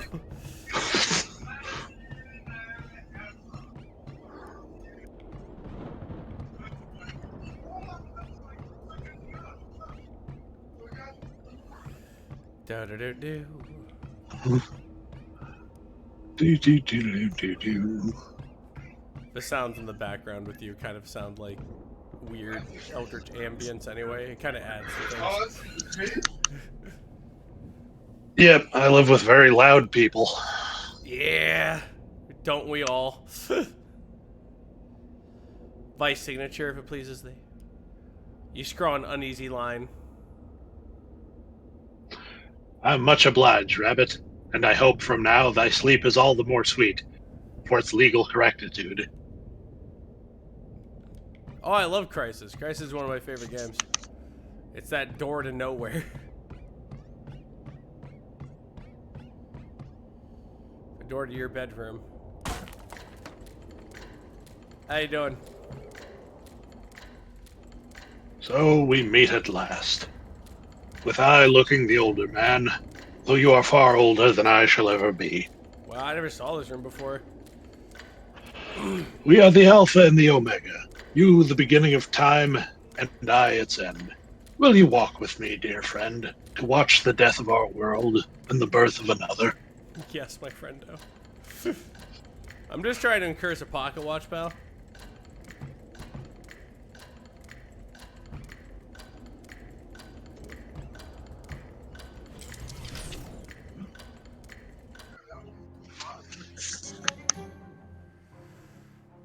The hands of the encouraged pocket watch beat on, boats with the current, borne correctly into the future. You pull the pocket watch to look at it. It's gained some luster. Its curse is lifted. Time is its rightful home, and you no longer have a tail. Yeah, baby. Excuse me? No, don't worry. Don't worry.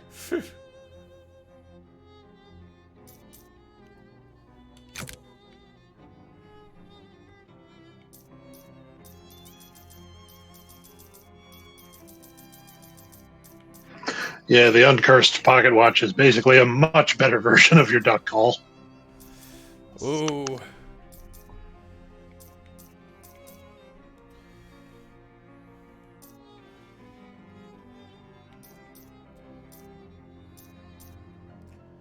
No, it's just free of the taint of a shower. Indeed, it's just a boring regular watch. Think about it, though. Being on time for things is kind of like a magic power. It's easy to be on time. Because to be on time, all you have to do is be early. And early lasts for hours. True. That is very true. But then once you're late, you're just late forever. Could we unread that rug? Was that an option? I think it was a joke because I needed 200 dexterity for it.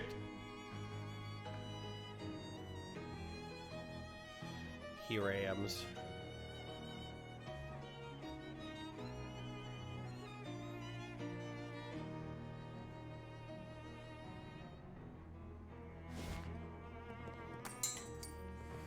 Wait, does that say suet on the... Oh, I haven't heard of suet in forever. Jesus Good old Christ. suet. They're out of millet, so you'll have to settle for suet. Well, suet with that then. What does soda have to do? What? Are you okay, Spaz? Yep. Spaz? That was I'm loud. alive. That was loud as fuck. What happened? Yep. Well, everyone's awake now. Jeez. You're welcome. Thank you. It sounded like you pulled something in your leg, won the lottery, and was shot in the chest at the same time. Possibly only two of those things. You shake the Ozoa can until a ball starts to rattle, then pop the tab and hurl it at the fishmen. It explodes the prey of sweet carbonated water, which they don't like, and glittering aluminum shrapnel, which they don't. A confluence of these two conflicting emotions confuses them plenty enough for you to make your escape.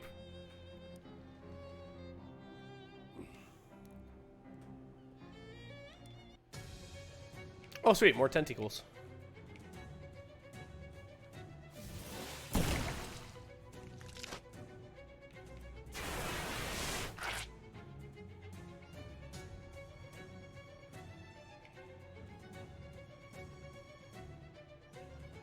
Slant. I'm never not going to get bored of that move. Be burned!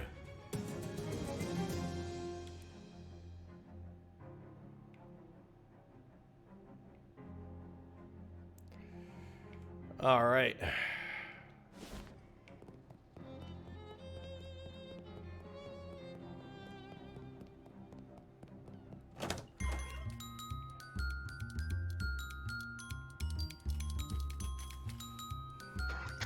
This Glocklin has changed his ways.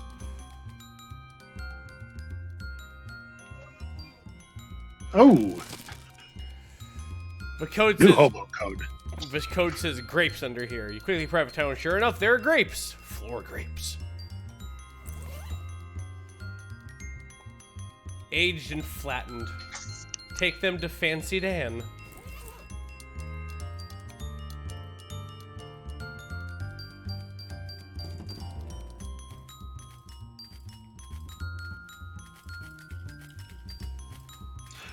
Hey, it's you again. You find Oliver? Sort of. I don't like the sound of that. Oliver is gone. The handoff went extremely bad. Badly. Yeah, that too. You go over the events of the fridge factory. Fancy Dan makes right face at various points in your story because Fancy Dan is a good listener. Oliver is carrying this with him. Says here that ownership of the speakeasy is automatically transferred to whoever has physical possession of this deed. Huh. Is that legal? None of this is legal. Oh, yeah. I guess you're my new boss, baby. Let's have one drink to mourn the old boss and another one to celebrate the new one. Too soon, Dan. Good idea. I guess we ought to change the name since, well, Oliver's place is no longer Oliver's place. I suppose that's right. Got any ideas? Well, you could go traditional and just call it Rabbit's place, or something hip like the Purple Door, or something incisive and avant-garde like, I don't know, Noblesse Oblige. Honestly, I like Rabbit's Place. It's awesome. I like it. Now to business. To business! We make the beer in-house, so that's safe. But we're out of everything else, and based on your story, I'd say the stuff at the factory isn't safe to use. Yeah. If you can find booze or mixers or garnishes, bring it back here. Any idea where to get started with that? No, but you might check with Barnaby. Barnaby? Dan points at the milky-eyed sod at the table by the wall. He doesn't see very well, but he's got a nose for news and a sixth sense for booze. He might know where you can find what you're looking for. Thanks. I found some floor grapes. Floor grapes, eh? Well, when life gives you floor grapes, make floor wine, baby. Sounds like a plan. Ooh, wine. Give me some of that floor wine. One wine coming up. Fancy Dan pulls a jug out from under the counter and pours some into a wine glass. You drink the wine. Try not to remember where the grapes came from. Dan, may I see the wine list? We have red. Hot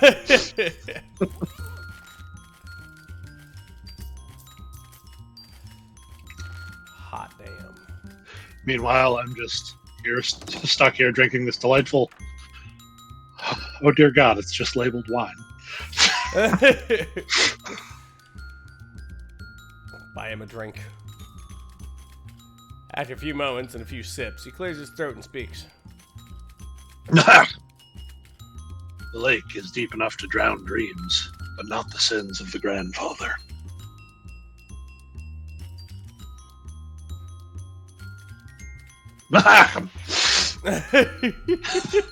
They try, but they'll never dam up the flow. Okay.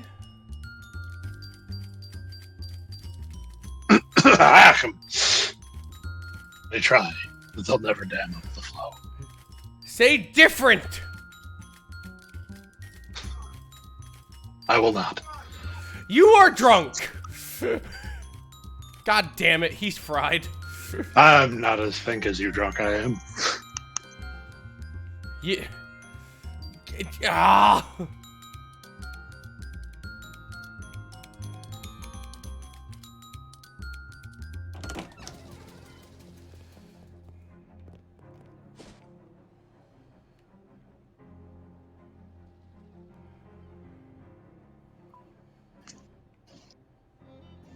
A well-dressed man flags you down.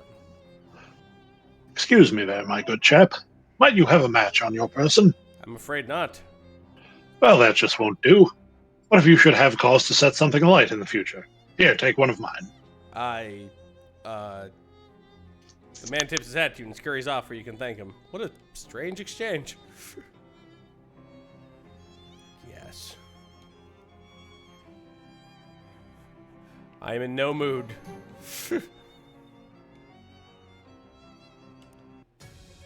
Tentacles.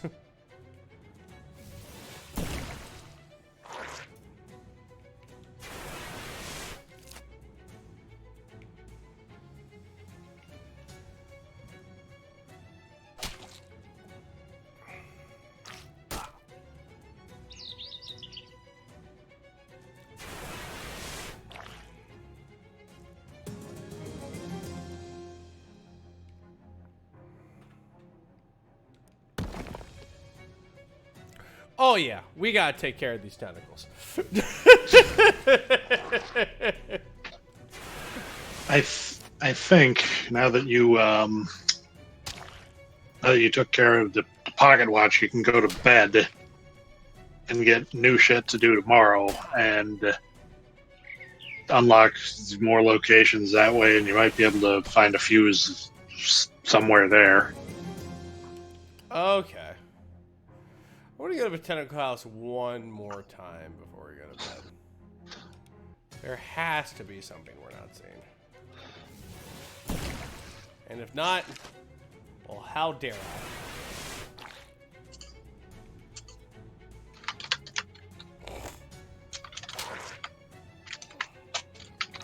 You're looking it up, aren't you? I know that sound.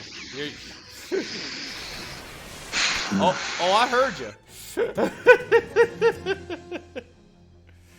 Oh, I heard you indeed. I heard you indeed, Carl.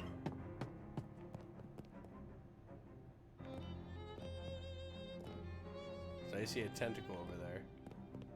I know not what it's attached to.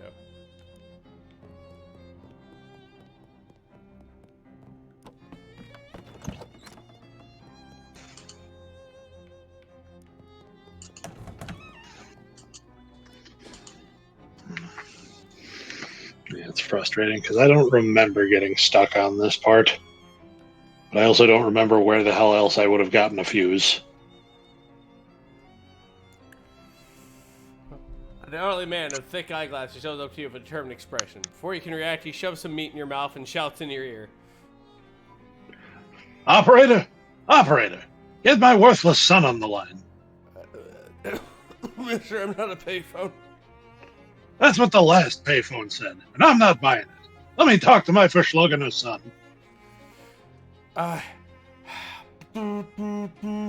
I'm sorry, sir. The line is busy. Please try again later. Bah!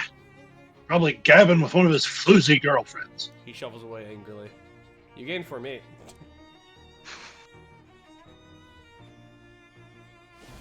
Dear diary, what? Fucking...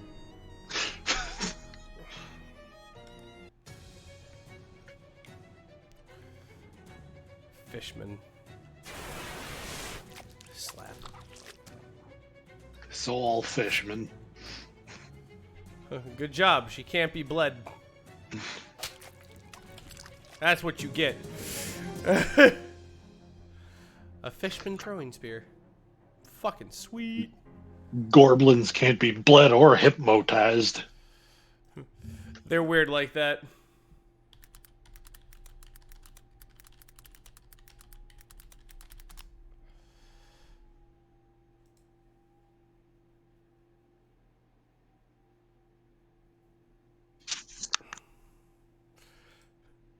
I looked up Tentacle House, the best question. You're gonna love this.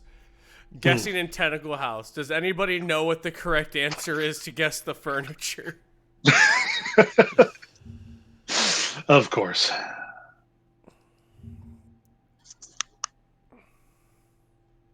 Is it a credenza? God, I hope so.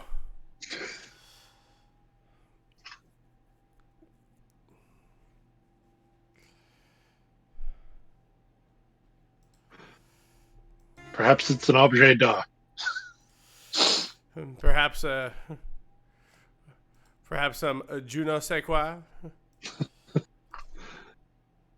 I don't think they sell those around these parts.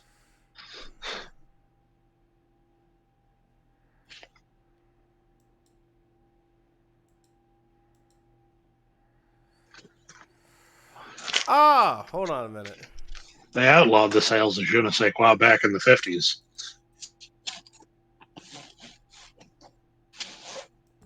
I don't feel really stupid. I think I missed something. Just look at someone else going through the fucking house.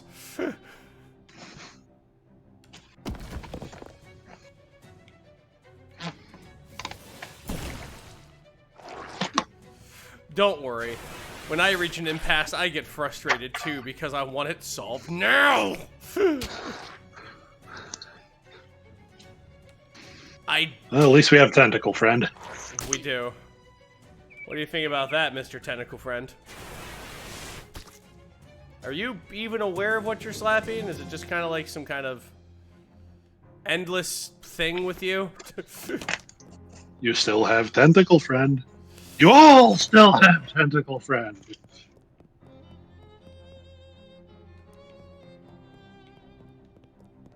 Yeah, they went to the house and they checked the thing and there is a fuse here. I didn't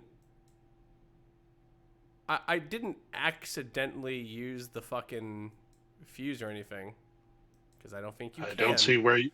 I don't see where you could have.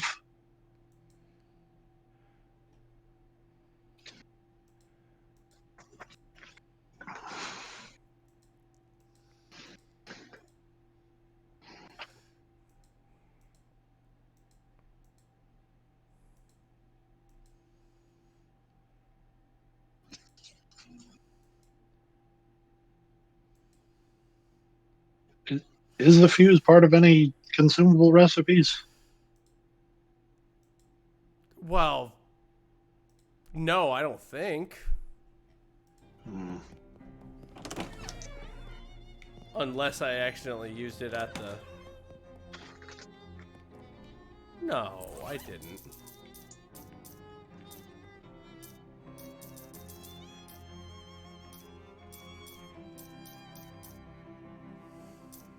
I don't want to say I did. Because that would make me look like a fool. And I am not a fool! Yeah, I don't think any of the craftable thingies use fuses.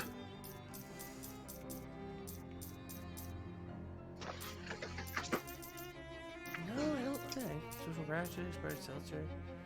There's a thing I made with a fire with a phlegyston. I squeezed that. I did a scary bomb by putting eldritch stuff into a thing.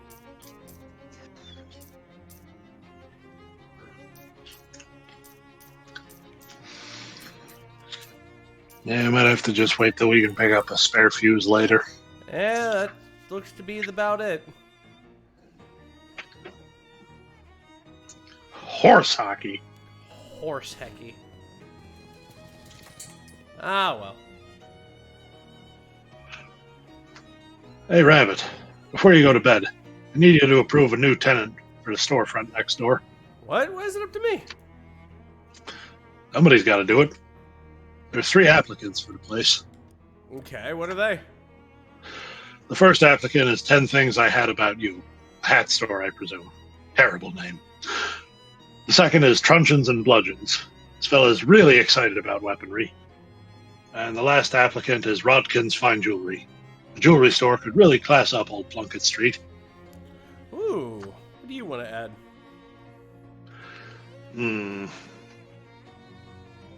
I don't know if Truncheons and Bludgeons sells all kinds of weapons or just melee weapons. So, I don't know, maybe jewelry? Yes, I like gems. That was the answer I was gonna pick.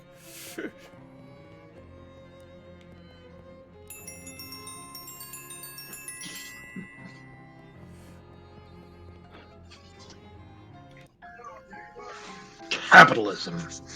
Slip.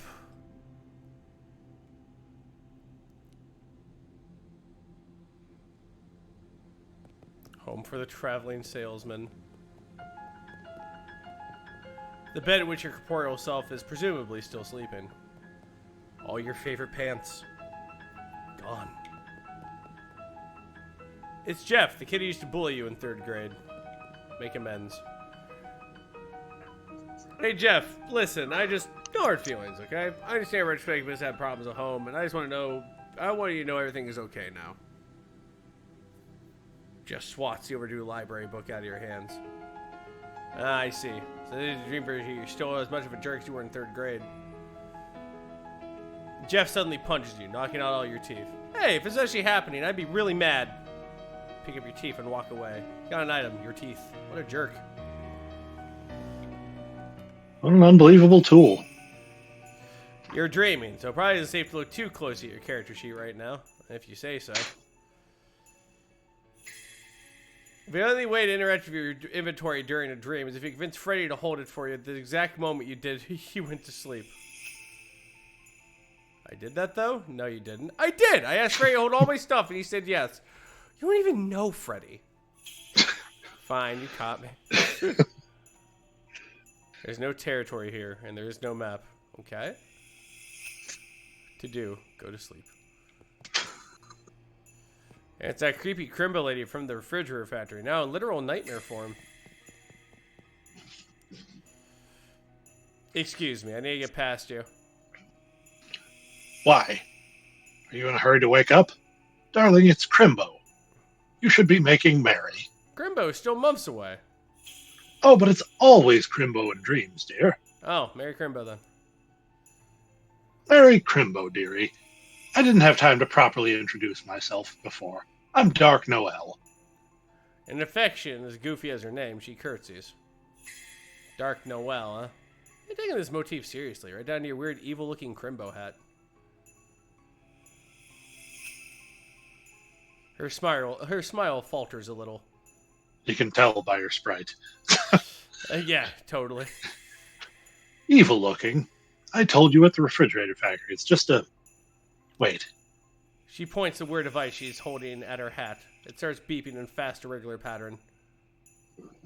You're telling me you can see the special Crimbo magic with your eyes? Yes, if that's what that is. This is decidedly unfestive news. I'd better talk to the president. You want to talk to Calvin Coolidge about your Crimbo hat? I want to talk to the real president about you. I see. Yes, that's the problem, dear. And I'll see you soon with the solution. She scowls and jumps off the edge of whatever this is you're standing on. Ominous. What if she's a vampire double agent? She's about to kill the president. Never thought of that. Vampire? Nosferatu? Undead. So technically you're in the clear. Also, fictitious. Besides, you know the president's not the president. The Third World War. The Invisible One. This bookshelf is not behaving the way bookshelves do when you're awake. Grab a book at random, and the bookshelf puffs out of existence. The melting mind.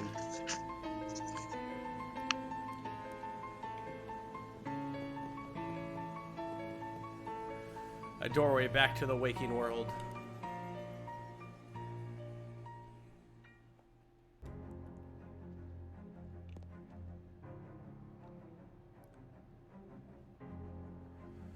Alarmingly, a man in an expensive suit is standing at the foot of the bed. What the heck? Who are you? You may call me Don Toblerone. I represent a certain organization of, shall we say, like-minded criminals. Organized criminals? Like the mob? Wait, you're the Don of a local mob. The mob boss in my room personally. No. I am not the Don.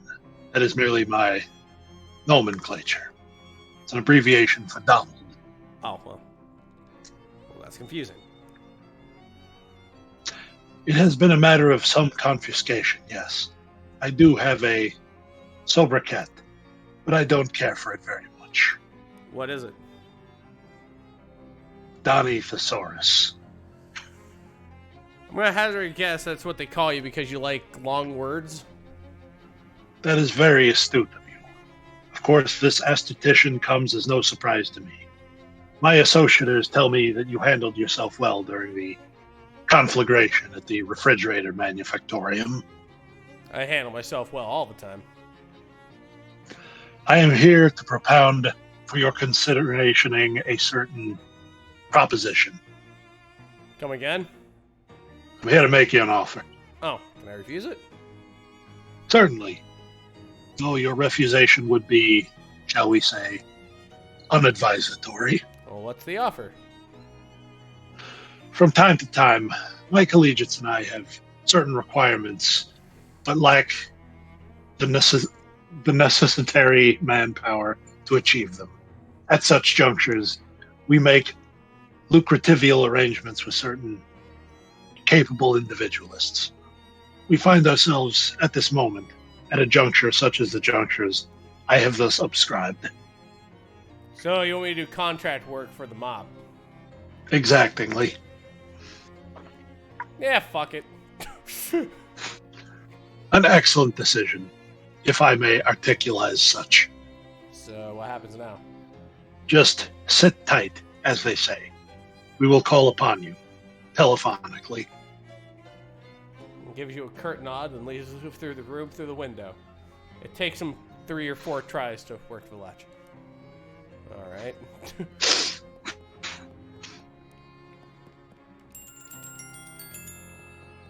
Fun. Hey there, Rabbit. How'd you sleep? Fine, till a mob guy crawled into my bedroom window. Oh, yeah, that window is pretty lousy. Anyway, the next antique I need you to find is a compass. The directions kind, not the circles kind. The Detectatron says it's out near Crystal Dream Lake. I don't know where that is, but I bet it's too far to walk. Do you have a car I can borrow? No, but I have something even better than that. 2 cars? A bus pass. The stop out front is your gateway to a whole wide world of adventure. Swell, thanks. Unfortunately, I couldn't get a more specific reading than near the lake. Something about the place is making the instruments go all screwy. Here, have this map. Oh, like Camp Crystal. Motherfucker. This is a postcard. It has a map of the lake on it. It has a picture of a lake on it. Yeah, that's what a map is. A picture of a place. I guess I can't argue with that logic. That's... Huh. That's right. That... I never thought about that. Pet me, cat. Good cat.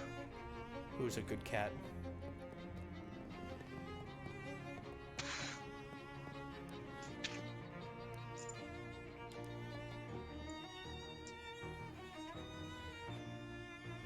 You have best advantage of a phone. Call Don T of a phone number. Call the mob back.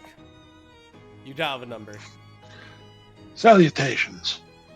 Whom is telephoning, might I inquire? Hi, Don. It's me, Rabbit. Ah, you recipientated my missive. Commendable. Yeah, what's up? There is an assignment of which I require your confirmation. An assignment? Were I the comedic sort, I might refer to it as an undertaking. Ha. Glad you aren't the comedic sort. There is an antiquated distillery near Crystal Dream Lake. Grandpa Joe's Distillery, to be precocious. It was abandoned when Prohibitioning began, albeit with its liquor manufacturing equipment intact. A group contrapositive to our own has claimed it as their territory, and we wish these bloodsuckers to be evicticated with extreme prejudice. So, you want me to give the bums rush to a bunch of rival mob goons? There is no underground criminal organization that rivals our own in this vicinity. When I say bloodsuckers, it is my intentioning that you will observe in that phraseology a high degree of literalness. The group of which I referenced are Nosferatu. And he calls us and he wants us to do contract work because they go, we don't know how to kill Draculas. But I do, because I am a cheese wizard. What? Nosferatu, Lungsweer, Strigoi, Draculas. The vampires. Okay, I get it. You're telling me they're actual vampires as part of the world. Affirmative. They have been a pain in our necks for quite an extensive period of time. Oh, I appear to have inadvertently voiced another witticism. I didn't notice. Alright, I'll take care of your vampires. I guess it isn't that much weirder than the Fishman? Where's this distillery? Don told me we'll give direction to the place eventually. Additional to that, you will be requisitioning the combination for the lock. Let me guess, is it 1, 2, 3, 4? Certainly not. Kindly allow us to credit for a modicum of operational securitizing. We selected the most unassailable combination possible. 9999. Alright, bye. Yeah, no, it checks out. New person. Well, hi there. A blonde flapper cracks her chewing gum. He gives you a sharky grin and a little wave. Hey there, big boy. You're Rabbit Junkins, right? Yeah, that's me. Pleased to meet you. I'm Molly. Molly Buttons, they call me. Charmed. How do you know my name? The boss sent me to lend you a hand and to keep an eye on you. Savvy? What? Hey, now, I put my 2 weeks notice before I left Poughkeepsie, fair and square. Huh? No, not that boss, you palooka. The boss. The boss. You know, She glances over both shores and hisses at you. the mob boss. Oh, that the boss. Sheesh. I can't tell if you got a screw loose or if you're just funning with me. I like to keep people guessing depending on how much Eldritch Ichor is flowing through my body at any given moment. Anyway, so what? You supposed to partner up with me? That's the deal, McNeil. And do what?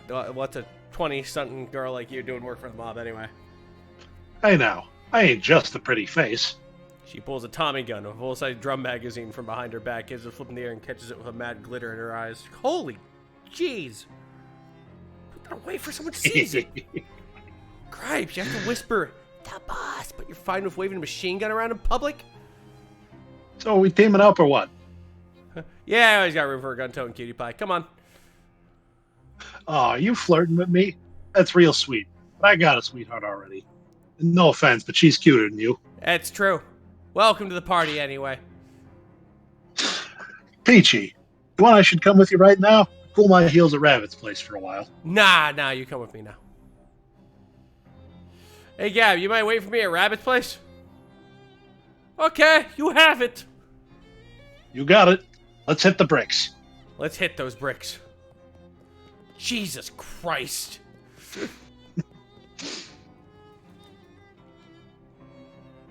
Hold on. What is that?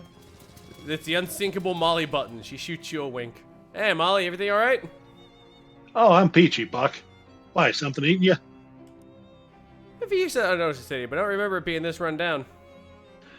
Yeah, she's been in a tailspin for a while, and I ain't sure why. It ain't the mob's bag to hold.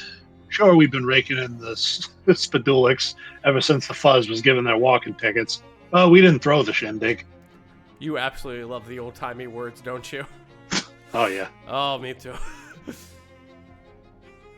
Hey, you know if there's a good heater joint around here? I gotta stock up on pills.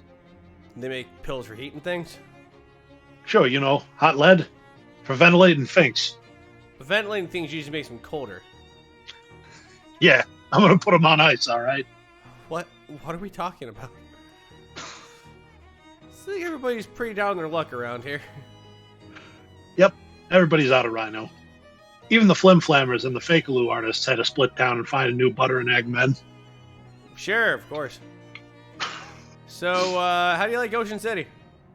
Oh, baby, it's the berries for sure. That's good, right? Where else can you farm kale by drilling rats all day? And go out hoofing at your choice of juice joints at night? That's good, right?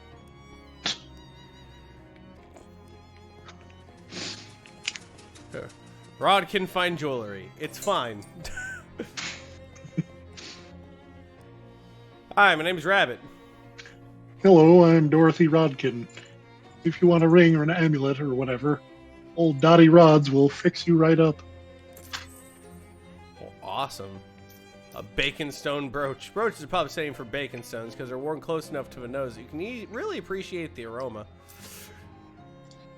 Fancy tie tech. This is a way to show people that you could afford a more expensive tie if you wanted to, even if you're already wearing the most expensive possible tie. That's true. It is true. It is true. That is known. That is known.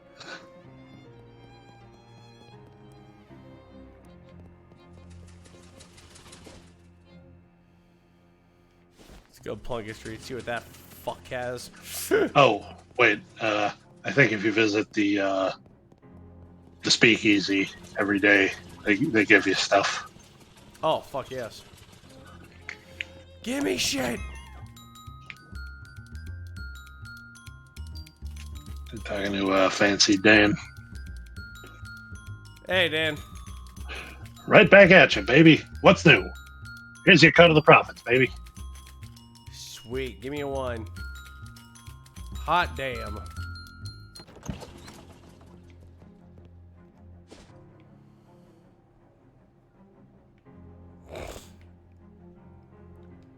See if we can loot shit. Nothing hovers toward you. I mean, something hovers toward you, but that something is literally nothing. Let me try that again. A thing that appears to be a hole in physical space, the opposite of not just matter, but of existence, hovers toward you. Through it, you can see the faint twinkling lights of ancient dying stars, and the black smoke drifting out of it appears to be more of itself, more nothingness, or perhaps anti-thingness linking to this world. Is that a better description? I think it'll have to do. Oh, here comes another one.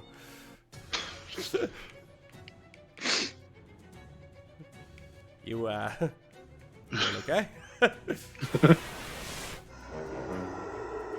There's things. Cap knee. Molly buttons will kneecap shadow over two physical use the muscle by. Oh, that's fun.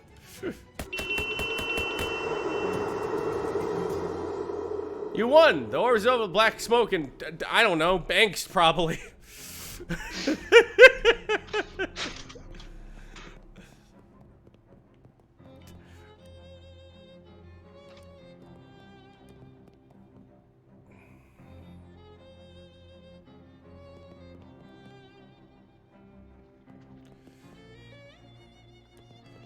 Let us fish in the way only fishermen can.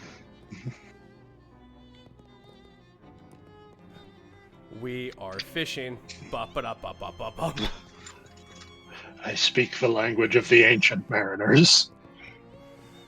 They speak to me. All right. So the fishing stuff respawns. That's probably for the best. Well, Molly notices a tin can scattered alleyway and stops stacking into a pyramid. Let's do some bean shooter practice. Every little bit helps. And anyway, my finger's getting itchy. Seems like maybe you shouldn't be shooting guns in the middle of a city. Ah, baloney. It's copacetic. The fuzz here ain't worth a plug nickel. Who else is going to raise a beef when we're clearly healed? I'll take your word for it as soon as I figure out what it was. The two of you take turns shooting at the cans so you run out of cans. Healed means armed. Oh, I see. I figured that one out from watching Tombstone. I genuinely didn't know that one, so... Boy, howdy. Sure am glad you're here.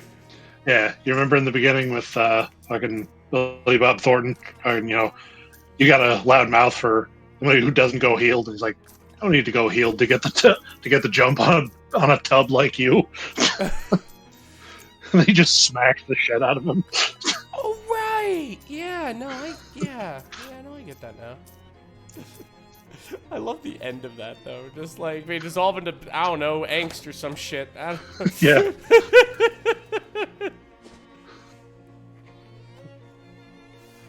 I'll be real with you. I don't fucking know.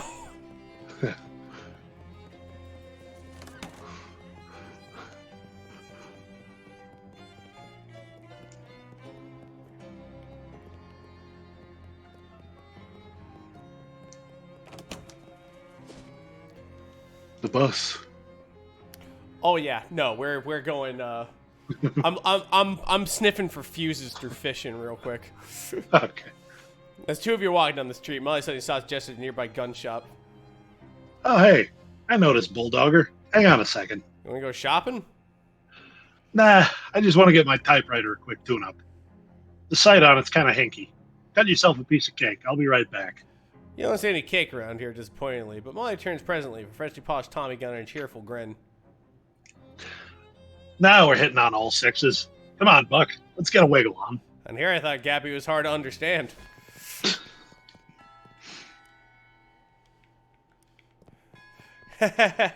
Jesus Christ.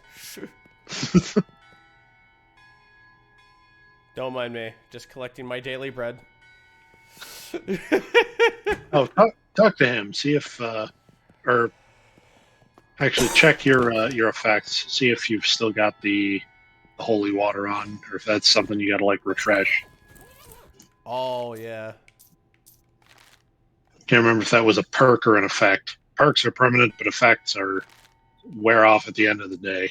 Now I have Calliope's Boon. Perk. Oh, it's a perk. St. Polycarp's forehead is. Oh, okay. All right. The patron saint of bodybuilders.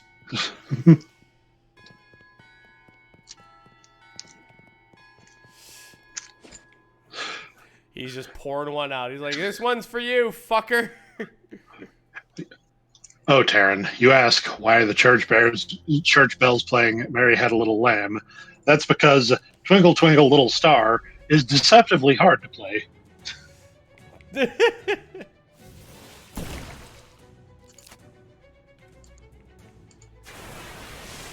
Burn!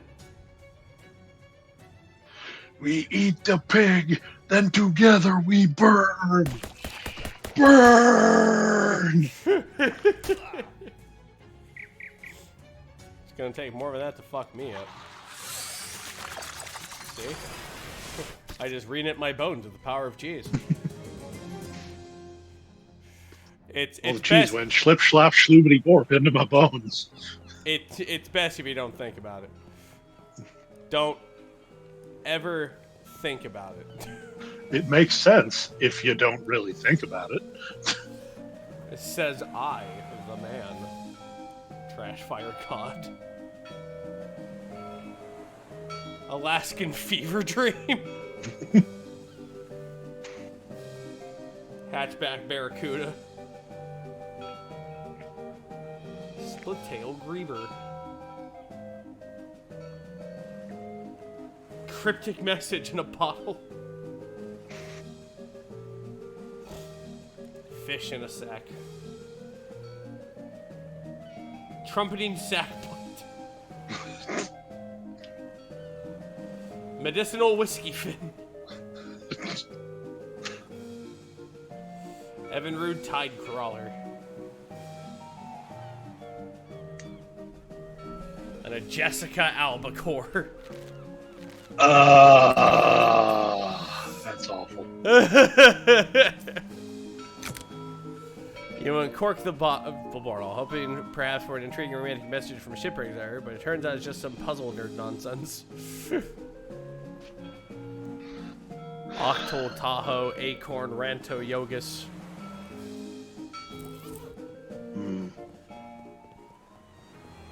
What could that mean? Well, I'm too dumb to figure it out right now. If you're bored of the boardwalk, you can always walk away. Just show me the... I don't need to fucking impress you. Is it one of those Dutch jigsaws or whatever the fuck? Maybe it has letters about it.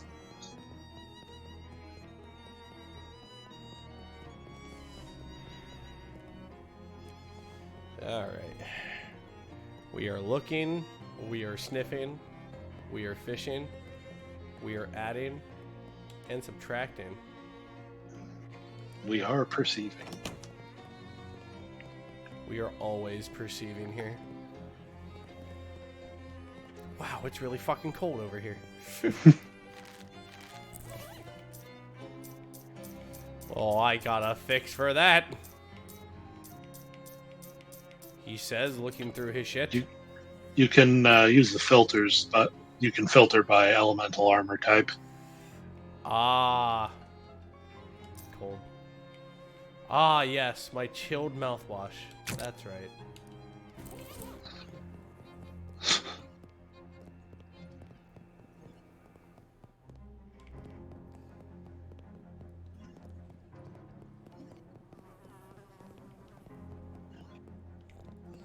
I thought there was something to fish up in here. Oh well. Evidently that one doesn't reset. Well, whatever. Well, fuck me, I guess. I guess I'll play a ripping good game of hide and go fuck myself. Go home and tell your mother she wants you.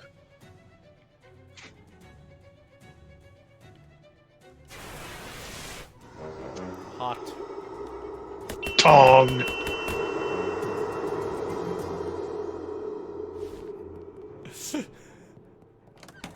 I'm afraid there is no way out. Oh, hell nah. Thank you for the raid. Lodge.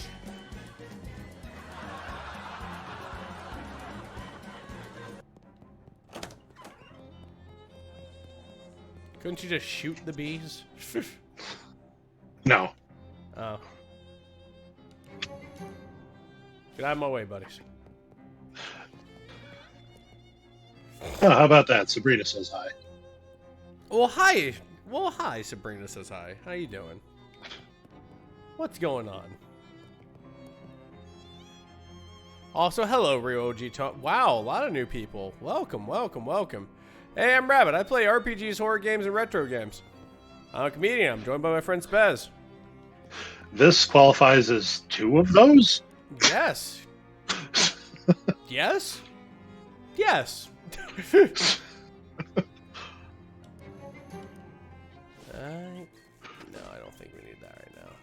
You've joined us smack dab in the middle of not having time for fishmen.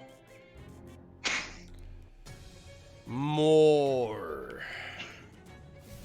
Fire cheese at him. There you go. No one. Oh, yeah. Yeah. Oh yeah. I'm a cheese wizard. I should probably explain that. That. Well, that obviously goes without saying. Right. Chirp at me. Chirp upon me.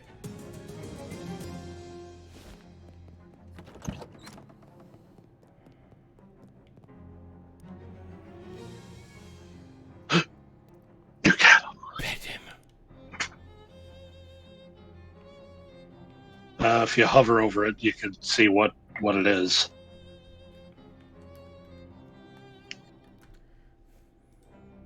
One mysticality. Ooh.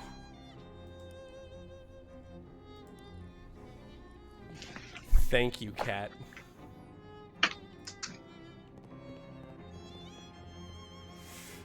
You understand how hard I was just slapping the keys on my fucking keyboard to be like, switch over to the mouse! I need to know what this fucking cat does! Just jiggling the mouse doesn't do it. Oh, I actually didn't think about doing that. You're a pip, rabbit. A right Thank you. pip. Thank you. Thank you. Look, I get it.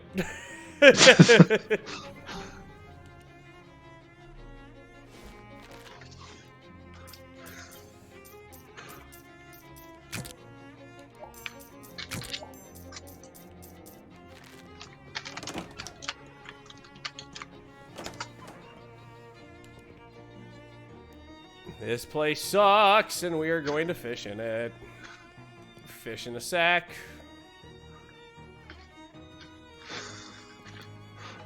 Handful of dirty water. Alright. We got everything that can be fished here. I will just come back to this. You don't understand. I will solve this. Yea, verily. I'm driven.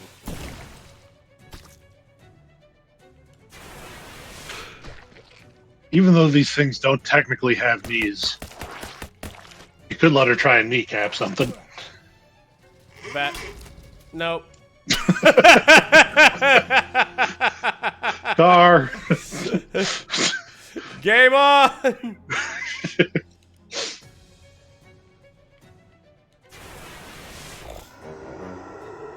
Just because it's funny to look at.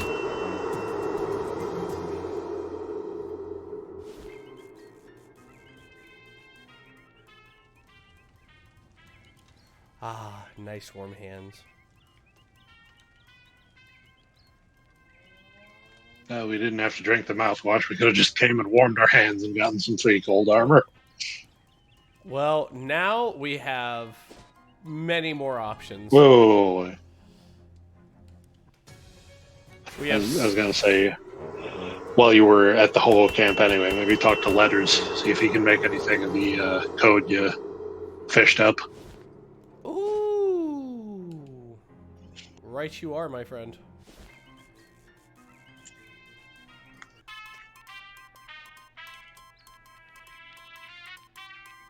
Doesn't look like it. Nope. Back to good old Plunky. Out of my way. Take a bus somewhere. To Crystal Dream Lake. Chapter 2. The Spooky Forest. Oh, we can go back to Ocean State at any time. So we can just go ahead and if we find a fuse, we can be like, okay, hold on a fucking minute. Yeah.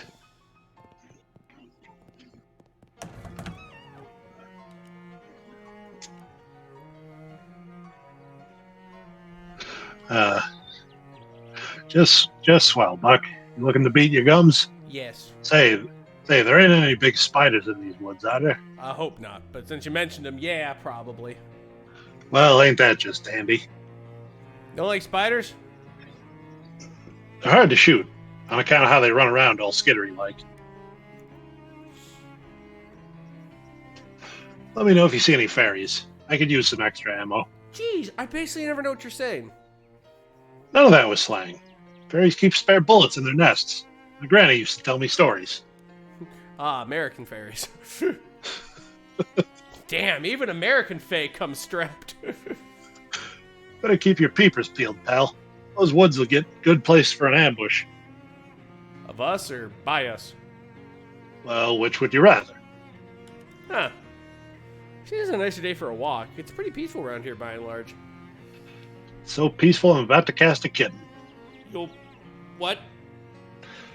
Listen up, Buttercup. If I don't typewrite something soon, I'll go off my nut. Well, I'll take that under advisement.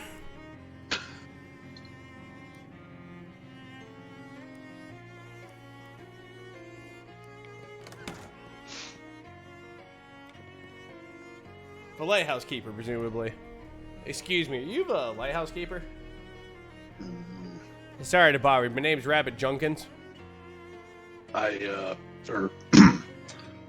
leather, yellow leather. Red leather, yellow leather. Are you okay? Yep. I just ain't talked out loud in a while. I get rusty. I see. Lighthouse keeper's the only job, huh? Well, it's solitary, that's for sure. I ain't mind it, though. Exactly a people person.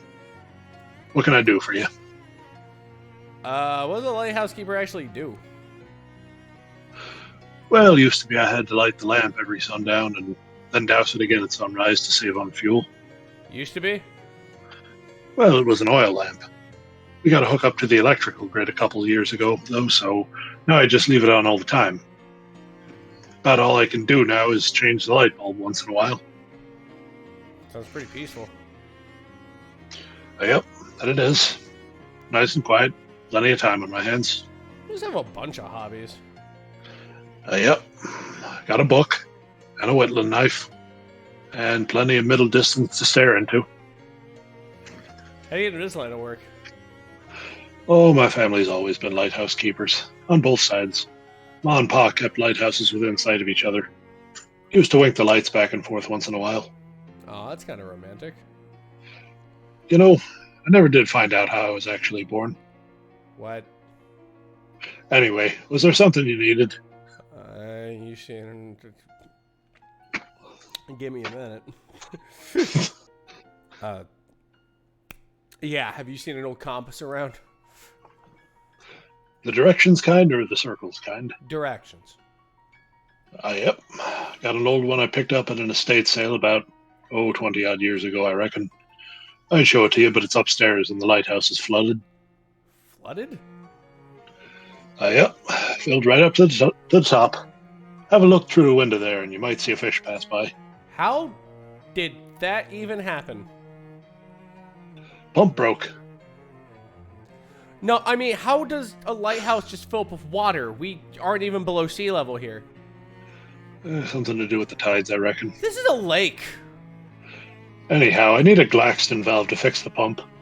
There's a hardware store down the road a piece, if you have mind to help me out. Okay. This is a nice chest set. You whittle the pieces yourself? Yep. Took me 16 years. Took you 6 months to carve each piece? Fawns went quicker than the tall ones, but more or less, yep. The horses were particularly tricky. No sense in rushing it. Wanna play a game? Can't. Already got a game in progress. The only piece that moved is a single white pawn. Yeah, I went first. That was about 2 years ago. Who are you playing with? Nobody. Well, here, I'll play it. You push one of the black pawns forward. Interesting. Mm. Mm. Mm. Mm. Mm. It's your turn. Don't rush me. I want to consider all the possibilities. Come back in 3 or 4 months. Right. Through the window, you can see the lighthouse tower is entirely filled with water. The lightkeeper has put a little cork in the keyhole. It's an arcane oven. Ooh. Not yet. We need sandwich cream. Yep.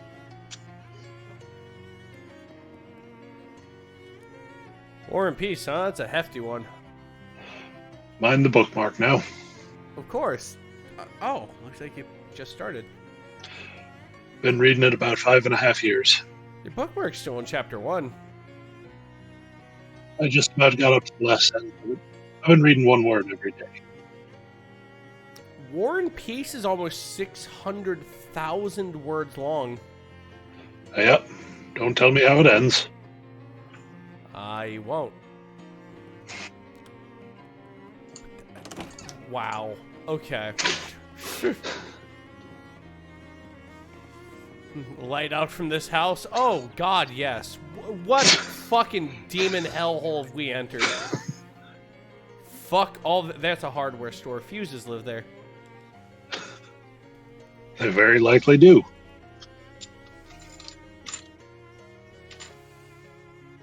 Molly points out a sign posted a fork in the trail. Sandwich Historical Village and Witch Trial Museum. Ooh, witches. Let's go check it out. You like that kind of spooky stuff? It's the berries. It's the blood pumping, you know? Well, if they have a haunted house, you have to promise not to shoot any of the actors. No promises. Gabby was somehow easier to handle than you. Let's go check that out now, I suppose.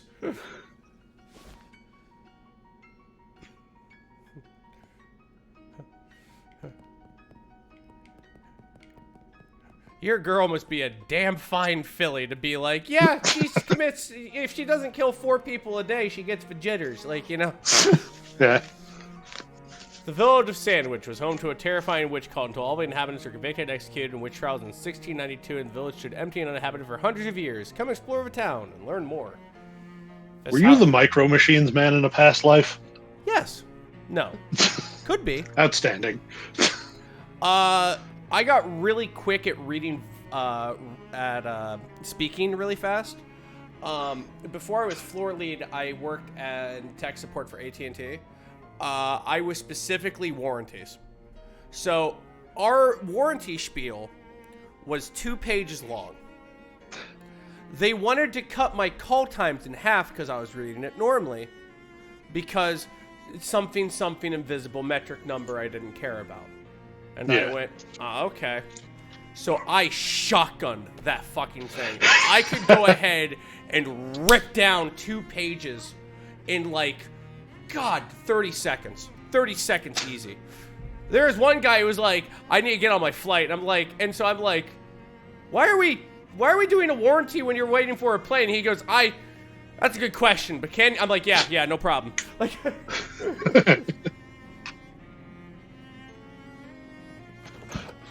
So I ripped through that in 20 seconds. I went full Micro Machines. I was like, I was about to give him like the Mel Brooks. I'm like, do you? Yeah. Do I? Yeah. All right, good. Wait for your phone. It'll be back by the time you get back from the business trip. Have fun, sweet cheeks. Welcome to the Sandwich Museum. Our motto is, fuses do not live here. This sounds nice of a Danforth family. Step aside to learn more. Shells ain't identical jars of off-white stuff. The Danforth res has been converted into a gift shop for your convenience. Why not take home a jar of the sandwich cream that was the village's chief export besides witchcraft? A black cat staring glumly at an empty dish labeled Hecate. Aww. Hecate. You don't got any yum yums. Oh, a cat needs their yum yums. A cat without a yum yums? Ah, that's unholy! Yes, give me these. This special newspaper for making rubbings of historical graves and such like that. Thanks to advanced rubbing technology, you don't need any charcoal or anything. Cool. Hot damn. I feel like I need 4 of these. I just feel it. It's not worth to be the perfect topping for any sandwich. The ingredient list suggests that it's just old congealed cream. Ew. But okay. Gross. Do you like this?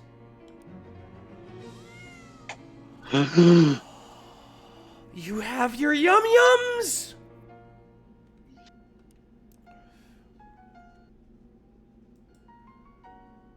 Three hot armor. Heck, its blessing will protect you if anyone tries to burn you at the stake. Ha.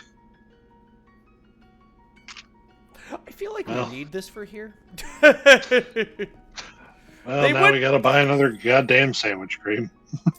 They wouldn't just offer me a hot resistance at a heavy rate without, like, hey, you better watch out for this, dude. Unless they would. I wouldn't put it past this game. We just finished a mystery that solved nothing. Can't believe you really want a pair of old shoes? Saddle shoes. They're called saddle shoes because they're like a saddle. They're worn directly underneath the butt.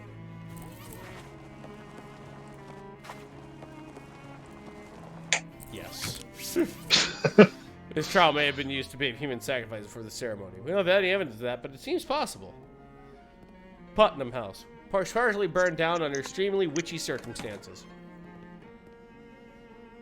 The house was destroyed by fire except these two objects, which were found concealed inside a metal box. There's an antique ragdoll on display here. It's ragdoll, a bunch of old pins and needles stuck into it, and for some reason the word boring embroidered across its front. The little pack on the plinth says, witches frequently use special dolls called poppets to curse their enemies. This one was apparently made to target a Mrs. or Miss Boring, though no one at that name is listed in the town records. And then tiny text at the bottom of the plaque. The pins were not found in the pop-up, but were added for demonstration purposes. Interesting. It appears to be someone's diary. Oh yeah, the little description of the front of the plinth says, Diary of Delia Putnam, so that confirms that. Mostly it doesn't look interesting enough to be worth deciphering the archaic handwriting and spelling, so you flip ahead to the last page. 6th of March, 1692. Ugh, I hate that Peter Proctor so much. You think he can just go around being as mean as he wants to everybody, just because he has lots of money and lives in a big house and all.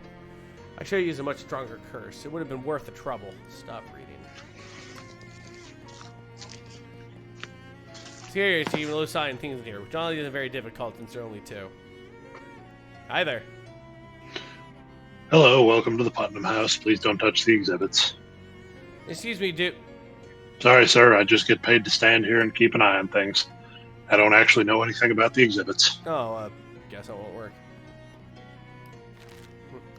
Oh, that's a shame. What a shame. We actually use this well for water, so please don't throw meat into it. Fish. You gain 23 meat. It's meat.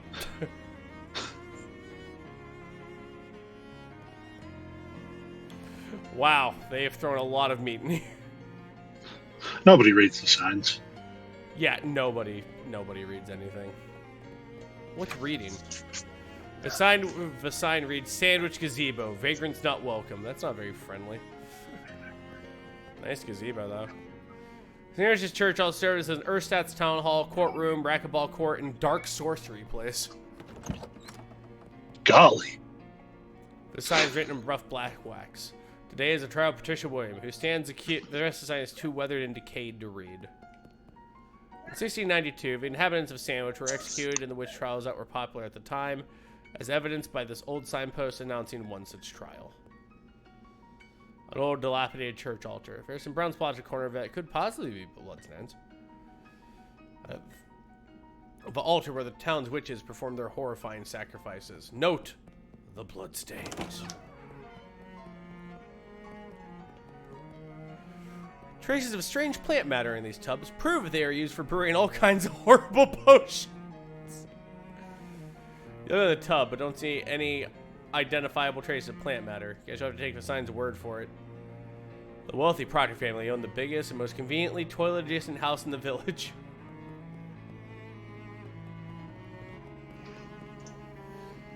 Sandwich boasted the country's very first tripartite outhouse. Please not attempt to use it. It's very old. Oh, these are the outhouses in west of Loathing. These are the more modern ones. A more modern convenience has been provided for your modern convenience. Avail yourself of the modern convenience. Do it. One toilet, zero privacy. Yes. 20 XP. That's a fancy turlet. That's a fancy turlet right there.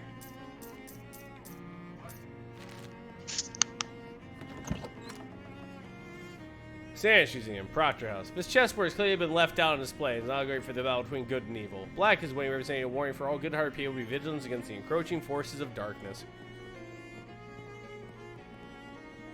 You're not fond of this plant. These dried fronds are of no historical significance. Mr. Ross appears to depict several important ancestors of the Proctor family line. Although the low resolution of embroidery is at times possible to discern exactly who. Check the footnote. It has been pointed out to us that this artist is unlikely to have been manufactured in the capital of Pas-de-Calais department of northern France, and is therefore merely a sparkling tapestry. According to county records, these were the most expensive stairs in the county. They go up a full 1.5 floors. Stairs to the second and a half floor? These stairs you go until they hit the wall. Seems like rich people just always had weird taste. The upstairs rooms are off on the wall. You catalog the contents. Please pardon our dust. This bedroom was traditionally given to servants as it was felt by the proctors it'd be less of a tragedy if he got up in the middle of the night and fell down the stairwell. That tracks. Mrs. Proctor's bedroom is especially off limits while we figure out how to deal with the strange mold we found behind the wallpaper. Miss Proctor's bedroom, home to the county's most essential collection of cravats. This is the bedroom of Peter Proctor, only child Nicholas and Abigail Proctor. This is the Proctor's spare rooms, where they kept spares of all the expensive things in them. This room is not part of a tour, and is also not part of the house. What do you mean? What do you mean? Oh, this better not be like House of Leaves. That's gonna be fucked up. House of Leaves is fucked. I need to get back into it. I got it into like the first chapter and got sidetracked. Oh my god, it's such a fucked up read. This reads a little cemetery behind the church. Ooh. Well, in the Sandwich Cemetery, please be respectful of the graves. Also check out how many of them were terrifying witches who were executed in the witch trials of 1692. Thomas Danforth, Clarice Danforth, Teresa Danforth, Patience Danforth, Bartholomew Danforth. These are the Danforths. Putnam. Marion Putnam. His tombstone's covered in lichen. Millicent Putnam. Joseph Putnam. John Putnam. Peter Proctor. He was a duty head until the very end. Beatrice Proctor. Abigail Proctor. Elisha Proctor. Well, Nicholas Proctor. But what the heck? He lived to be 230 years old? Yeesh. Proctor, a town founder. 1582, 1644. Grave of Hobo Code. The code reads, Hollow Tombstone, possible treasure. You check inside the stone, and there is indeed some treasure. Satchel's lucky hat. 30 to meat drop. This thing has a solid gold hat band, and there's a tag inside that says property of Satchel Duggins. But help yourself if you find a hollow tombstone or something.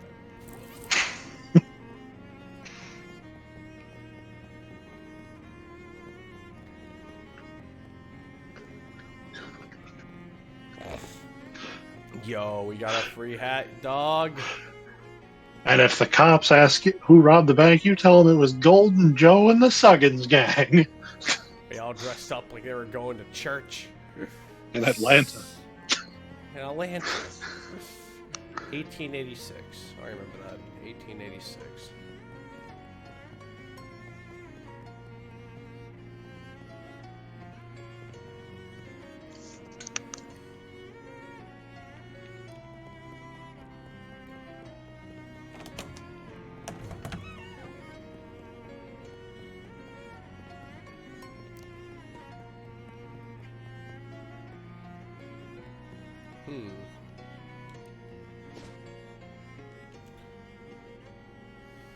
You're on with me, Pat, stroll along the trees for a bit. So you got nature a bit. For at least you want to do a invisible spider web and gets all tangled in your hair. Well, playing around discussed, you're going to offer you. So we'll do a second spider which goes straight across your face. And if that's how, staggering blindly, you got yourself tangled up in a third spider web. This one much larger and stronger, and made your trap prey more or less your size. The extremely large spider sitting in the corner of the road looks delighted to see you. And as much as the spider can smile, this one smile is poison dripping off of it. With the yell of power and or terror, you yank yourself free of the webs and run away, leaving behind an annoyed and disappointed spider. Well, shit. After a short hike, you find a small hardware store nestled in the sparse-word side of the lake. It's a very model of Downhome County's hardware store, except it doesn't have any old-timers sitting out front chewing the fat. Maybe it's a day off. Maybe they ran out of fat. Nice man. Ask him for candy. Neat.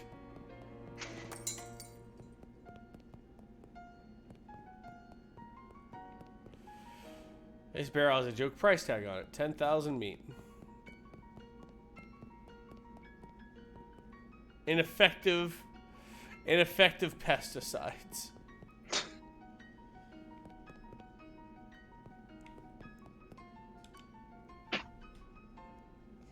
You're the proprietor, I presume? Yep. Welcome to Valley Hardware, best hardware store in Crystal Dream Valley. Why is that? Because it's the only hardware store in Crystal Dream Valley. Been a long time since I got to use that joke. Don't get many new customers or new jokes. What can I do for you? Do you have any candy? Why, sure. Here you go. Oh, thank you, man. That's about something else. What do you have for sale? Oh, yeah. Oh, yeah. Oh, yeah. You know what? Just fucking... Yes, yes. Steel-toed boots. People will hear you coming. Just bottom out, huh? R1.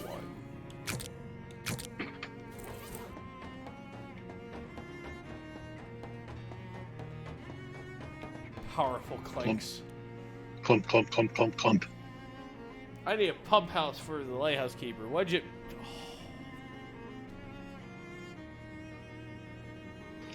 Something else.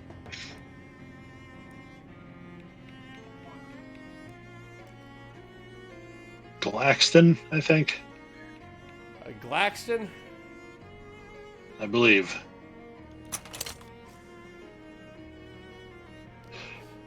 Glaxton valve. Well, shucks, they stopped making those things nearly a decade ago. I guess there's a slight chance there's still one in the back room. Ain't been back there since termites got at the inventory. Or maybe after it got flooded. Anyway, it's a real biblical style of disaster back there. Here, I'll unlock the door for you so you can take a look around. You can find a Glaxton valve in that mess, you're welcome to it. Thanks. Mind your step in there. Oh, sure. Why is everything flip? There's a door to nothing.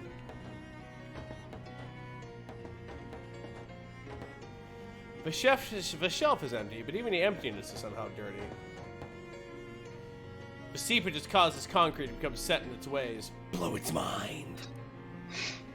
You open the concrete's mind to the wonders of the world. It feels stronger and more capable now. You got powerful grit out of that. Before you go stepping through doorways into nothing, you got D&D tonight? Oh, yeah, hold on. Give me a second, will you, Chief? Yep. Alright. Gonna...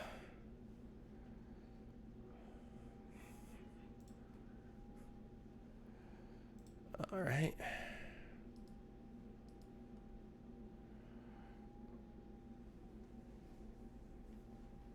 Oh, yeah. Oh, yeah, I do. We can go ahead and beat the tentacle beast, and we can go ahead and go through the, scary door. That's calling me. I think that tentacle beast's been taunting us for too long. Let's beat its ass. He gets what he deserves today. You could, I was going to say, you don't have to go back to the lighthouse. You can just hit Y from the map and it'll take you to the bus stop. Oh, shit. I didn't know that. A ray of sunshine peeks through the clouds and a light breeze rustles the trees, making your hike through the woods much more pleasant, at least for the moment. You even catch sight of a group of large, gaily covered butterflies nearby. You move toward them slowly as not to startle them. As you get closer, you realize instead of having regular insect bodies, they're little people. Fairies. Wow. Hello there. Hello. Gosh, you're really beautiful. You're beautiful. That sounded just like my voice. Are you guys mimics? That's real cute. Ah, it's on my face. No, not my eyes. Ah! What? Ow, what the hell? You swat away a fairy that had fled up next to you and started to stab you in the neck with a rusty needle. Hell. Okay. I'll just be on my way. Look out, Jim. That one's got a gun. Indeed, another fairy is approaching, lugging a full-size snub-nosed revolver in its little arms. Hello, beautiful. You're getting sleepy. Fuck this shit. You wag your fingers hypnotically at the fairies. Listen to my voice. You're getting sleepy. Sleepy. Yes, when I snap my fingers, you'll fall into a deep sleep.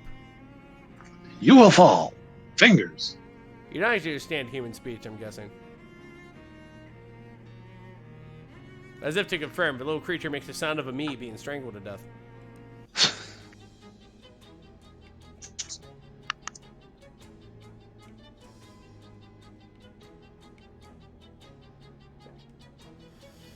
Fairy mush tender. Fairy mush tender intends to conjure up a mushling to assist him in beating you up. Fairy gunmother.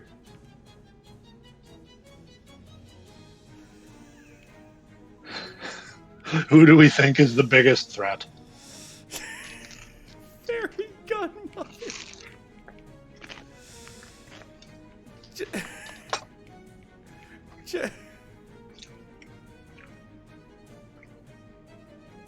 Take that.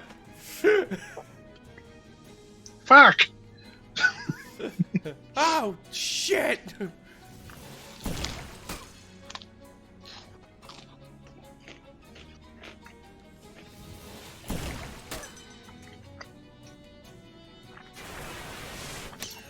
Fairy gunmother. Bonk. Quick, shoot. Kneecap it. That's what you fucking get. Woo, here's really brightly colored fairy tale carnage and pick up some useful looking bits. Then, you notice a faint shimmer in the air. A trail of glittering dust that seems to lead back deeper into the woods. You follow a trail of shimmering dust, punctuated by torn up flowers, smashed beetles, and one beaten unconscious fox, and discover a small clearing filled with presumably fairy nests. We will deal with you in a minute. Good God.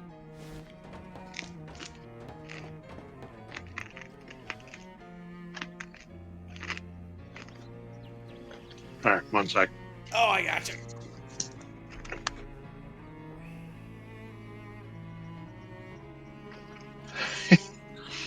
This is the berries. I ain't gotten this many fights in ages. What, you don't do a lot of fighting for the mob? Ah, they're all wet. Always giving me an earful. Shooting up the place is bad for business, blah, blah, blah. Well, I'm glad you're enjoying yourself.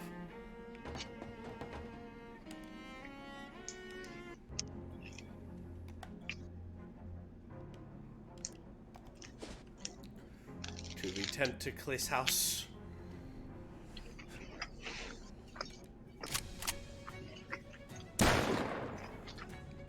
Oh! Hey, what's up, dude? I, wasn't ever expecting that.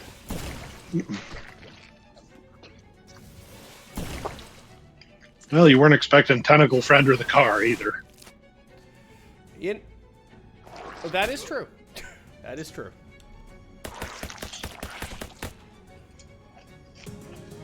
Yeah, fuck yous. Crockett the Canary's power grows. We are solving this problem.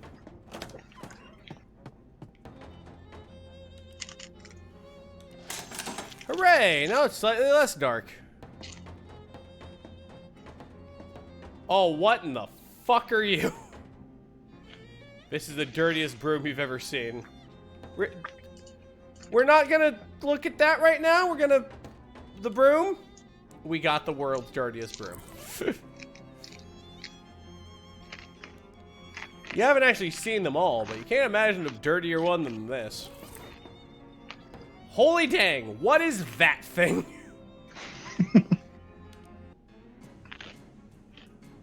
Rat tentacle thing.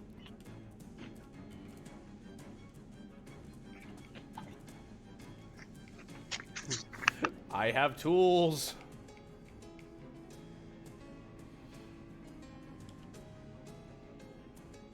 Hi. Yeah, fuck you.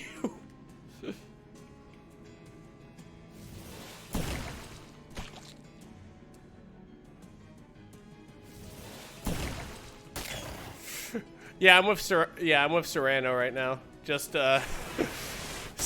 scared creature with gun. Just no. Man, Stuart Little got yoked, didn't he? Just goddamn.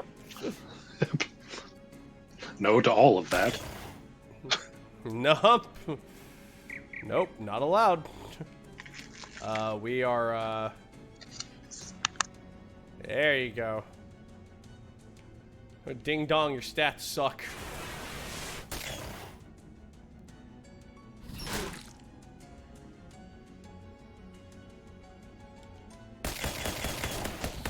Yeah, I want that to look like paste. You won. Those tentacles wiggled their last waggle, and the giant mutant rat is probably in a better place now. Oh, here's a problem. There's a hole in this bag of tentacle seeds. Some of them must have fallen. What? Some must have fallen on the old dirt floor and sprouted. You don't keep your tentacle seeds in your cellar? I feel you would keep that in a jar, sealed, in a box, and you put that elsewhere. In the attic. You dispose of a bag and pick up the handful of remaining seeds. This washing machine needs to be washed and repaired and completely replaced. Well, now we're fishing. Mildew jeans. These jeans are twice as thick as other jeans because of an extremely serious buildup of mildew. Ooh, I hate that.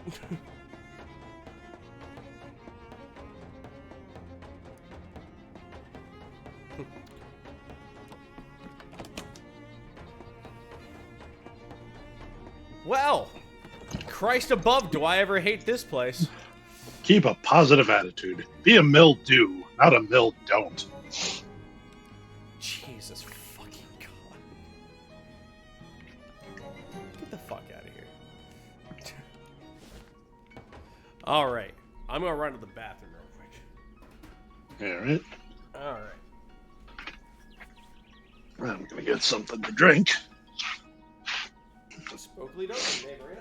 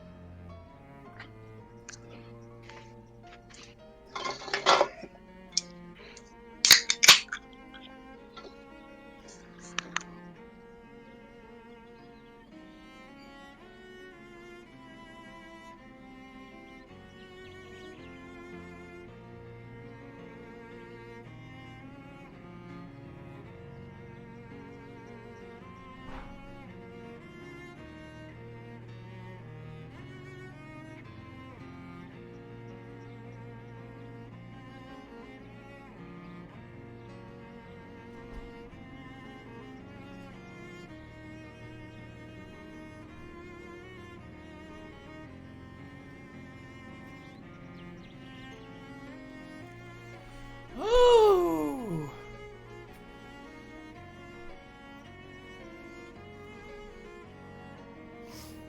Alrighty.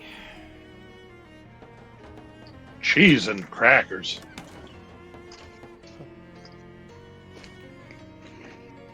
What a day, huh? Sir, we've only been here 2 days.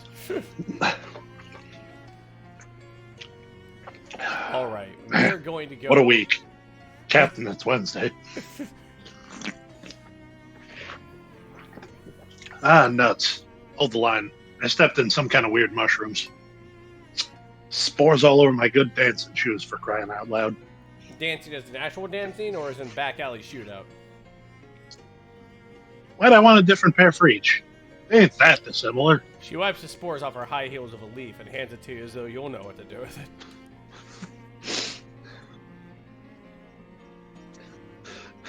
That's a very 6-year-old thing to do. Like, here, you throw this out. Alright, time to go through the nothing door. Something's wrong with his door in a way that termites and flooding doesn't readily explain. You step through the hole in the door and immediately feel a sickening lurch in your stomach and a burst of "this was a bad idea" in your mind, like when you hit the first drop on a traveling carnival's rusty and hastily assembled roller coaster. After a moment, when the feeling has subsided enough, you open your eyes and look around. Looks like you're still in the same place you were, except someone came in and cleaned everything up while you weren't looking? Huh. We're in a place out of time. Stacks of boxes neatly labeled.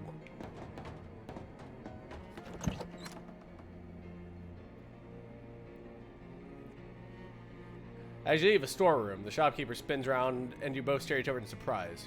You, because the shopkeeper looks quite a bit younger than he did when you went in there, and him because... Hey now, what in the heck were you doing in my back room? And how'd you get back there without me seeing you? I'm a termite inspector. I didn't call for any termite inspector. No, I do surprise inspections, but termites won't find out in advance. Well, how'd you get past me? I'm very good at my job. Huh. Well, I don't expect you found any termites. I make my own custom pesticide. Yeah, it seems to be pretty effective. I might have to go back in there for a follow-up check later, though. That's fine, I suppose. Just don't move stuff around too much. I like to keep it tidy back there. Hey, no problem. There's a 1917 calendar on the wall by the desk. Looks brand new. Shelves full of neatly organized hardware evidently hasn't been destroyed yet. The workbench covered in tools. This is fucking weird. Hi there, Steven. This is fucked up. Outhouse rentals. It's a hardware store I had back when he was younger, or is younger. The show they dangerous pesticides sure were banned years ago. You don't understand the purpose of any of these tools. You never will. Bro says not for sale. Your old gleaming nuts and bolts. Paints in all of the seasons with popular colors, such as ordinary blue and old-fashioned gray and conservative black. Doesn't seem to be anything on the other side of this door. That's weird.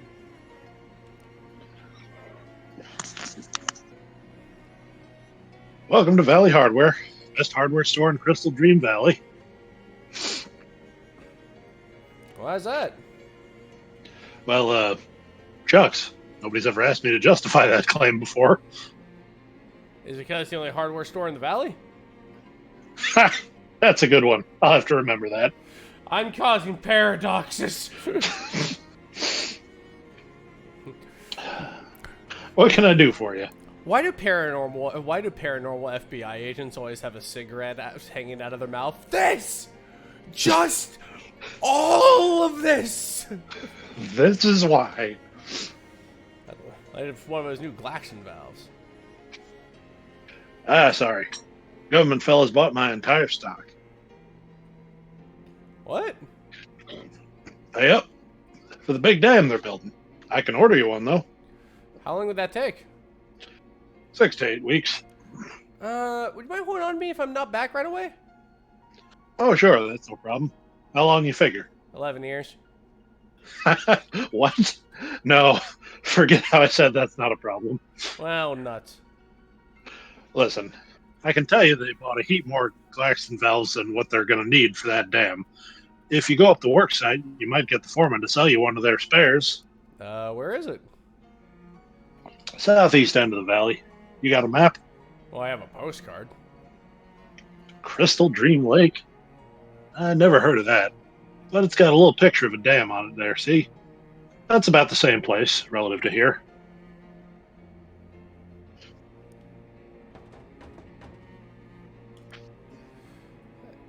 Let's see. Prices were cheaper back in the day. Another fuse. Give. And give me that too. And this. And these. You know what? But give me all these. I would like all the ham. And them's 1911 prices. They're not houses? I mean, you're renting out outhouses? Yep. At least I was. Now the indoor plumbing's starting to get popular. There's no market for them anymore. Just got the one left, and after that I'm calling it quits on putting up new ones. Can I rent the last one? Yep, sure thing. It'll be 200 meat up front for the installation and half that each month afterward for maintenance. What maintenance do you do? I dump some powdered lime down the hole, clean out the ventilation pipes, and check for splinters. And once the pit starts to get full, I move the outhouse a couple of yards over and dig a new one for you. Plus, you get a free subscription to the local newspaper. Fuck yeah. Great. Where do you want me to put it? The Sandwich Museum. They've already got a pretty state-of-the-art toilet facility there, but, well, never hurts to have a backup, I suppose. All right, I'll get the pit dug tomorrow and have the outhouse finished the day after. What else can I do for you? What? Oh, that'll be it. Goodbye.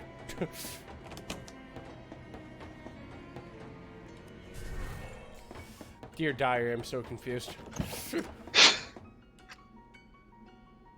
Hello again. What can I do for you?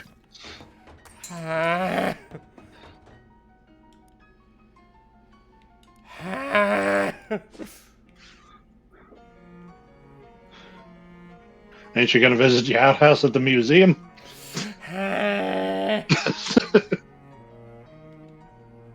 Time shenanigan. Two of those hovering shadow orbs float up to you. They look basically like the ones you saw before. That is, they look like nothing, or perhaps holes in everything, but these ones move with purpose, and that purpose is menace. But two orbs squint at you, and Dark Noel's voice echoes inside your head in a way that makes your eardrums itch. Well, well. If it isn't my favorite holiday party, Crasher, perhaps I need to be more explicit about the fact that you weren't invited. I don't really get the whole holiday thing. I like Crimbo, okay? It's my thing, and I'm sticking with it. I just had a weird childhood. That's none of your business. And neither is the rest of this investigation or whatever you think you're doing. You need to learn to keep your nose out of other people's affairs. I'm trying to find my uncle. How about you keep your nose out of my affairs? What a disagreeable little urchin you are. Do you know what naughty children find in their Crimbo stockings? Yeah, a festive cheese log. You swore your hands in mystical powder and launched a cheese log covered in chopped almonds and napalm at the orbs. Dark Noel's screech could be heard through the explosion. Ah! That's it. You're on the very naughty list now. Next time we meet, I'm really going to deck your halls. Fa la la la la, jerk.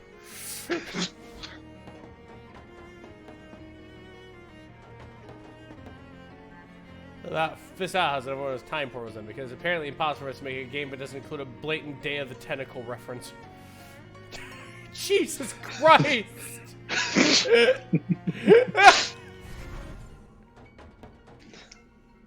Go up to Sandwich. Don't break the law, please. This discovery page says March 3rd, 1692. That's a few days before the last entry in that diary from the Putnam house. Somebody led this horse to his water, but the horse is finishing the job itself. Oh, hello. Come right in. Oh, sorry, I didn't mean to intrude. Not at all. I'm always glad to have visitors when my husband is out riding the circuit. My name's Rabbit Junkins. A pleasure. I'm Teresa Danforth. Amazing. What an unusual outfit. Whereabouts are you from? I guess you could say I'm from Ocean City?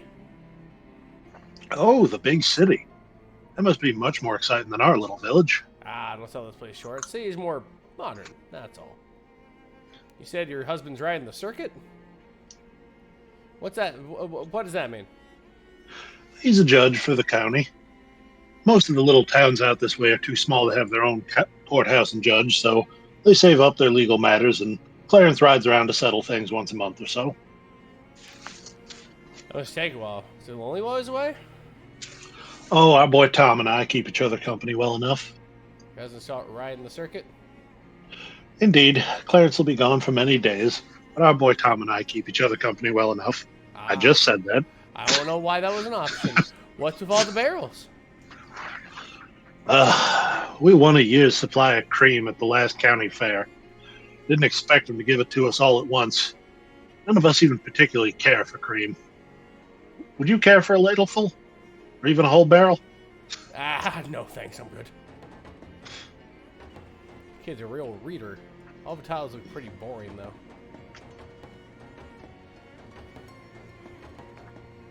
Time fishing.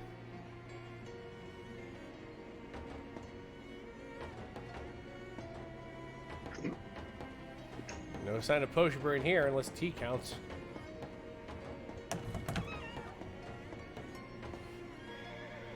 Go, ye fish! Better not. You might actually give a horse a lip piercing. And who even knows how long it'll be before those are fashionable. Well, well. Fish unwell.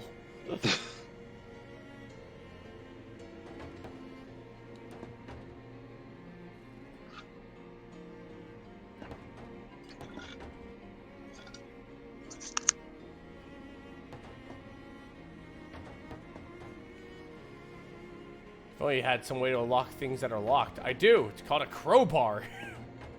And my elbow.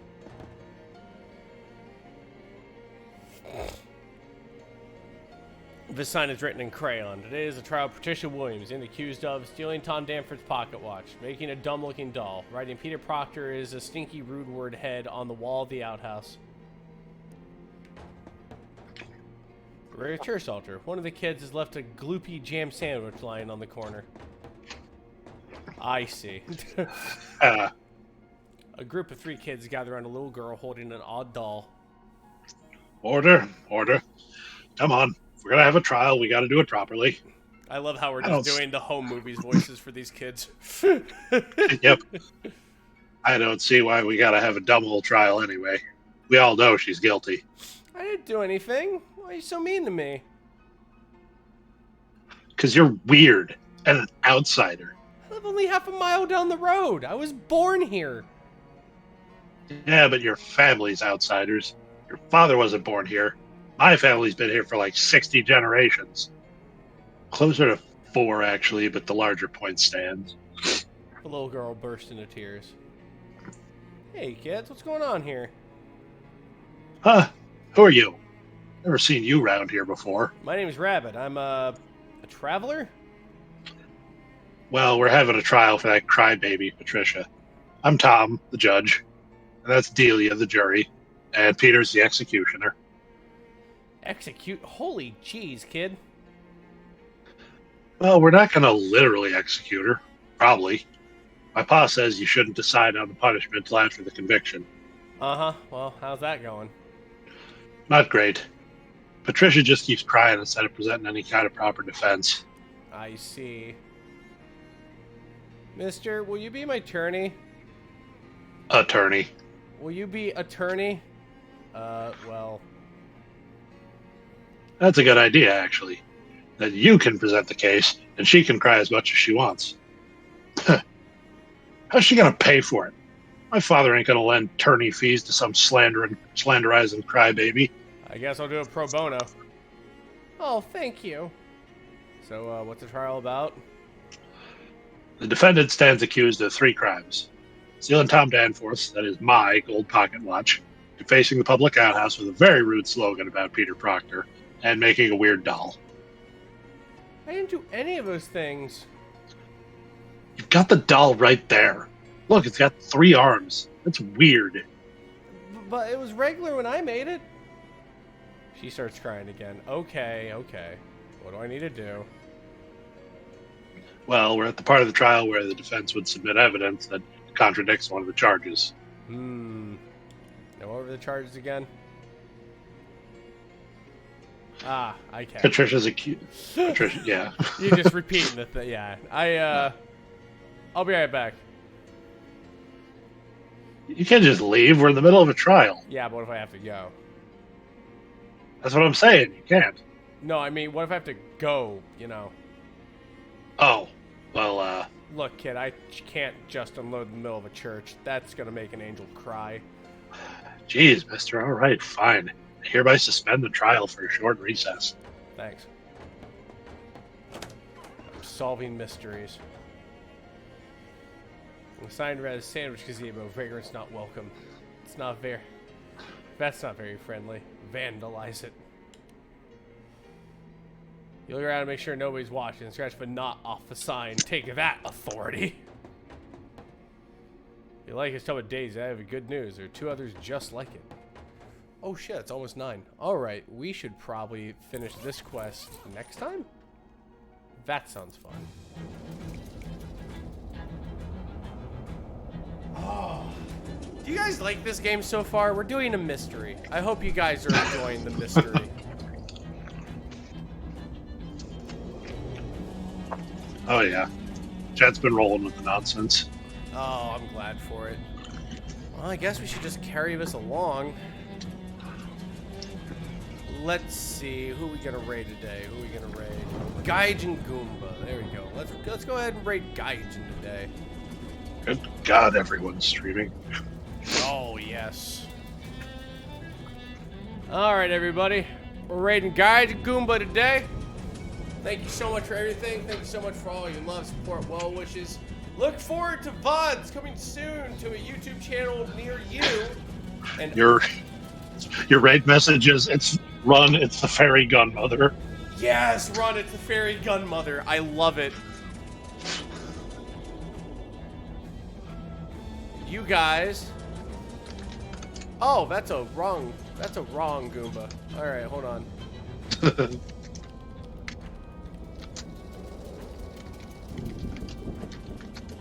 Is it?